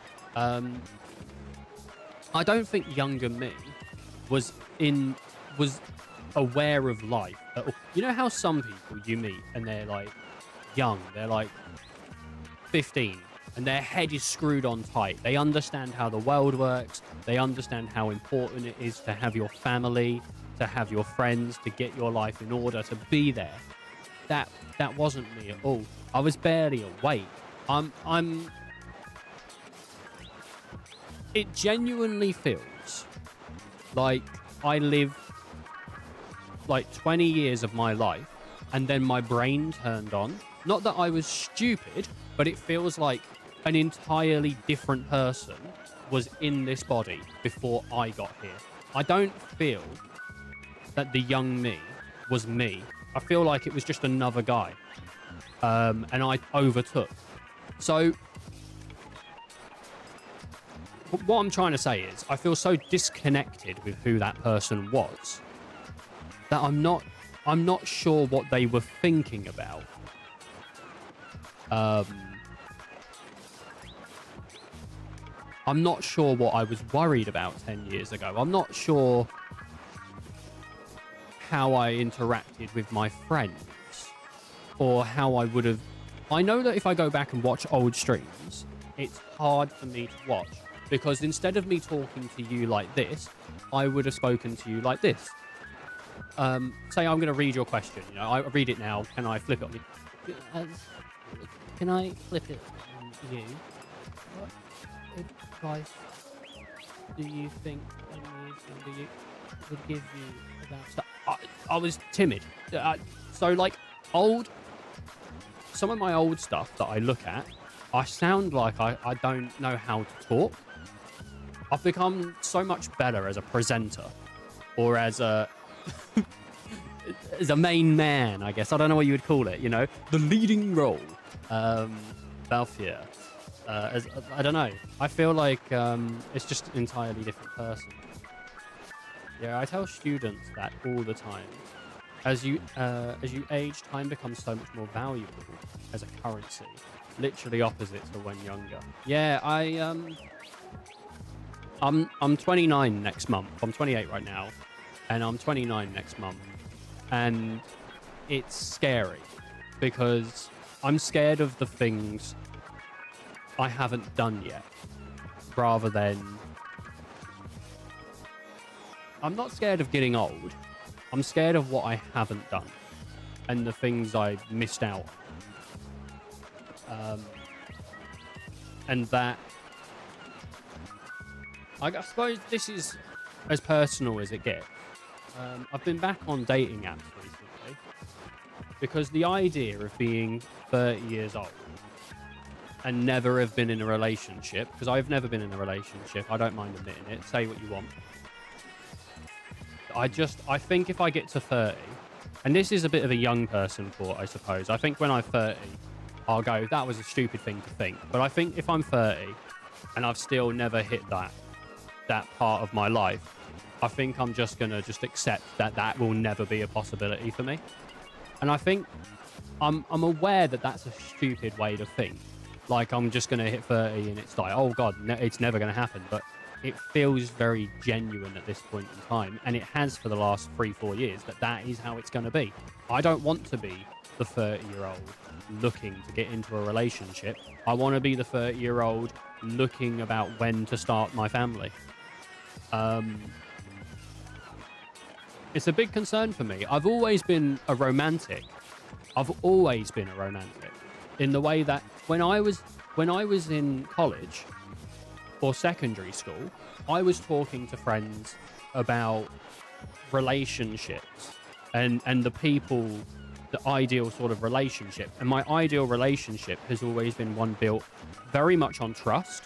It's never been about having sex. It's never been about any of that stuff. It's always been about having a trusting relationship where I know my partner won't be a disloyal person. They know I'm not disloyal. And I also know that they are at heart a good person. And so when it comes to relationships, I've always had the same thoughts because my family has had some sort of history with members that cheated on others, or there was disloyalty, distrust, and general dislike of people. And it has always felt to me very negative. But yeah, no, I wish I could answer your question, mate. What advice do I think a younger me would do? And I guess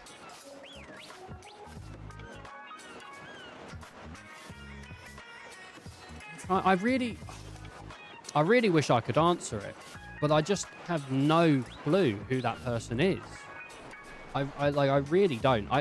When I tell people, like, I don't feel that younger person that I was is me anymore. I feel that entirely.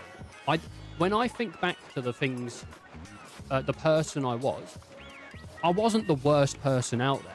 I wasn't like an awful person. I wasn't a racist. I wasn't a bigot. I didn't hate women. Like, none of that stuff. None of that stuff is bad.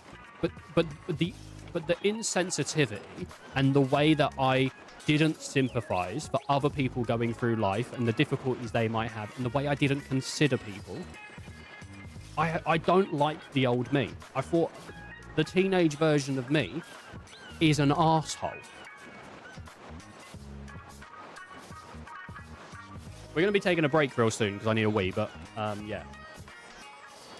That bot's leading us to gold. It's possible, I suppose. Last year me was really different from current me. You change a lot as you go. I just love that you give it a go. My answer would be too hard to vocalize. I think it's not so much that your questions... I think if you asked other people, you would. My memory is notoriously bad. So I love Final Fantasy. And I talk about Final Fantasy all the time. And there are blips of Final Fantasy I can talk about, but I do not remember the story of Final Fantasy 2, 3, 4, 5, 6. I don't remember them. I remember that I enjoy them, but I don't remember them. So even things that I love and things that I have connected with people over, because a lot of the people that have connected with me through streaming have connected to me through my love of Final Fantasy. It has been a huge thing for me that has helped me connect with people. But I'm very limited in my knowledge and scope of it because my memory is not great. I don't get what singing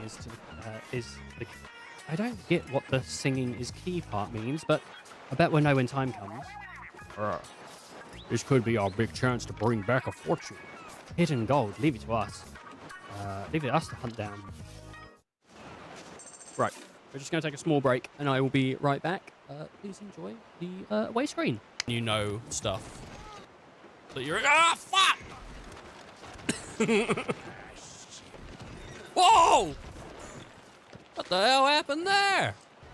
I think one of them died. Oh my god, he's right in her boobs. Smack him. Gotta make sure we miss that first bucket. And we did. Oh no, it's falling. Guys, it's falling out for the second time. Yeah! Who lives in a pineapple under the sea? Who lives in a pineapple under the sea? me. You are come at good time. You are come at good time. You are come at good time. You are come at a good time. You are come at a good time. You are come at a good time. My second favorite thing I've ever done. My number one is play Anthem. My second is gone for a poo. Done a wipe. Come out clean. What the hell? Whoa, my beautiful legs. I've got fucking beautiful legs. I don't want to brag about them for too long, but if I go get my sister and I ask her what's my best feature, she'll tell you it's the bloody legs. And if I go get my mum and I tell her what, I ask her to tell you what's my best feature, I'll tell you what, mate, she'll tell you it's my bloody legs, because I know it's my legs, and I pride myself on it. Actually, now that I've lost weight, I'm not so confident in my legs, because the rest of me looks so fucking good. I got a perfect picture from early friends, okay? She's wearing these little glasses.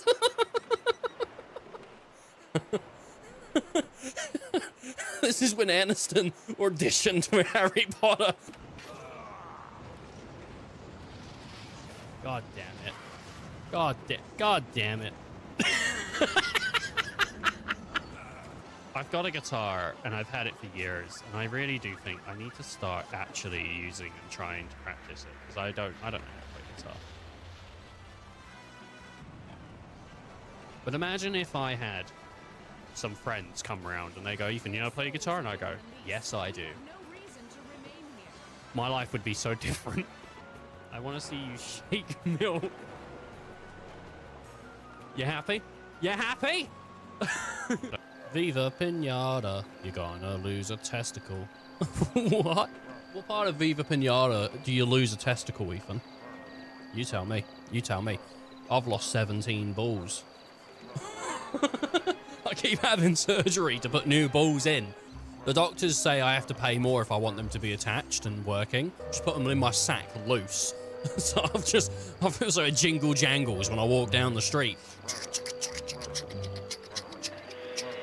They're not actually real testicles. I don't pay for real testicles. I pay for things that look like testicles, but they have little bits of rice in them, so they shake when I shake. My dream is to go on stage in a band and twerk and shake my ass, but to have my balls go along to the music while I hold a microphone up to it. I am the next best rock star. Can you hear my balls?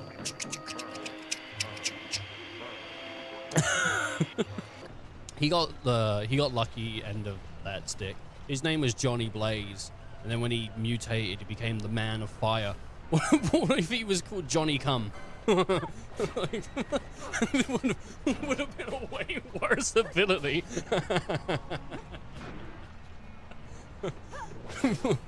I'm Johnny Cum.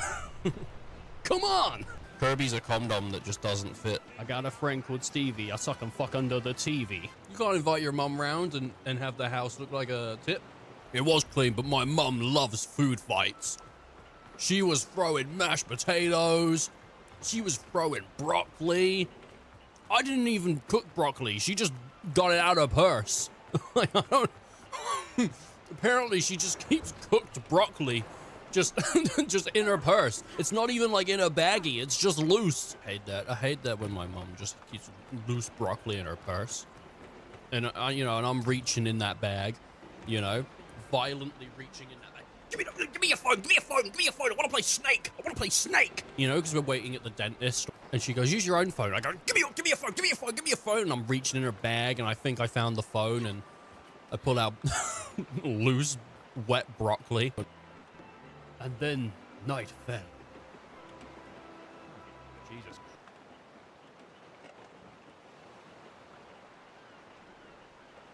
All right, apologies for the long away. Oh, gosh.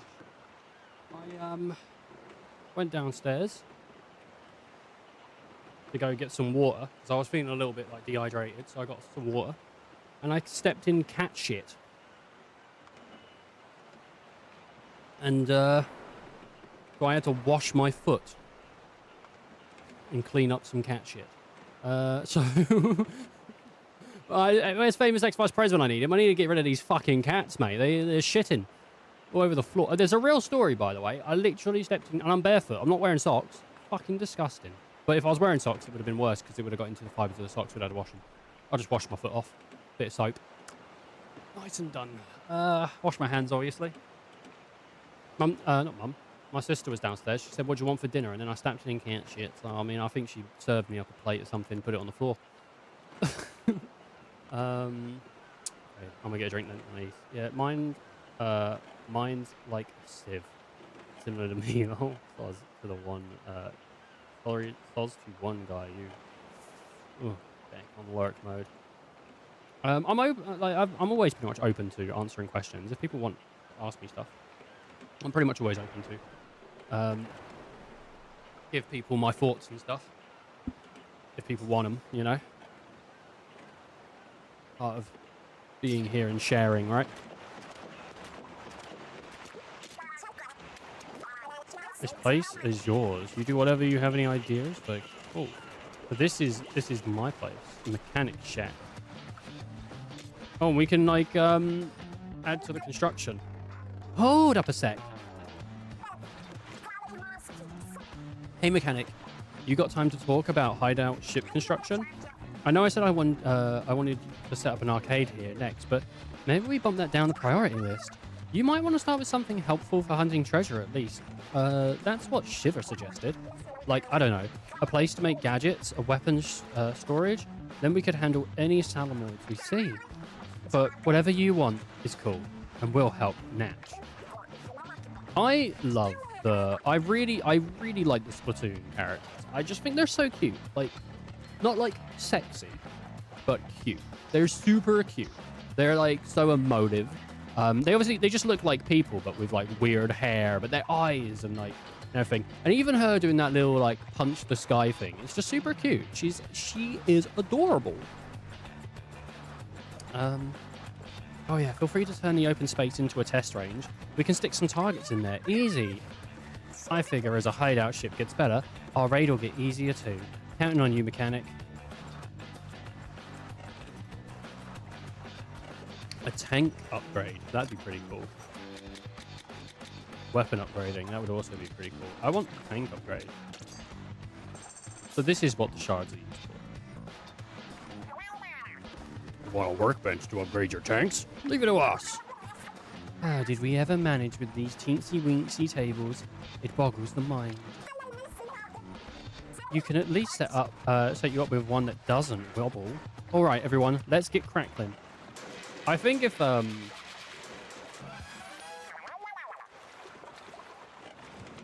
I saw someone dressed up the way that Sliver, is that her name? Sliver's dressed?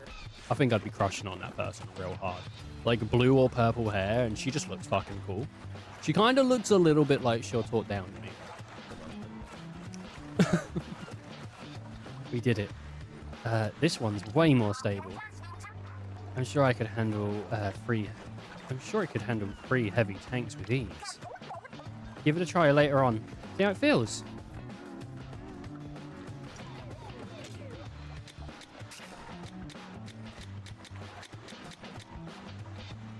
Yeah, sure. Construct.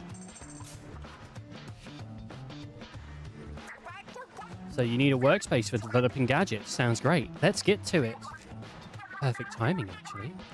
I was just inspecting this spot and found a gadget blueprint. Aye, blueprints. I had no idea. You should be able to make a nice new gadget with these. Leave the workspace to us. Can I get this fan on me without having the microphone? If people hear the fan, let me know and I'll turn it off. It sounds alright so far, though. I think no fan noise. Oh, it's just so warm. Right now in the UK, it is... No, the UK is quite a humid country, so if you're like, oh, it's not that bad, but it's 28, 30 degrees. And it's warm, bruh. Don't know what that is in Fahrenheit. Sorry. But from here on out, consider this your very own gadget workshop. No noticeable fan noise to me? Fantastic. Thank you for letting me know. 24 here. 24 over there. Shit, dude. Same country. Just imagine the gadget that will come out of this place. Indeed. I'll go get the blueprints. Meet me here later. Screw Fahrenheit, dude. Yeah, fuck Fahrenheit.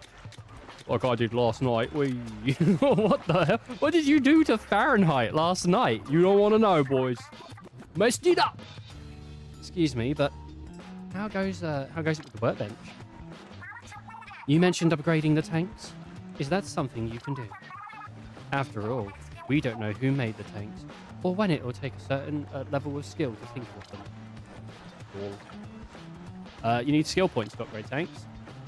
Skill points are gained by earning experience in raids and raising your level. There may be books on the Sphere-like Islands where you can help you level up your skills. Oh, aren't you a sly one, mechanic? You've already got skill points. It's cute that she is a shark girl. Like, she has sharks as her ability, and she has like a X on her hair, like sometimes sharks when they get attacked and stuff. It's cute. I see. I was worried over nothing. In that case, give it a try right away. HP, weapon damage. Oh, so the tank doesn't just... Oh, that's interesting. I would like more weapon damage. To me, weapon damage is more important than health, because if I can kill things before they attack me, that's better than getting attacked in the first place. You know, the best offense is good defense. The best defense is a great offense. Other way. Gadget Workshop. She's even got the little, like, toe shoe thing. You're developing a new gadget, right? The blueprints from the bot are here. So, go ahead and use them. It takes materials to make gadgets, but all you need is whatever salmonoids drop and ferrolite shards. Gadgets have fitted to specific tanks, so be sure what you're making is comfortable. No, compatible before you start. Jesus Christ. Your tank has space for 2 gadgets. Once you finish a new one, try attaching it to an open spot. Ah, I can make a Beyblade. Oh, that's pretty cool. We don't know what that last one is, but we can see these other ones. That's a bomb. And that's a spinner. And that's just, no, it's not. I like this, like, idea of this little grenade thing, but I just want kind of, like, the basic grenade. Oh, that's cool. The high five is pretty cool. I think either the Beyblade or... I think I'm going to go for the Beyblade. I'm a Beyblade boy. Oh, I see. So that goes there, and then... Wait, you lost me. Send salmonoids flying as it moves forward. Hold the buttons to lock on and chase. Chase the bolts.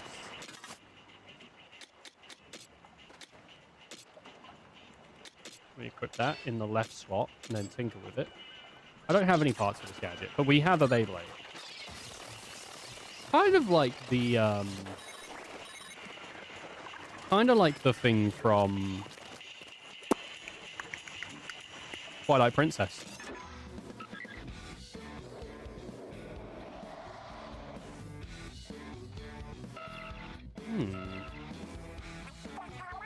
The fog cleared away again. Yeah. Yeah, but those buried ruins had a lot more loot for the taking. What's our move, mechanic? I'm changing his voice. 3 relics rest in the buried ruins. Your tank determines which one you snag. It's up to you whether you go back with a different tank or raid a new island. Here? In the oh, this. Oh, I see. Okay. That's interesting. This is the main sound. So I feel like I gotta do that at some point. But I'm kind of having fun just doing the extras right now. So we're just gonna continue doing like the extra missions. Don't fret, treasure. I'm on the way. Oh, I should have swapped her out for the for Frey. But I think Frey's ability is more useful, honestly. But yeah, we gonna do. What you gonna do when they come for you? Oh, I've got the shotty. I forgot I had the shotty. Oh, hell yeah, dude. I'm not great at, like, making an area. Oh, that's why. I thought the shotgun had, like, a bit of weird lag to it. Come here, boy. Oh, it broke down. That's interesting. Yeah. Oh, yeah! I'm having a good time with the Splatoon game. I think Splatoon as a game is fun. I'm just not a big fan of like multiplayer shooters. be honest. Like, I mean, to be fair, I think it's just like kind of playing them alone bums me out. Like, I like Call of Duty. Like, I genuinely find Call of Duty to be quite a fun game. But, like, I never played Call of Duty alone when I was, like, a kid. Like, I played zombies all the time with my friends. And so I think for me, to play Call of Duty, like, now, unless someone wants to play it, I just wouldn't be interested, really. Though saying that, I do want to do a stream at some point where I play through all of the zombies maps.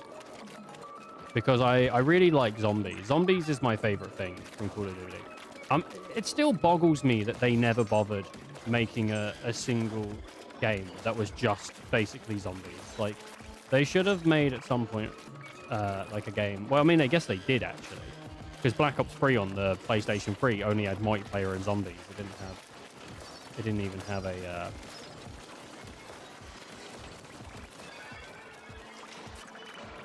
it didn't have a campaign attached to it. But like, I just saw a video on this the other day.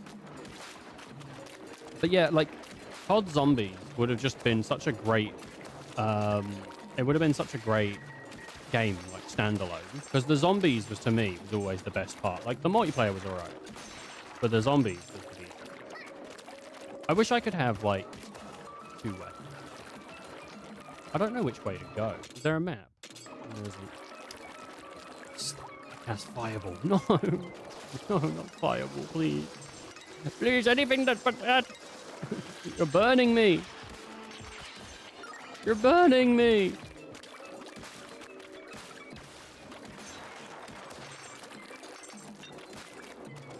Oh, God.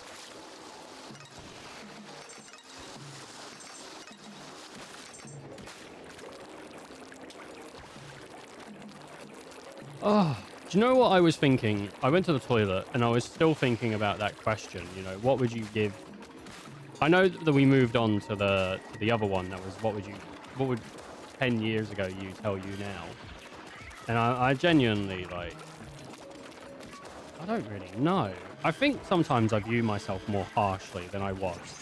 Like, maybe I wouldn't have hated younger me, but I feel like I wouldn't like him. But I think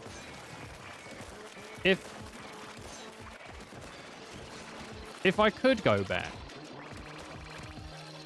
I'd probably try and tell myself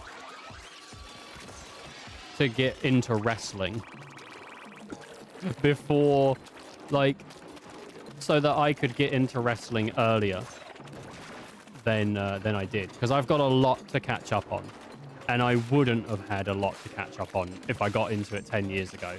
If I was just got into it 10 years ago, I could have been in and watching the current stuff and been happy about it. But I'm stuck watching all the old stuff because I didn't watch it. It came out. And maybe I would have lied to myself and told myself that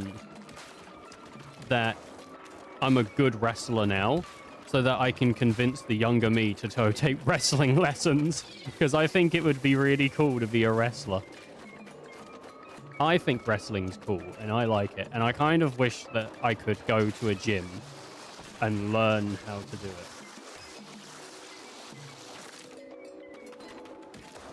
So there you go.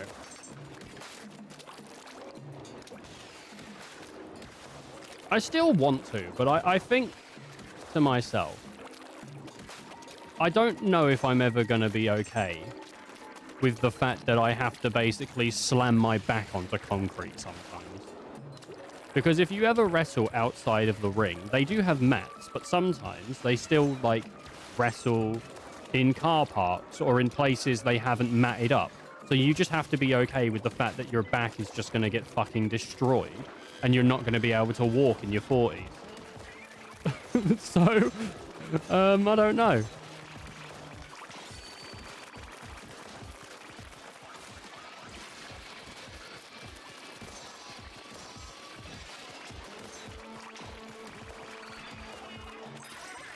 I don't know.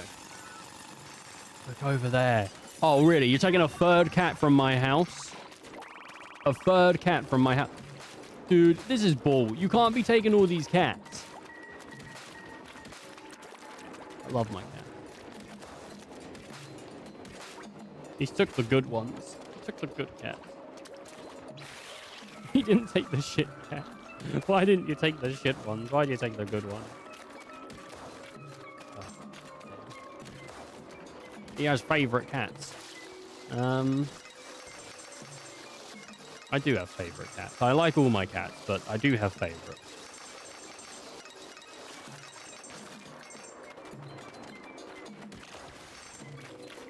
My cats now, they will be raised as battle kittens. I don't think any of my cats could be described as kittens. None of them are really that young.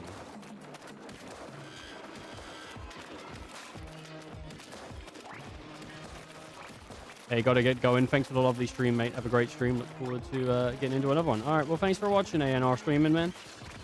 I hope that your next stream goes well as well. Thanks for chipping in. Appreciate it. Chipped into the conversation. Whoa.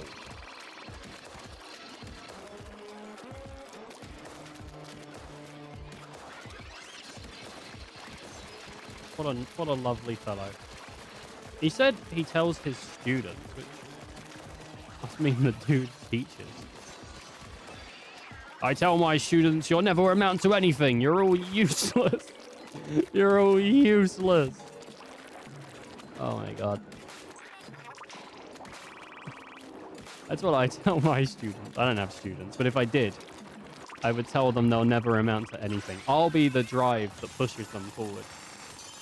My cat was interested on what happened and saying hi. Oh, very nice. I'm coming to take your cat. Oh, God. Why my cat? Why my cat? My wonderful cat.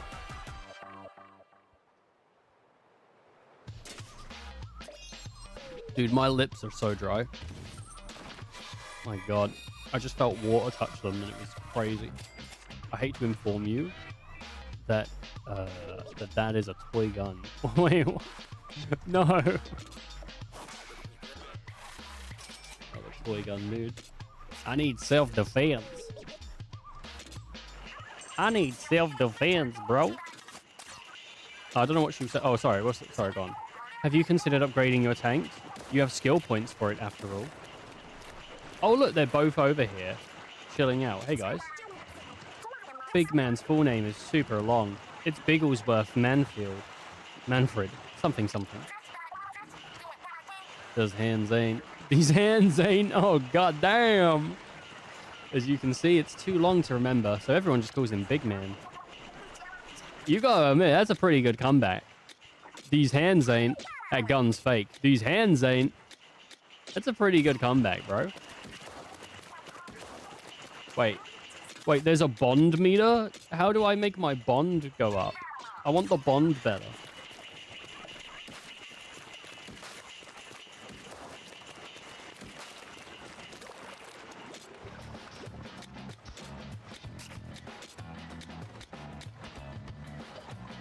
Oh, I see how this works. Okay, I get it. Wait, I can press R1.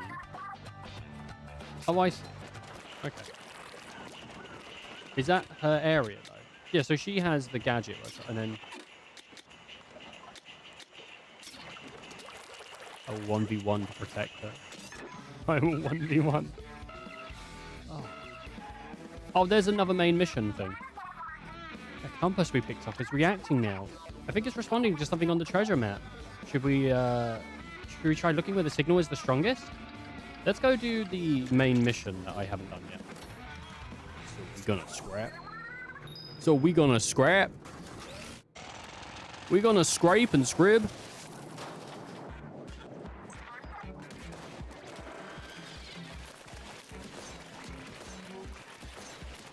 The shotgun's so good.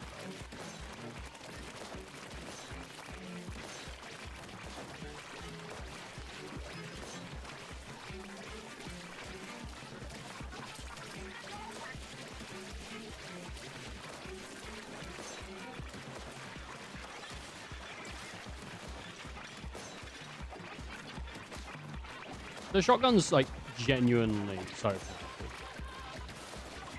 I think it's just because it's the highest level gun I've got, and we're fighting level appropriate enemies. But I need an ink up, boys.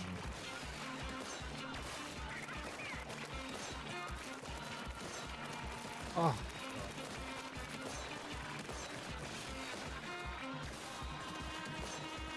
I need to do a polybridge stream at some point. Like, I should do a polybridge stream.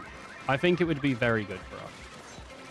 It would give people a good way to interact with the stream. Without spending any money and basically be a part of it.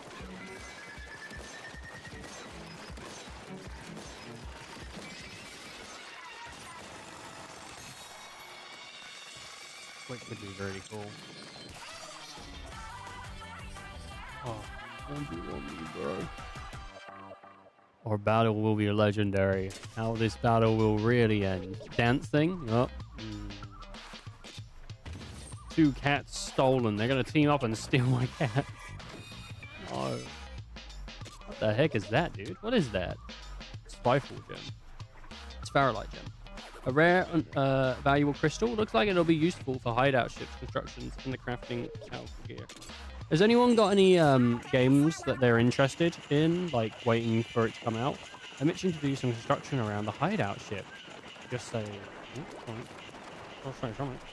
I don't know if I haven't heard from Bullet in a bit, but I don't know if there's anything he's like interested in, because usually me and Bullet sort of have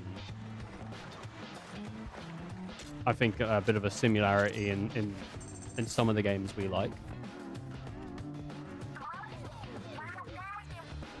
Obviously looking forward to the new Final Fantasy when that drops like next year. Modern Warfare 4 at the moment is the one I'm looking at. Modern Warfare 4.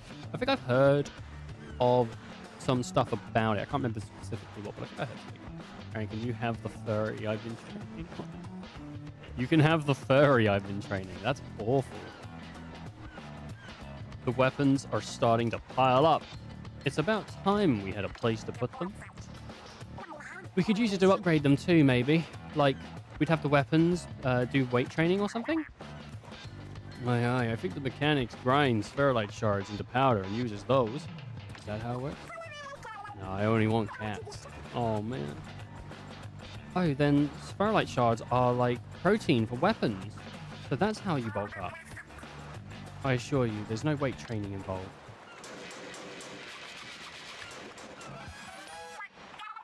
Whew, that about does it. There's a storage space beneath the floor if you need any.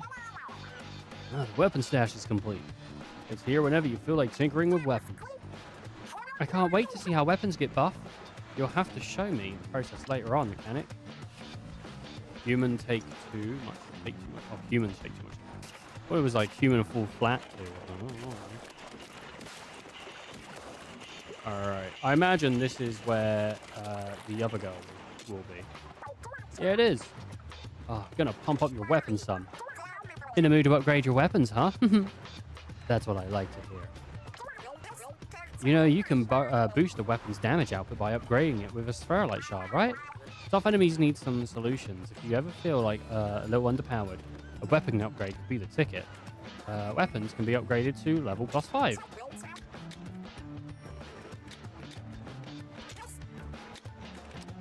Oh, I see.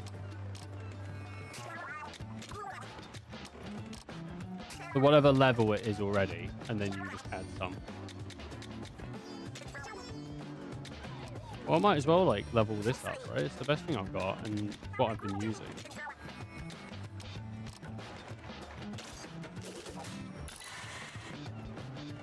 Cool beans. That cost me a lot of weapon bits, but... Oh, that's... Cool. What's the damage now? I think it did about 300 before. 500. Nice.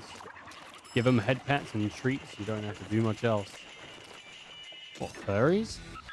Is that how you tame a furry? You give them head pats and treats? Shit. God damn, dude.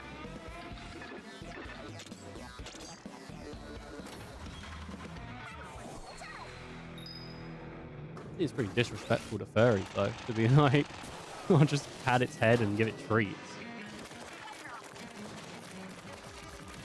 I am kind of getting a little peckish. I don't know, dude. Sorry, my sister said, what do you want for dinner? And I said, I don't know, maybe nothing. But now I'm thinking, I am a little peckish. I don't know what I'd eat. I think I'm at that level of hunger, though, where if I just leave it be, in a few hours I won't be hungry. Or in a few minutes, maybe. If people know what I'm talking about. Sometimes you're hungry, you know, really.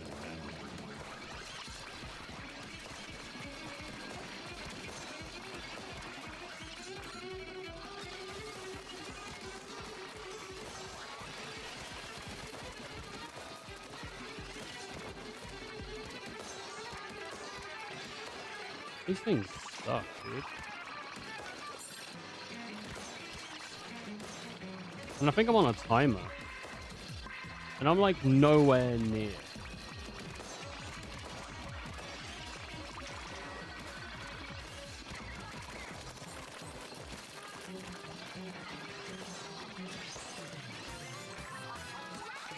I was at least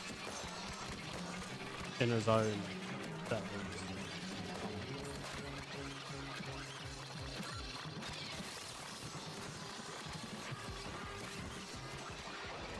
Yeah. I can forget to eat, and after a while I'm not hungry. I think just your body just sort of isn't always hungry. It just sometimes needs or wants something. You know, you just get bored or whatever. Oh, she's fishing! She's fishing! Seems like nothing's coming in today. Oh, I'm sorry. I kicked your box off the... Oh! I kicked her box off. You kicked her in the box? No, no, no, no, no. That isn't what I said. That isn't what I said.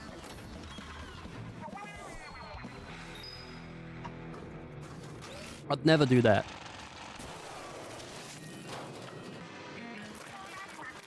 Alright, I think what I've got to do... Stop focusing on how the ground is laid. And just go for... go for a shot. I do need this to get up, though.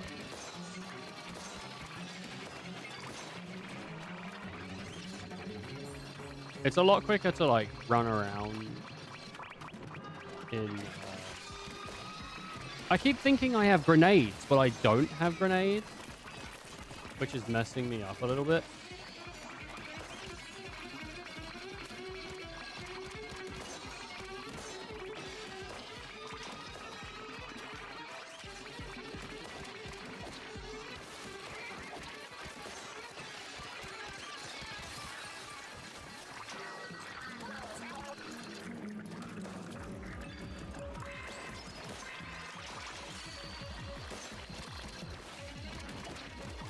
Yeah, like I've already reached 50%.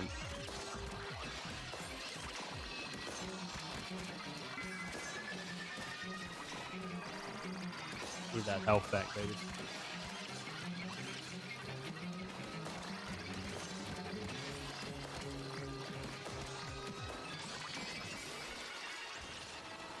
Oh. Awesome. Look at that. Finally actually got all the crap. That's my girl sitting on that treasure, bro. I thought this was like a multiple phase thing.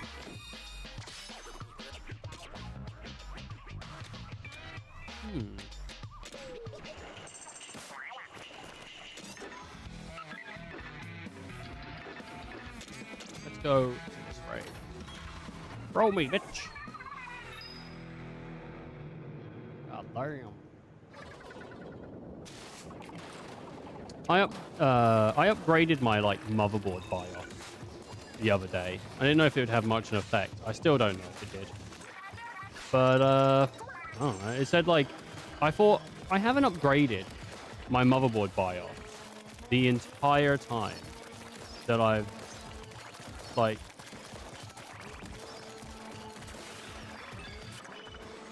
you know, had my PC. The only time I've updated it is when I got it, because I needed to update it for CPU compatibility. But other than that, I just never did. I thought, well, maybe that would help me with some weird issues or whatever. So, don't know.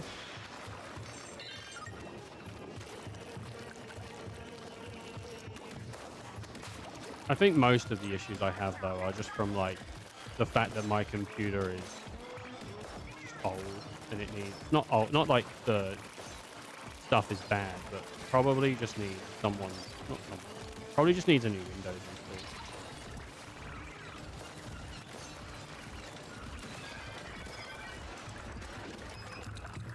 You know? I would like to switch to Linux. I genuinely would, but it's the support for anti-cheat games that puts me off it, basically. Like, my sister likes Apex Legends. I think GTA has anti-cheat now as well, and I've been playing that recently. Like, I do tend to play games that have, like, the anti-cheat bit in it, which, until that's, like, a thing in Linux, I'm kind of stuck with Windows. Because, like, if I can't play, like, Apex Legends or Marvel Rivals or whatever, then, like, well, no point swapping over there.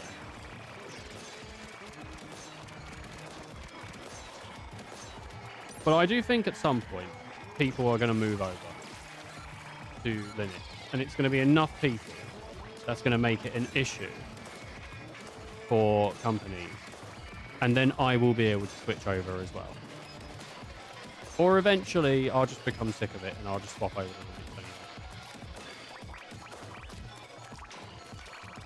I don't really have too many problems with Windows. Like, I know other people do, but I don't really have too many problems with it. But I don't like...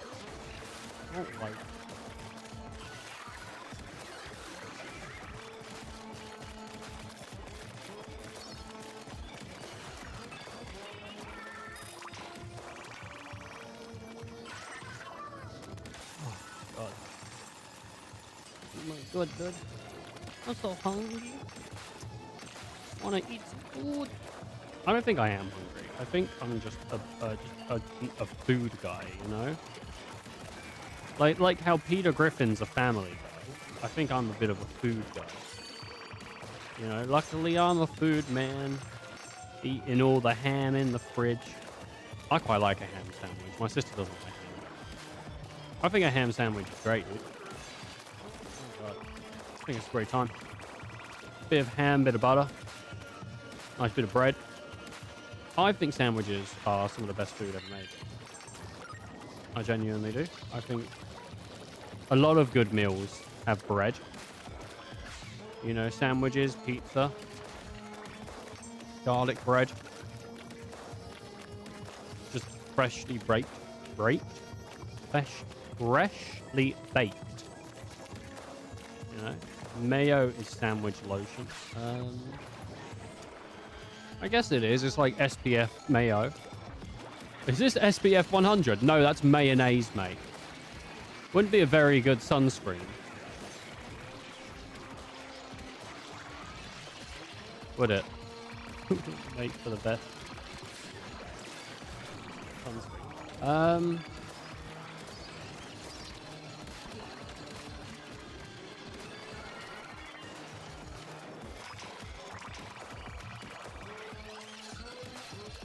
I don't like this, like, ray of sickness shit that this thing's doing.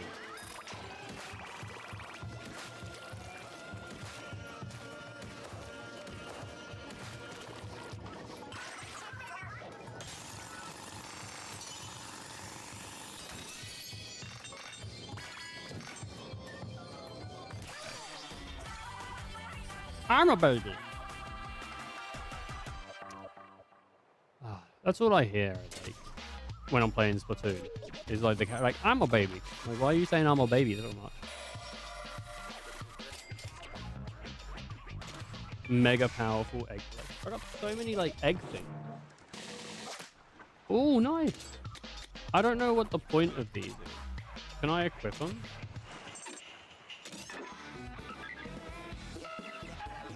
I know what they do. New compass we found is acting up. What's it pointing to now?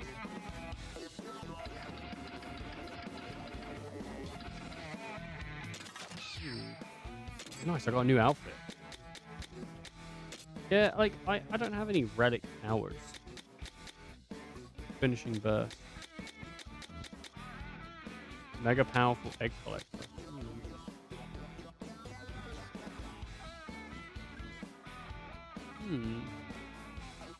The lemon crave still lives on. The lemon crave. The lemon crave. That is very cute. I really like that. It's important to me to look cute.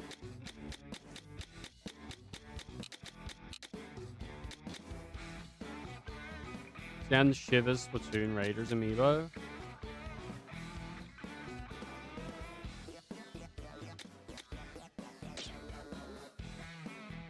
Okay. I don't have Shivers.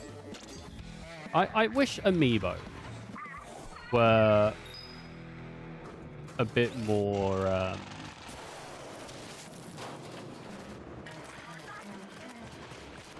I don't know, like, I just think there's so many amiibos.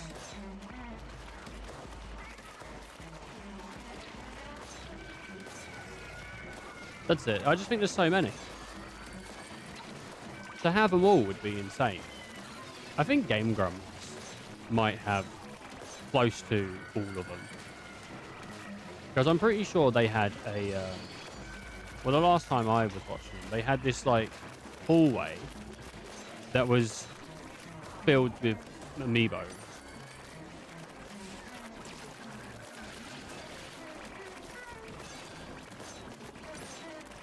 Kind of an insane, like, insane thing to do.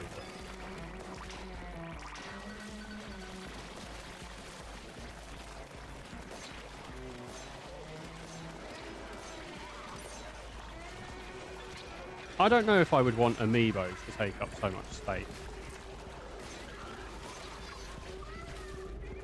Got splatted, bro.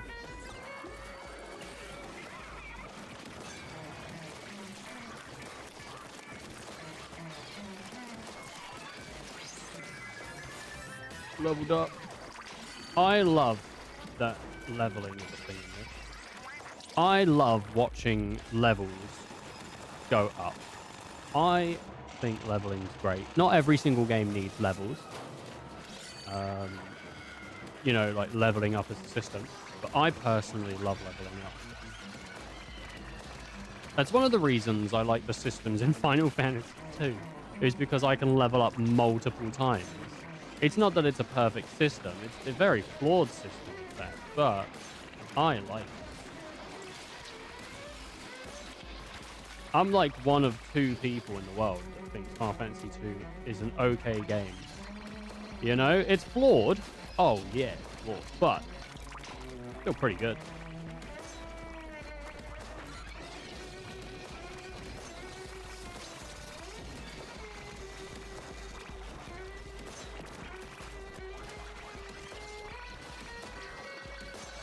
Oh, come on, baby. I wonder what is universally probably the most hated Final Fantasy. Out of people that have played all of the Final... If you ask someone who has played every main one, I wonder what's universally probably the most hated Final Fantasy game.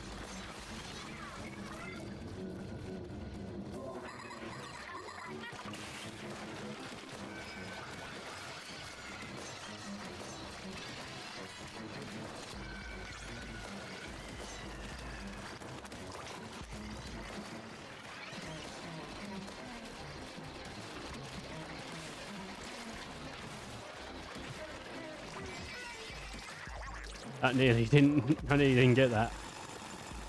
Good thing I saw that thing. Sub level 3, got a boss. Jumbo Big Shot. Jumbo Big Shot. This is a robbery, no.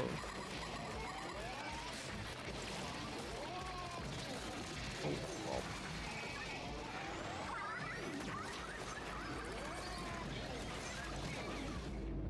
What the is it because I died? What was I supposed to do against that?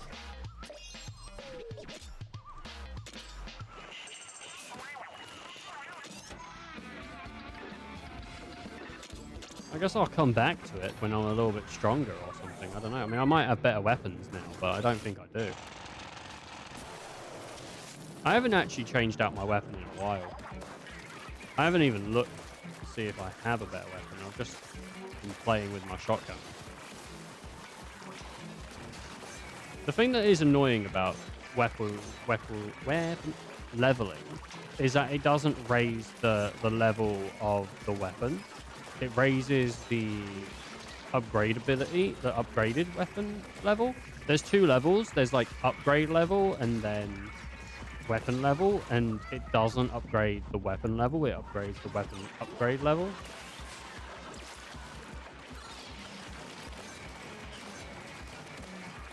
And I find that to be quite frustrating.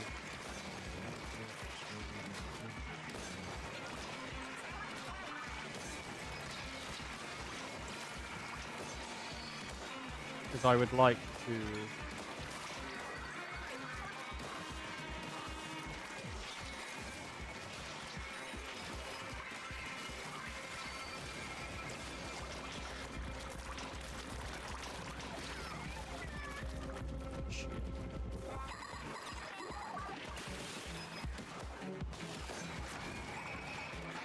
Go down there, baby.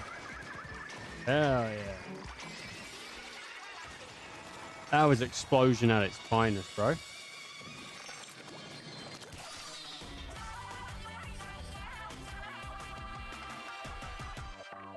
I wonder if there's areas later on in the game that instead of depending on the tank you use, it cares about the person that you have equipped with you. Because I think that will change the way that you interact with quite often. I do actually have a level 11 on me.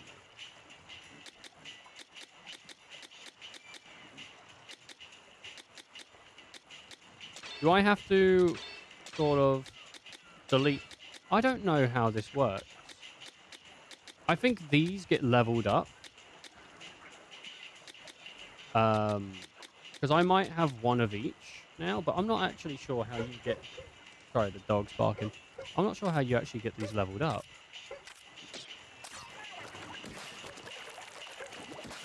Because I would actually like to use...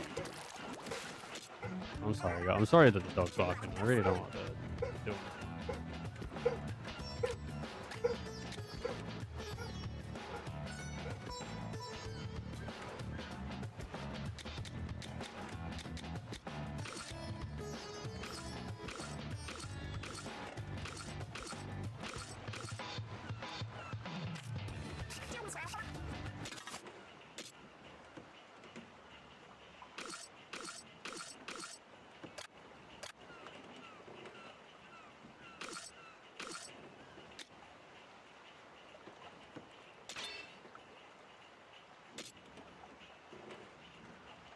Alright, I think it's time to try a sniper rifle. I think it's time to give one a go.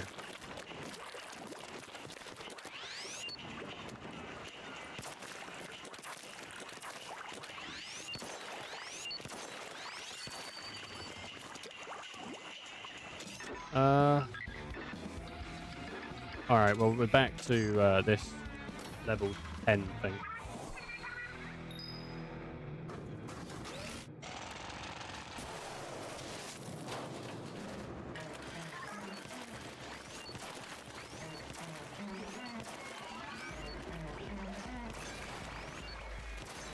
Oh, so there is like smart ways to kill some of these enemies if you aim for certain things. That sometimes they have little like bonuses that need. I think I've built a very like close quarters character, so playing with a ranged weapon feels a little bit like not the way I want to play. Like what am I playing? Like fucking Resident Evil, like, and I need a goddamn like sniper rifle. I think in Resident Evil 4, sniper rifles are meant to be quite viable.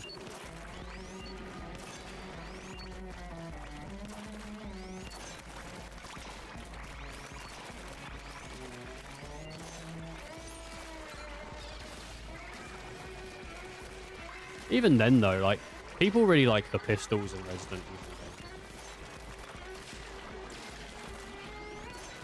I need to do more Resident Evil 4 runs.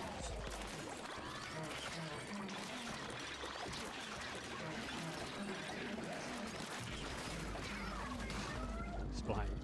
I couldn't get out of there. I couldn't see a way out.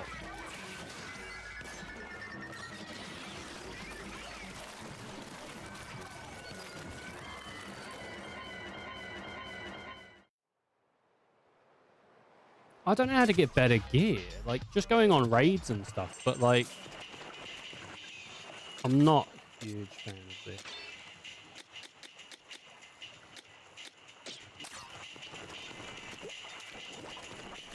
Oh, there's a big shark down there. That's awesome to see that. What's this? Operate crane. What's the point of operating the crane? Oh.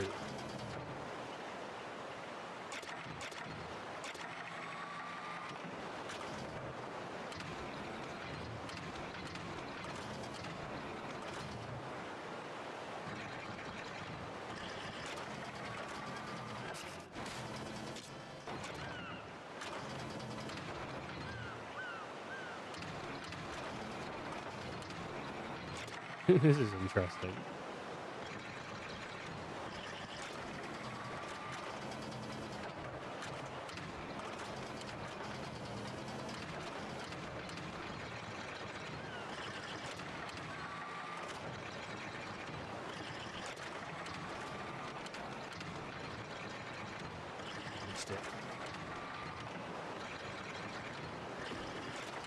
Is the... Oh, I got one. I got one.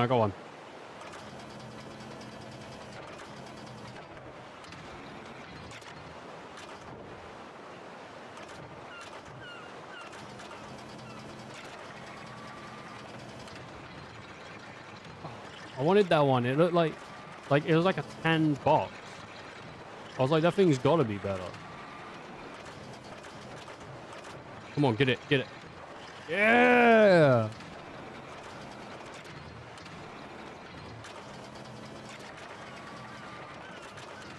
Hand boxes are a little bit rare. I don't know. Alright, let's go see what's in them.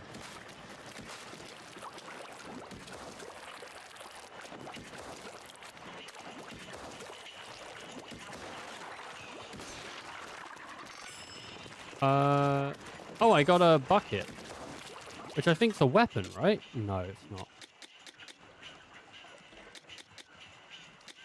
There is this thing, which is one of the rollers. Which you can do, like, a lot of, like, this kind of damage with. But, like... realistically, I don't think this kind of stuff's that great unless you have...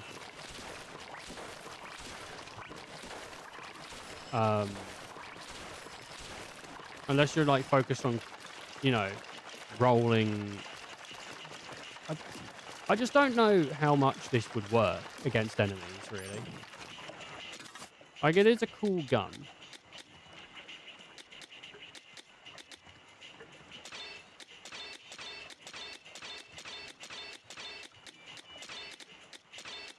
I kind of want to play with a machine gun, but this is still the best thing I've got.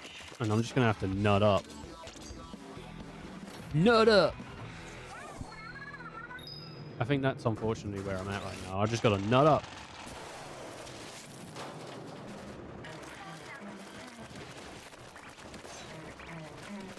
Come on, boo. Not everything's like instant murder, though. Like, some things are still pretty strong. But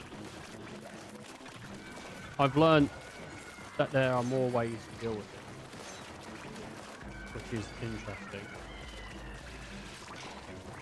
So that's good. I don't know anyone else that bought Splatoon Raiders, and I don't know anyone else that was interested in Splatoon Raiders either. Like, none of my friends have mentioned Splatoon Raiders. I'd be interested to see if my brother was interested in it. afterwards, actually, because he loves Splatoon.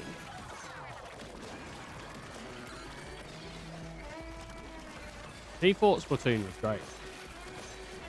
It was always, like, back on the Wii U, like, the thing that he was like, this is why you get a Wii U. You know? Splatoon. Splatoon might have been one of the best things the Wii U did. I know you're like, yeah, but what about Breath of the Wild? Let's be fucking honest. Breath of the Wild was Switch 1. It wasn't Splatoon. Well, it wasn't, really like a Wii U thing, was it? It was the Switch one. It was Breath of the Wild. Like, it was a Wii U game. But I feel bad for people that bought that thing on the Wii U and just didn't really get a go with it. I think Garrett from Mega 64 owned it on the Wii U. And he never played it because it was on the Wii U. And people were like, you need to fucking play it, dude. You need to buy it on Switch and just get over it. Which I think, if someone told me to buy a game for a second time on a new console, I don't know if I'd be into that. But after playing Breath of the Wild, I would totally understand being like, yeah, fuck that Wii U version. Just buy the game on the Switch where you're actually going to play it, because the game is worth buying twice. Even if you're only going to play it once, buying it that second time to play it for the first time is worth doing.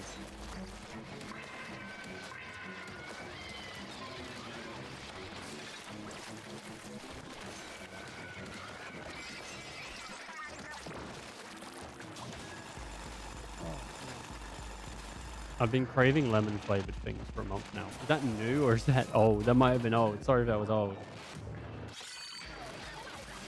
Lemon flavored things.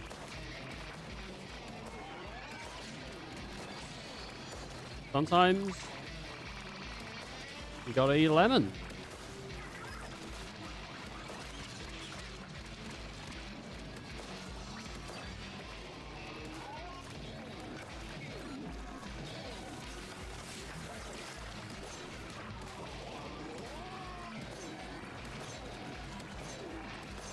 And sometimes your dad says he loves you when what he really means is he tolerates you.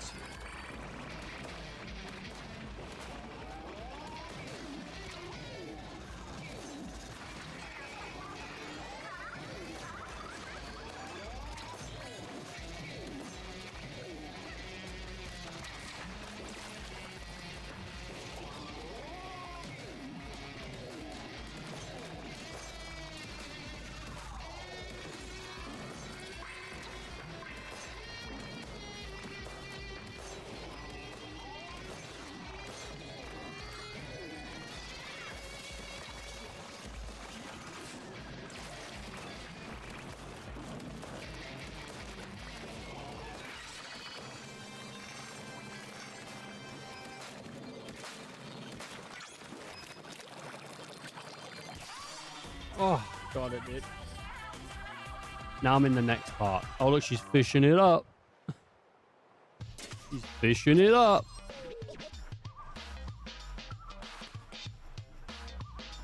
I signed up for Patreon the other day. Not for me, but for who was it? I followed Mega 64, but I paid for Auntie Donna. I've always been like, man, Patreon seems like a cool way to support people, but I never did it. And then I was like, man, I'm kind of bored. I want something to watch. So I bought a subscription to Auntie Donna's Patreon because I listen to their podcast every week. And then I just haven't watched anything on their Patreon. Like, now I'm just supporting their Patreon. I haven't watched anything yet. So I need to get around to doing that. I was just thinking about it because they just emailed me telling me, like, you can get a bit of money off on the first month on this creator. But it's like, the whole point of Patreon is to support a creator, right? I'm not so concerned about losing money. It's just about how much money do I have to give that I'm willing to give up. All banking stuff done. I'm free from adulting. Congratulations. Yikes, that island looks dangerous. Maybe we shouldn't go. But the radar says that there's a huge treasure there. We've got to risk it. We might find hidden gold sooner than I thought. In that case, maybe I should tag along for this one. You two are pushovers. Knowing you, the gold will get stolen the moment you drop your guard. Stolen? By who? You don't mean the mechanic here? No way, the mechanic would never. Gold does strange things to people. By the time they creep up behind you, it's already too late. Shiver. What are you smiling for? I'm dead serious. Oh no, dude. She thinks I'm gonna steal the gold. Pretty bullshit.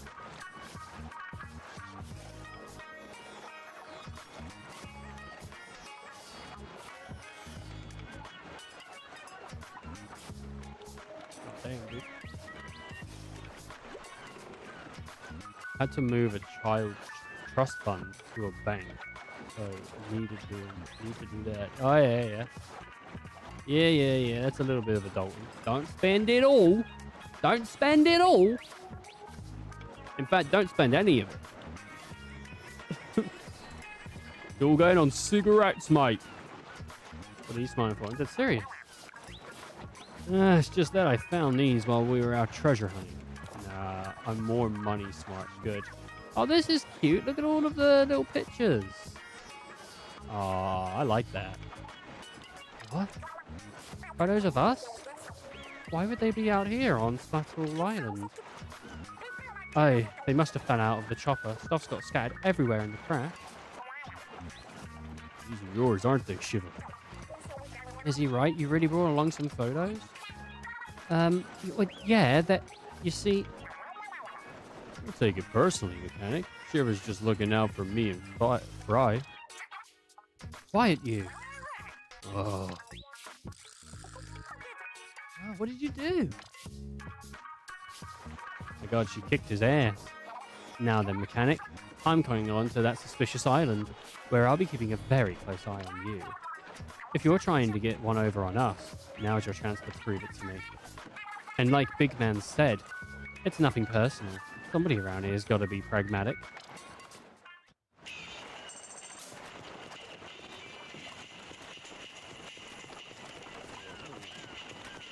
They think I'm a bad guy. Oh, look. She's by herself out here on the little dock. Don't you think the island over there looks like cake? Yeah, a strawberry on top would be perfect. The island over there looks like cake. There's no island over there. I could zone out staring at the ocean for hours. Help, help! I died. I died. She's fanning herself, dude. Oh, you've gotten pretty used to these clothes and this hairstyle. Oh, I've gotten pretty used to. So unlike weapons, gadgets don't use ink from the tank. Good to know.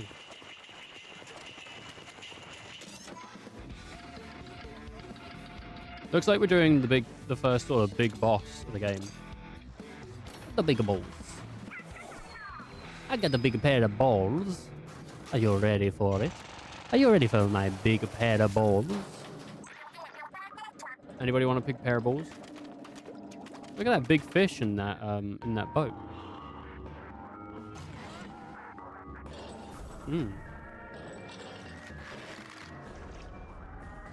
Nice flappers, bro. I said to my girlfriend, shut up. Sexy. We're going to go see Spider-Man tomorrow, me and my sister. And I am looking forward to it. It'll be nice to actually have a reason to go to the cinema and be excited.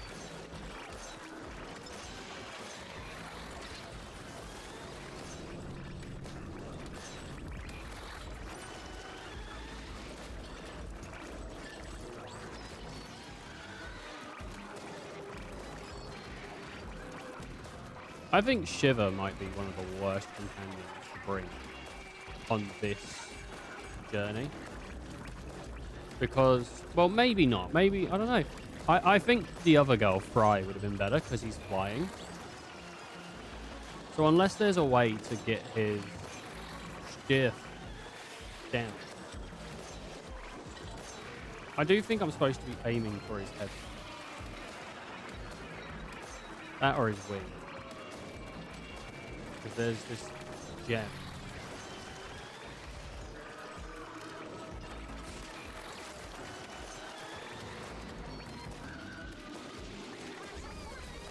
Gosh. You know what I need to play?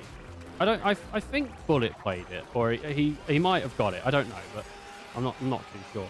The Donkey Kong Bonanza DLC. I never did the Bonanza DLC. I don't know if it's worth looking at.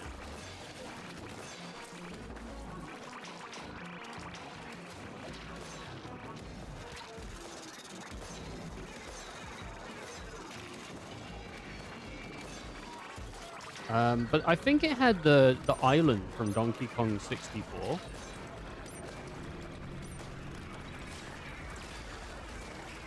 Like DK Island.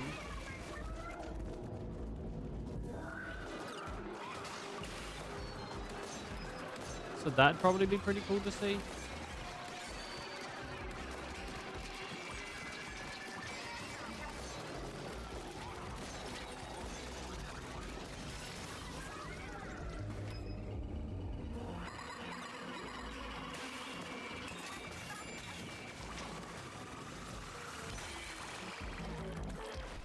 Now's my chance. Get him. Get him, Shiva.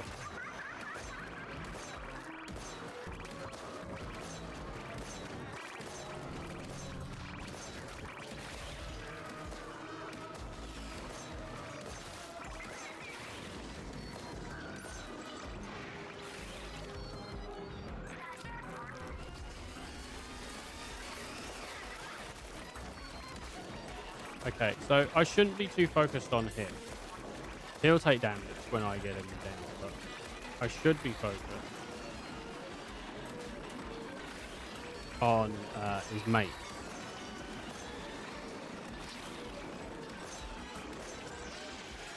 I want to get down.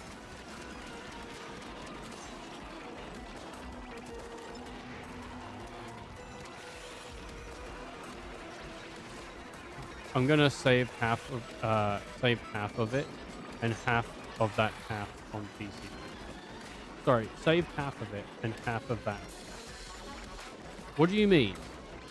Can I ask what you're looking at? What do you mean by PC stuff?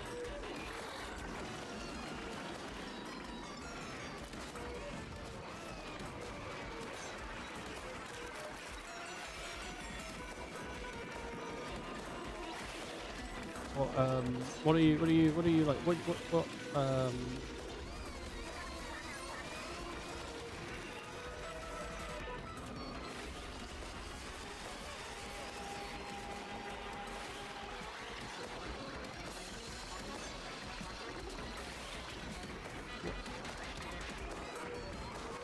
like if you're looking to upgrade your PC, that's all right. But at the moment, it's really expensive to get PC parts. So I'm kind of concerned that if you buy something new now, you're gonna get fucking screwed on the price.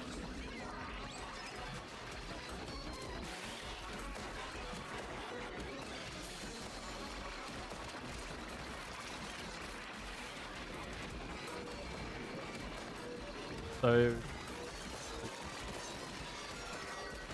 just because at the moment it's a bad time to build new. The second-hand market at the moment is typically where you'll probably find the best deals.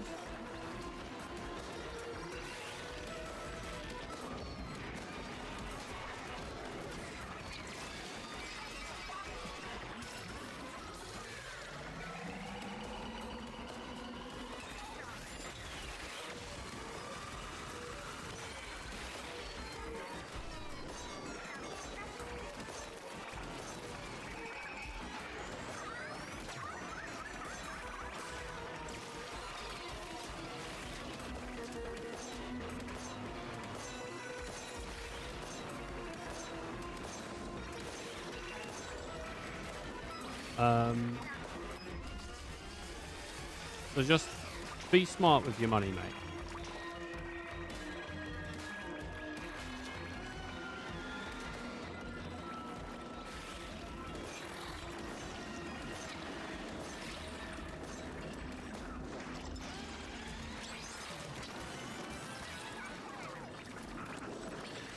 I can't die because I've only got 1 life left. If I die, I'm...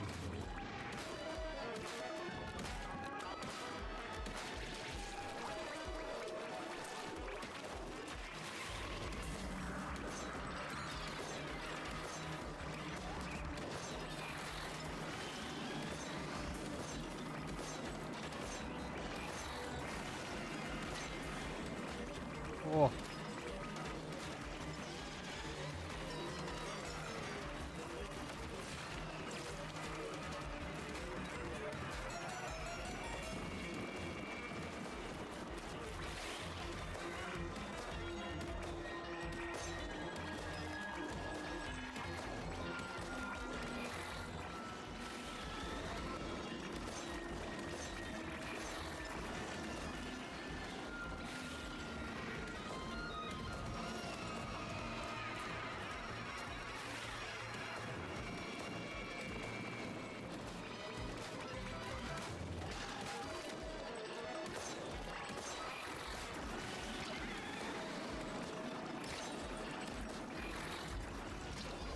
Fuck.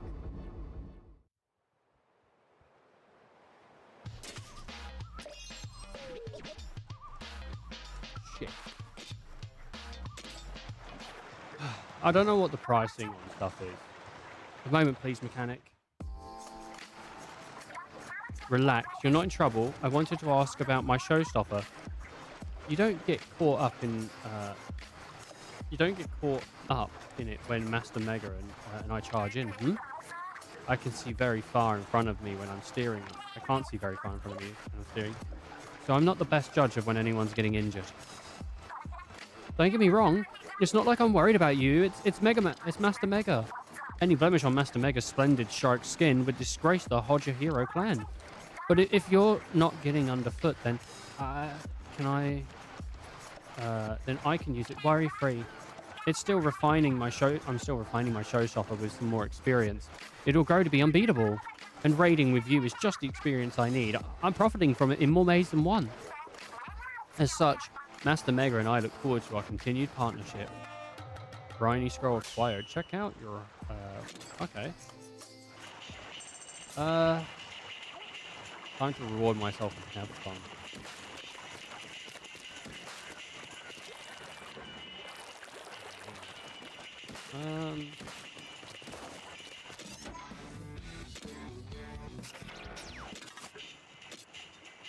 Oh, the bucket's here. The weapon packed with a lot of power. It's the bucket.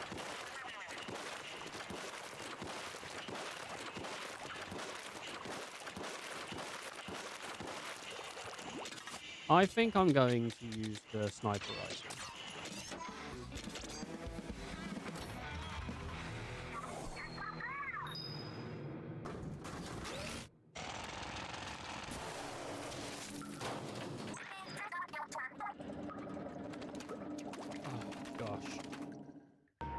Gosh. I wish I knew what was good for PCs and like good prices and stuff, because then I could help and maybe be like, oh mate, this would be a good thing to work with. But I just don't know anymore. I'm not a wealth of knowledge that just remembers everything. I'm only situational. What I've been looking at recently is I want to get a sound system for the front room, because I don't like the sound system in the front room. Like, I think the TV is hard to hear and understand sometimes, and so I want to like improve that. So I've been trying to like look at that stuff, and I don't know what to get, because it's, people are saying unless you're looking at actually spending proper money, it's not worth even doing. And it's like, but I don't want to spend a lot of money. I just want to spend like under 200 really. And I don't mind if what I get now is the start of something and I can upgrade it later. Like, not like get the new, but get something to add to it to make it better. I've been looking at like basically sound bars with subwoofers, like bundles. And then maybe I can add some like tweeters or other stuff later on.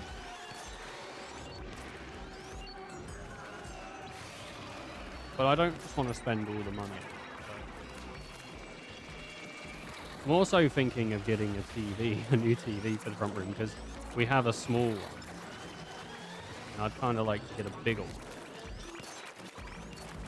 Because I think if we had a nice setup, like a nice TV setup, I would spend more time down there watching things. Like I could watch WWE down there, or I could watch other stuff. And my sister likes watching The Office and stuff down there.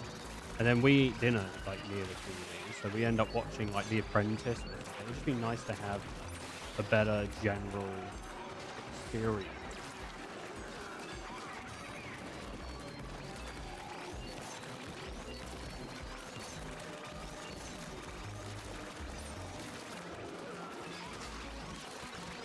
So, I haven't been looking at PC stuff. I have opinions. Fucking bar, goddamn, I got splattered by cum. I got splattered by cum, dude. It's red chum? No, it's red cum. This fucking brick all the way back here. Let's do it. The shotgun's really good at getting rid of him. If I could have 2 weapons at once, this wouldn't even be an issue. I'm in danger, I'm in danger.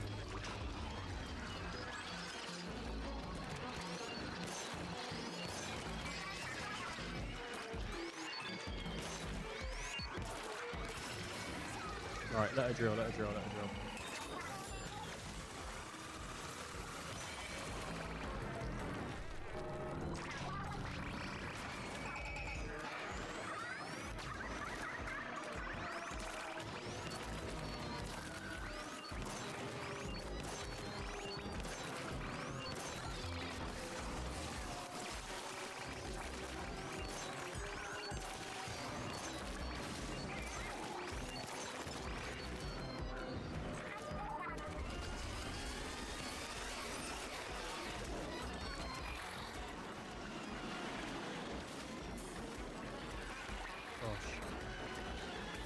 Trying to just like get around and not be in the enemy's sight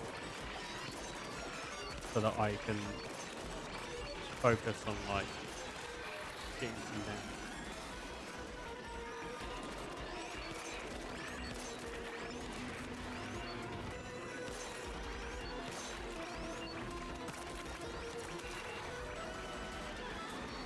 I am focusing the boss rather than focusing the ads. And maybe that's where I'm going wrong. I need to start focusing the ads a bit.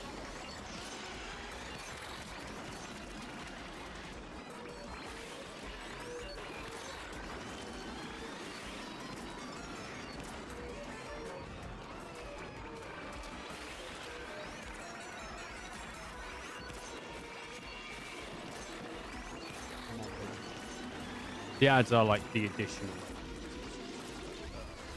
small fry that doesn't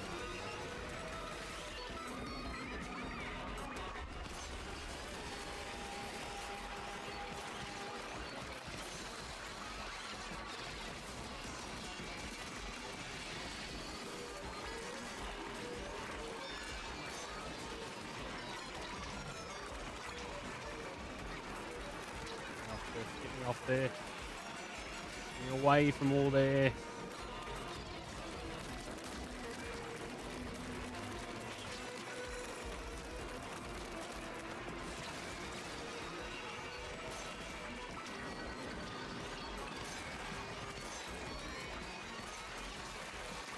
Just so much going on here, dude. Kind of reminds me of the... I don't know why, but it reminds me of the box minigame in Rebirth, where you have to keep destroying all the boxes. But they don't respawn.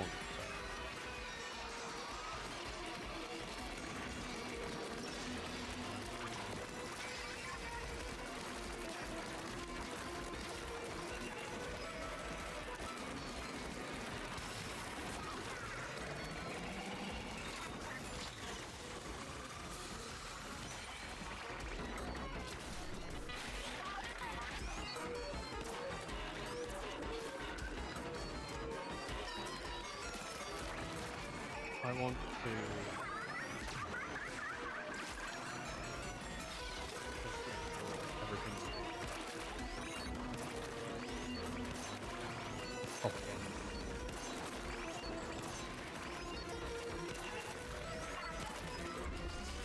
The range on the sniper rifle isn't as amazing as I thought it was. Like, it's really quite lackluster.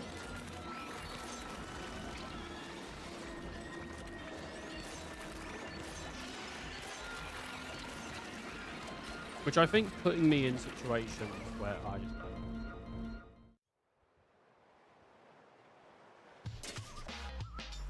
Cause girls just wanna have, that's all we really want.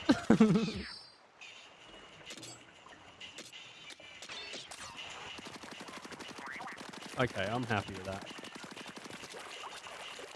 Hey, there's something weird going on with your tank. Let's check it out. Tank. Ready to power up. Let's go. Tank surge ability. Tank surge ability now available. Activate when exiting swim from after being submerged in ink for a period of time. While active, all damage increased by 20%. Nice! So I can now, like, do this with other things too. How many Dragon Balls do I have? Do we know? We don't know. And I've got a new style. That's cute. Oh, I really like this, like, Mercury style. That's cool. That's all they really want.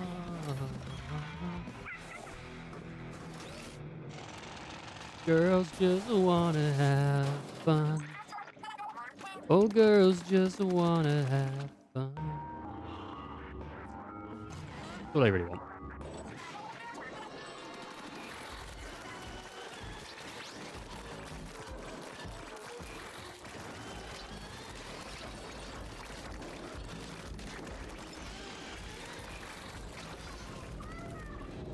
Fucking sick. I just felt like I got overwhelmed there, probably because I was like focusing so much on the new ability. Like, he's right in my goddamn fucking space as well. I think this kind of level would really benefit from having someone essentially just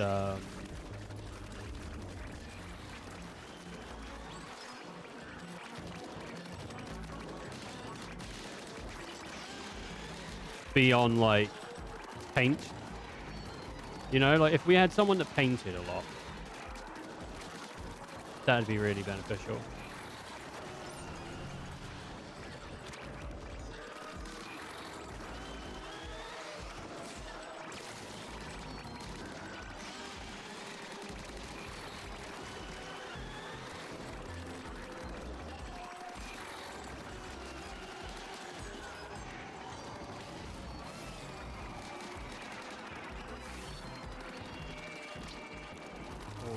Got me.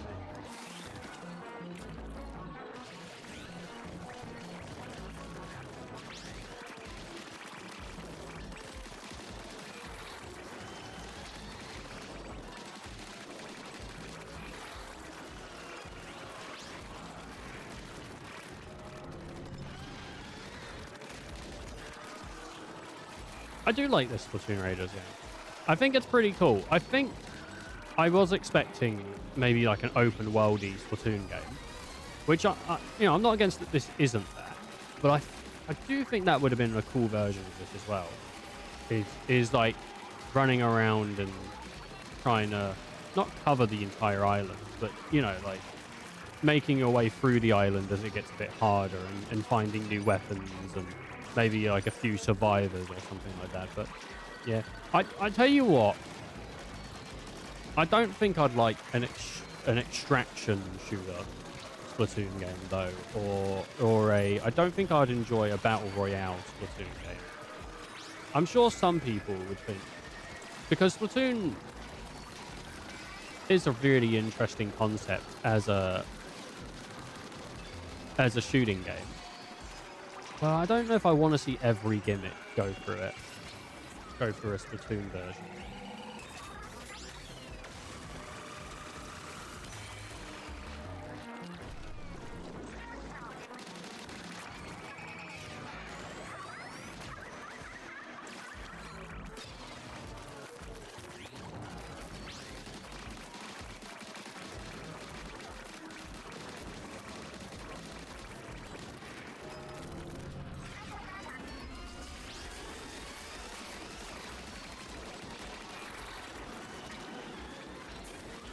try and get away a bit.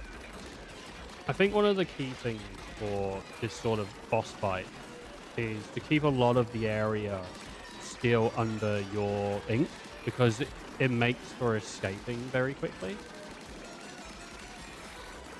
Which I think is kind of important in these situations where you're not escaping very quickly. This little chicken thing was about to kill me because I wasn't paying attention to it. I was just trying to get through.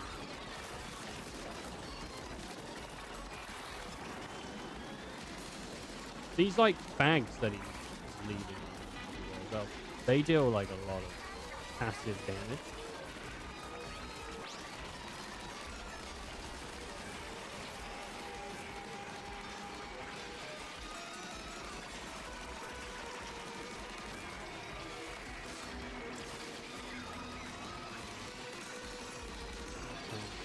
Chicken guy.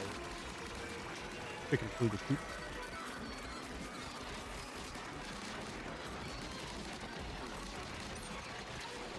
Low on ink. On the danger. Getting danger. I've been flatterized. I think this is gonna genuinely be like a really fucking annoying fight for me, because I've already done it. Like, this is what, my 4th attempt, and I just get like overwhelmed, and then I'm in danger, and I just need to get out of there. I'm having a real tough time with it. These stupid goddamn things, like these chickens suck, because they hit you from so far away that you don't really have like a chance to deal with them.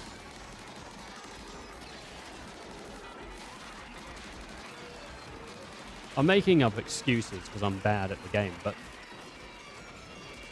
oh god, grenades! Oh my god, those grenades nearly just absolutely like wiped me out. I got leveled up though. That's nice.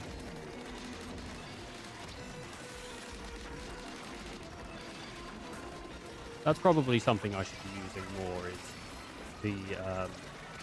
the bounce off boy.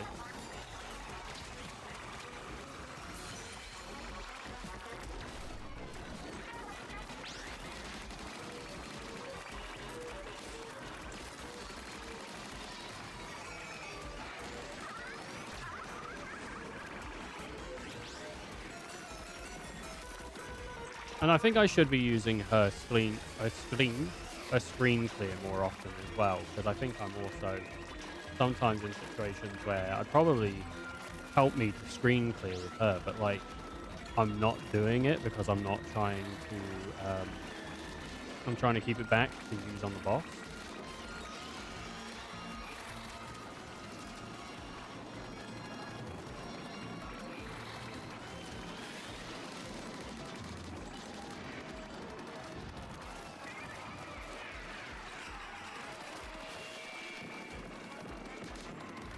That's probably what I'm supposed to do then. That is just get.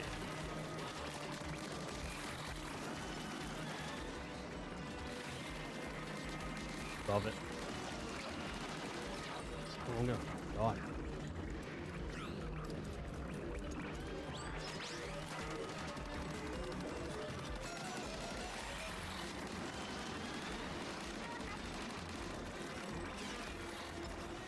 Where's my way out?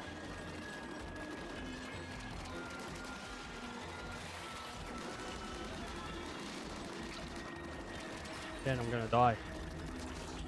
In danger. I'm struggling here. Come on, baby. Let me figure this stuff out. I'm dead. I'm dead. I don't know how that didn't kill me.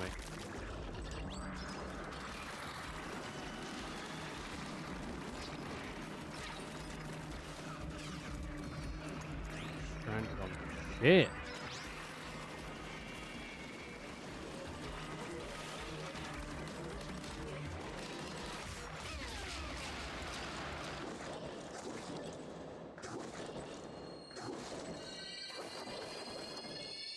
It's nice to actually have the first like big boss of the game gone, and I got Thor's hammer as a to the thing. Great work. I see we found the thing. Let's go. I'm a squid.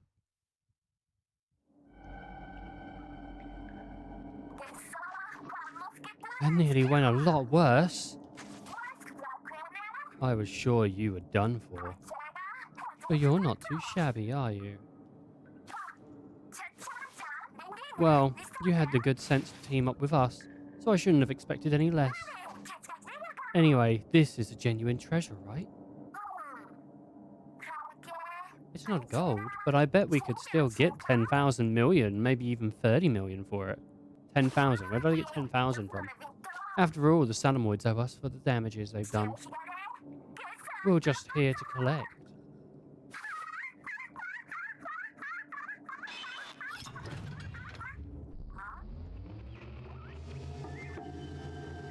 She sang to it. This song. It's an old family tune.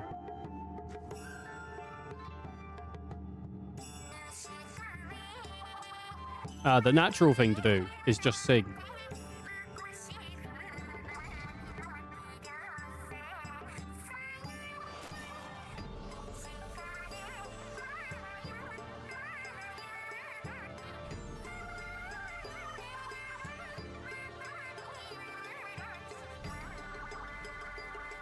If she was wearing like a kimono, that'd look pretty cool. She's like wearing like yoga gear.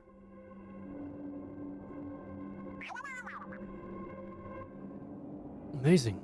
It's like being in a planetarium. I was too caught up in the song to notice exactly what happened just now. Oh, look! Shit. 3 fishes looking up at a tower. It's a constellation. The Salmonoids looking up at the tower? A very fancy tower at that. What's that gleam at the top? A gleam can only mean one thing. Loot! The tower with treasure at the top. It's like a game. I bet it's even golden. No doubt. The note that mentioned gold saying something about singing is the key. If it was talking about my song, then this tower may be connected to the gold, right? You mean the gold hidden in the whole tower of treasure? Now that's a haul worth finding.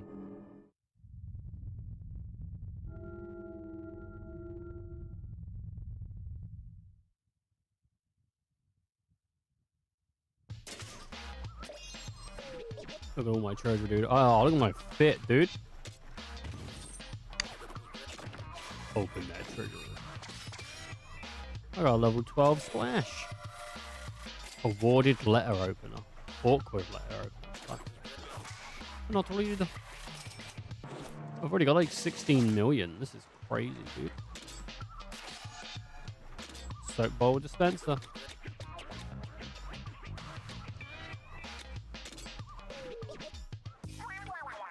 Welcome back. Mechanic. Shiver, you did great. That might have been a dangerous fight. If the mechanic hadn't been there, that is. But thanks to you, we made it out just fine. So I think I can trust you for now. What? Shiver's trying to say is thank you. And this is going to be a great partnership, right? Oh, I didn't know you were a ventriloquist, big man. Hey, before we forget, did you not bring back the planetarium-looking thingy? The real treasure was the clue it showed. I saw no need to hold back the device itself. Although, if we framed it right and charged for admission, there could be some real money here. From priceless artifact to tourist attraction. How about we take a rest for now? We might both be pretty tired after that. Yeah, now that you mention it. Let's see. Let's take a few breaths before we search for a treasure tower.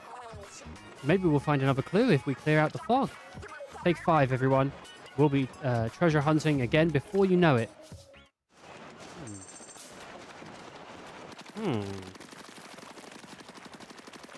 What? I like this little purple goop. Upgrade thing. Construction. Hideout ship level 2. Let's go for it. Right.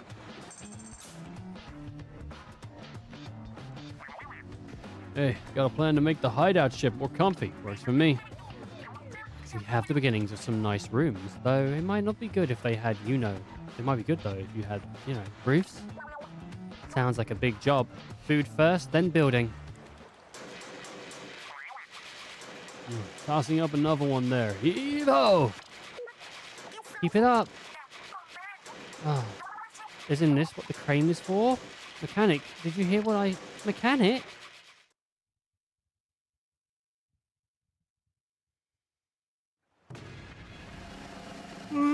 Got some roofs now.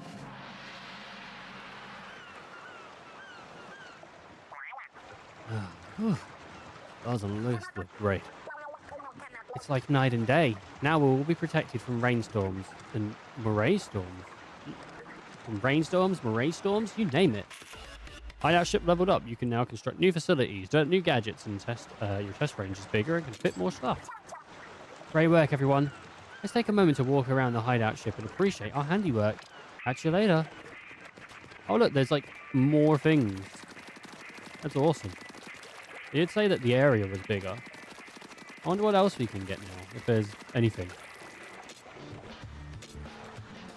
Part development, weapon scrapping. Oh, awesome. So I can scrap weapons to, I don't know, recycle them into shards. Weapons? And hideout ship part 2. Nice.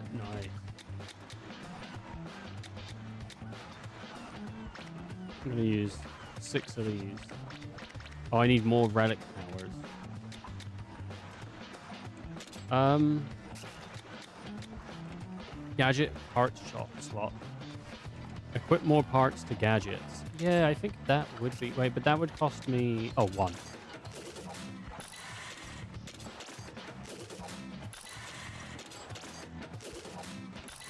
Do I have to max it out? No. But now I can.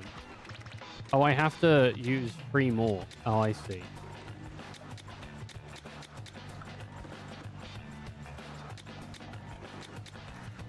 Oh, I might as well do health. It makes sense. And now I can release the limit. Oh, I did have to hold it. Upgraded. No. Okay. Oh, nice. I got a new style. I can also...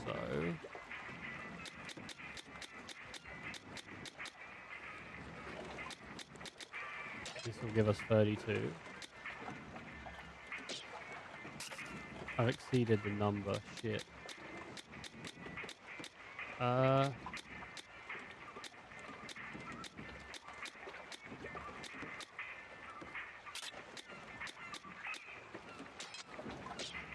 Okay. Go have a look what next one is.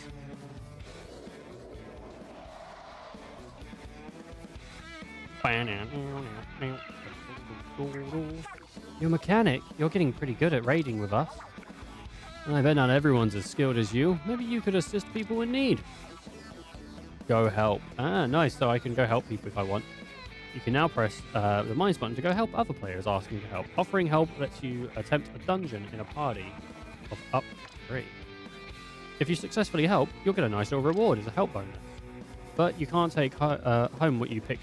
But you can't take home what you picked up. If you fail, remember this. Try your best. And while we're at it, you can now tackle spicy raids in previous dungeons. Spicy dungeons will have tougher summoning, but also new treasure chests to claim. Oh, that's nice. You can see what's available in dungeons in the treasure chests. Oh, what's available in the dungeon treasure chest. Offer help, turn spicy dungeons. It's all there to try at your leisure. So I can try spicy dungeons if I want to. How do I change it to a spicy dungeon? Ah, here we go. Remember on... Okay.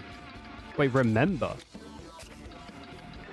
Oh, because I've already done it before, but I can add it to be a more difficult. That's interesting. Have I done all of these? So what do I get if I do it on spicy? I just get... Oh, I get more stuff. That's interesting. Let's have a look at this one. Off we go. See if we can get this place conquered. Like Conker's Bad Thursday. Do you know what's actually interesting? Xbox is adding backwards compatibility to the computer so that you can play like old Xbox games and things like that on your PC.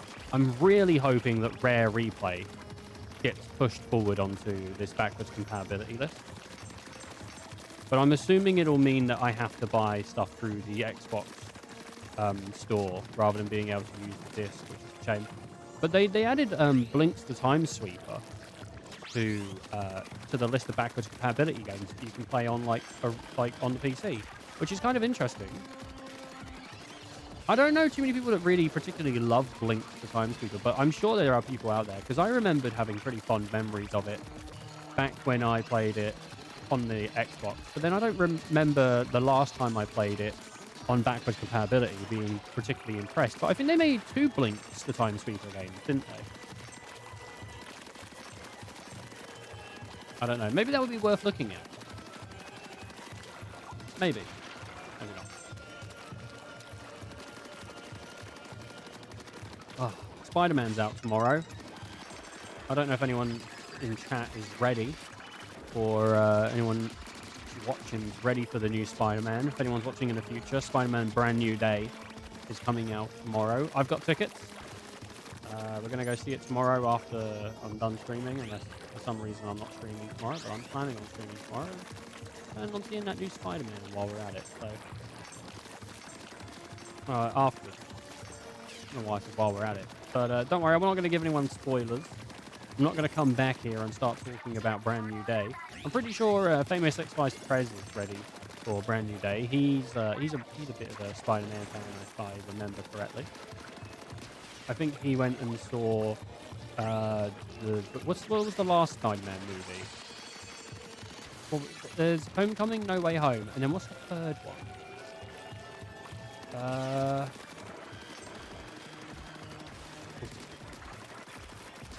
What was the third Spider-Man?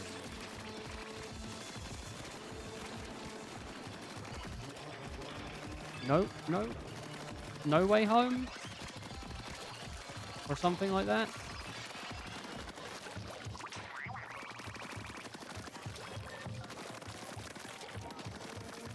I can't remember what that one was called. But I think he saw that one. Because I was playing, I think, Chibi Robo at the time. And, God, fuck me. That doesn't...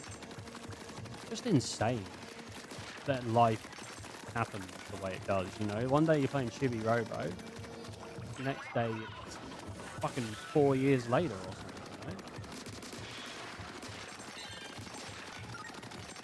Ain't that insane?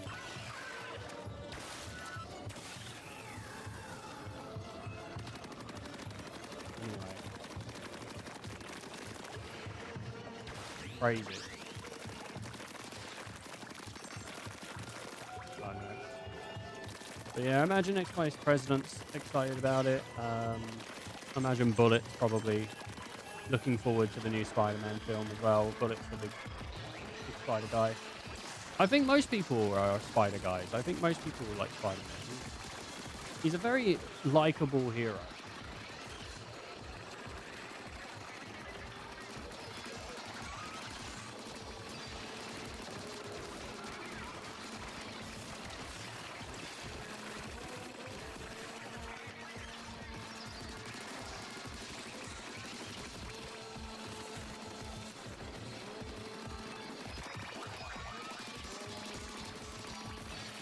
But,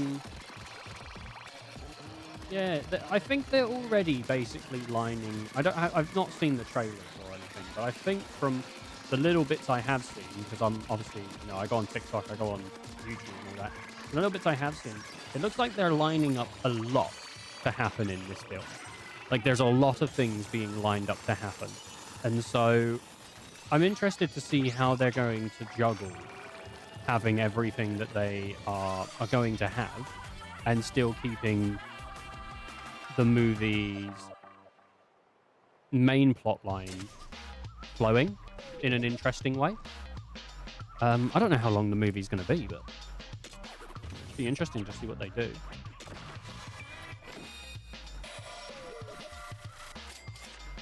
As far as I'm aware, they've already like basically confirmed of like 5 or 4 additional characters outside of Spider-Man.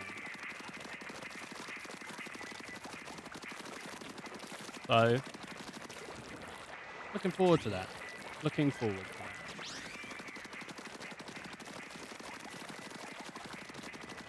There have been some rumors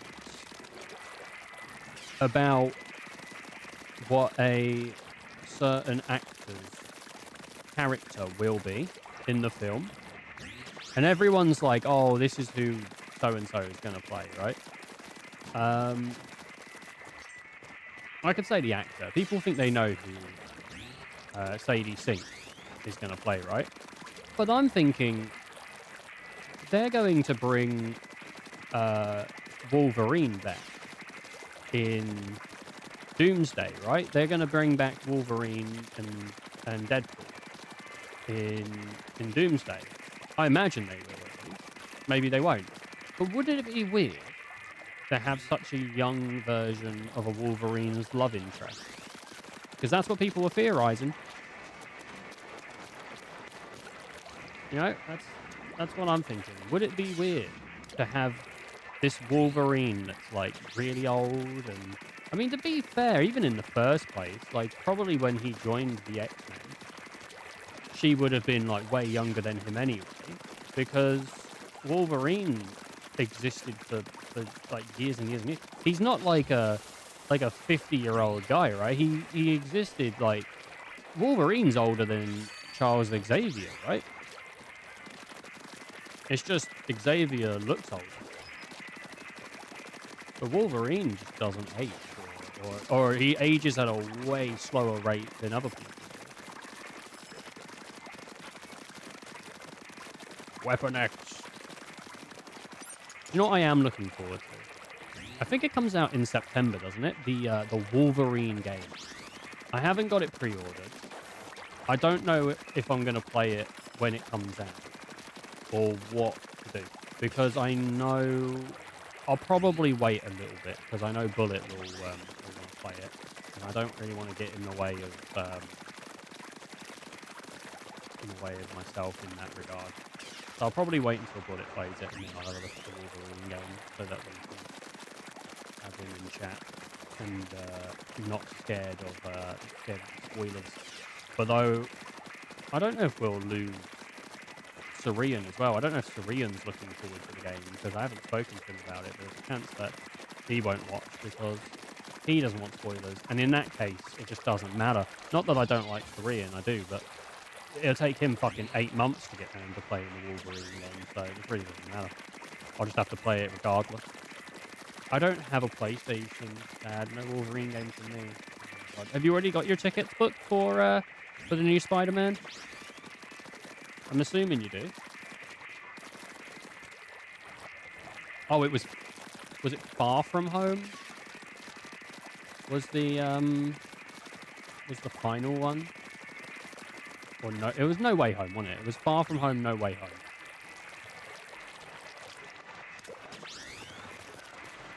This is even bigger.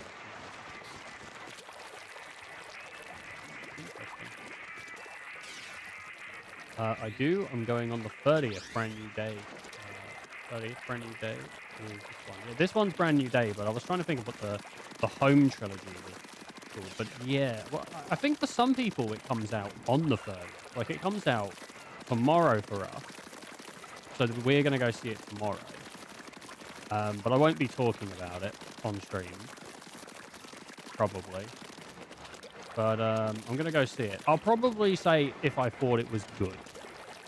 That's probably what I'll talk about on stream. If someone... I'll probably go, I saw the new Spider-Man. I thought it was good.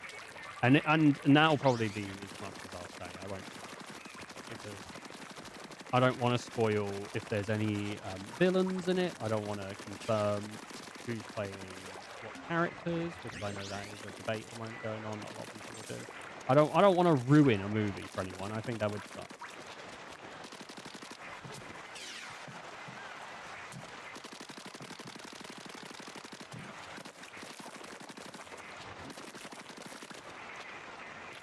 I've absolutely covered this. I think. God. I do hope that it's good, though, for everyone's sake. Because if it isn't, Tom Holland's going to get a fucking ass kicking from me. No. Don't worry, guys. Someone's going to have to kick his ass, and I'm volunteering. Oh, God. I don't think I could punch Tom Holland. I think a security detail would take me out before I got anywhere close. And that would be a bad time. I might wear this shirt again tomorrow. Usually I try not to wear things twice in a row, but I think I'm going to take it off once we're done. And then I might wear it again tomorrow because it's a nice shirt. And also, I wouldn't mind wearing this out during the day, actually.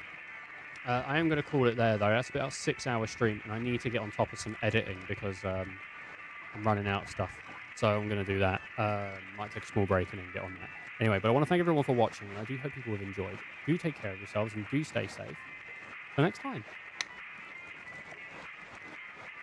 79,000 more hours. Oh, God, no! Till next time, people.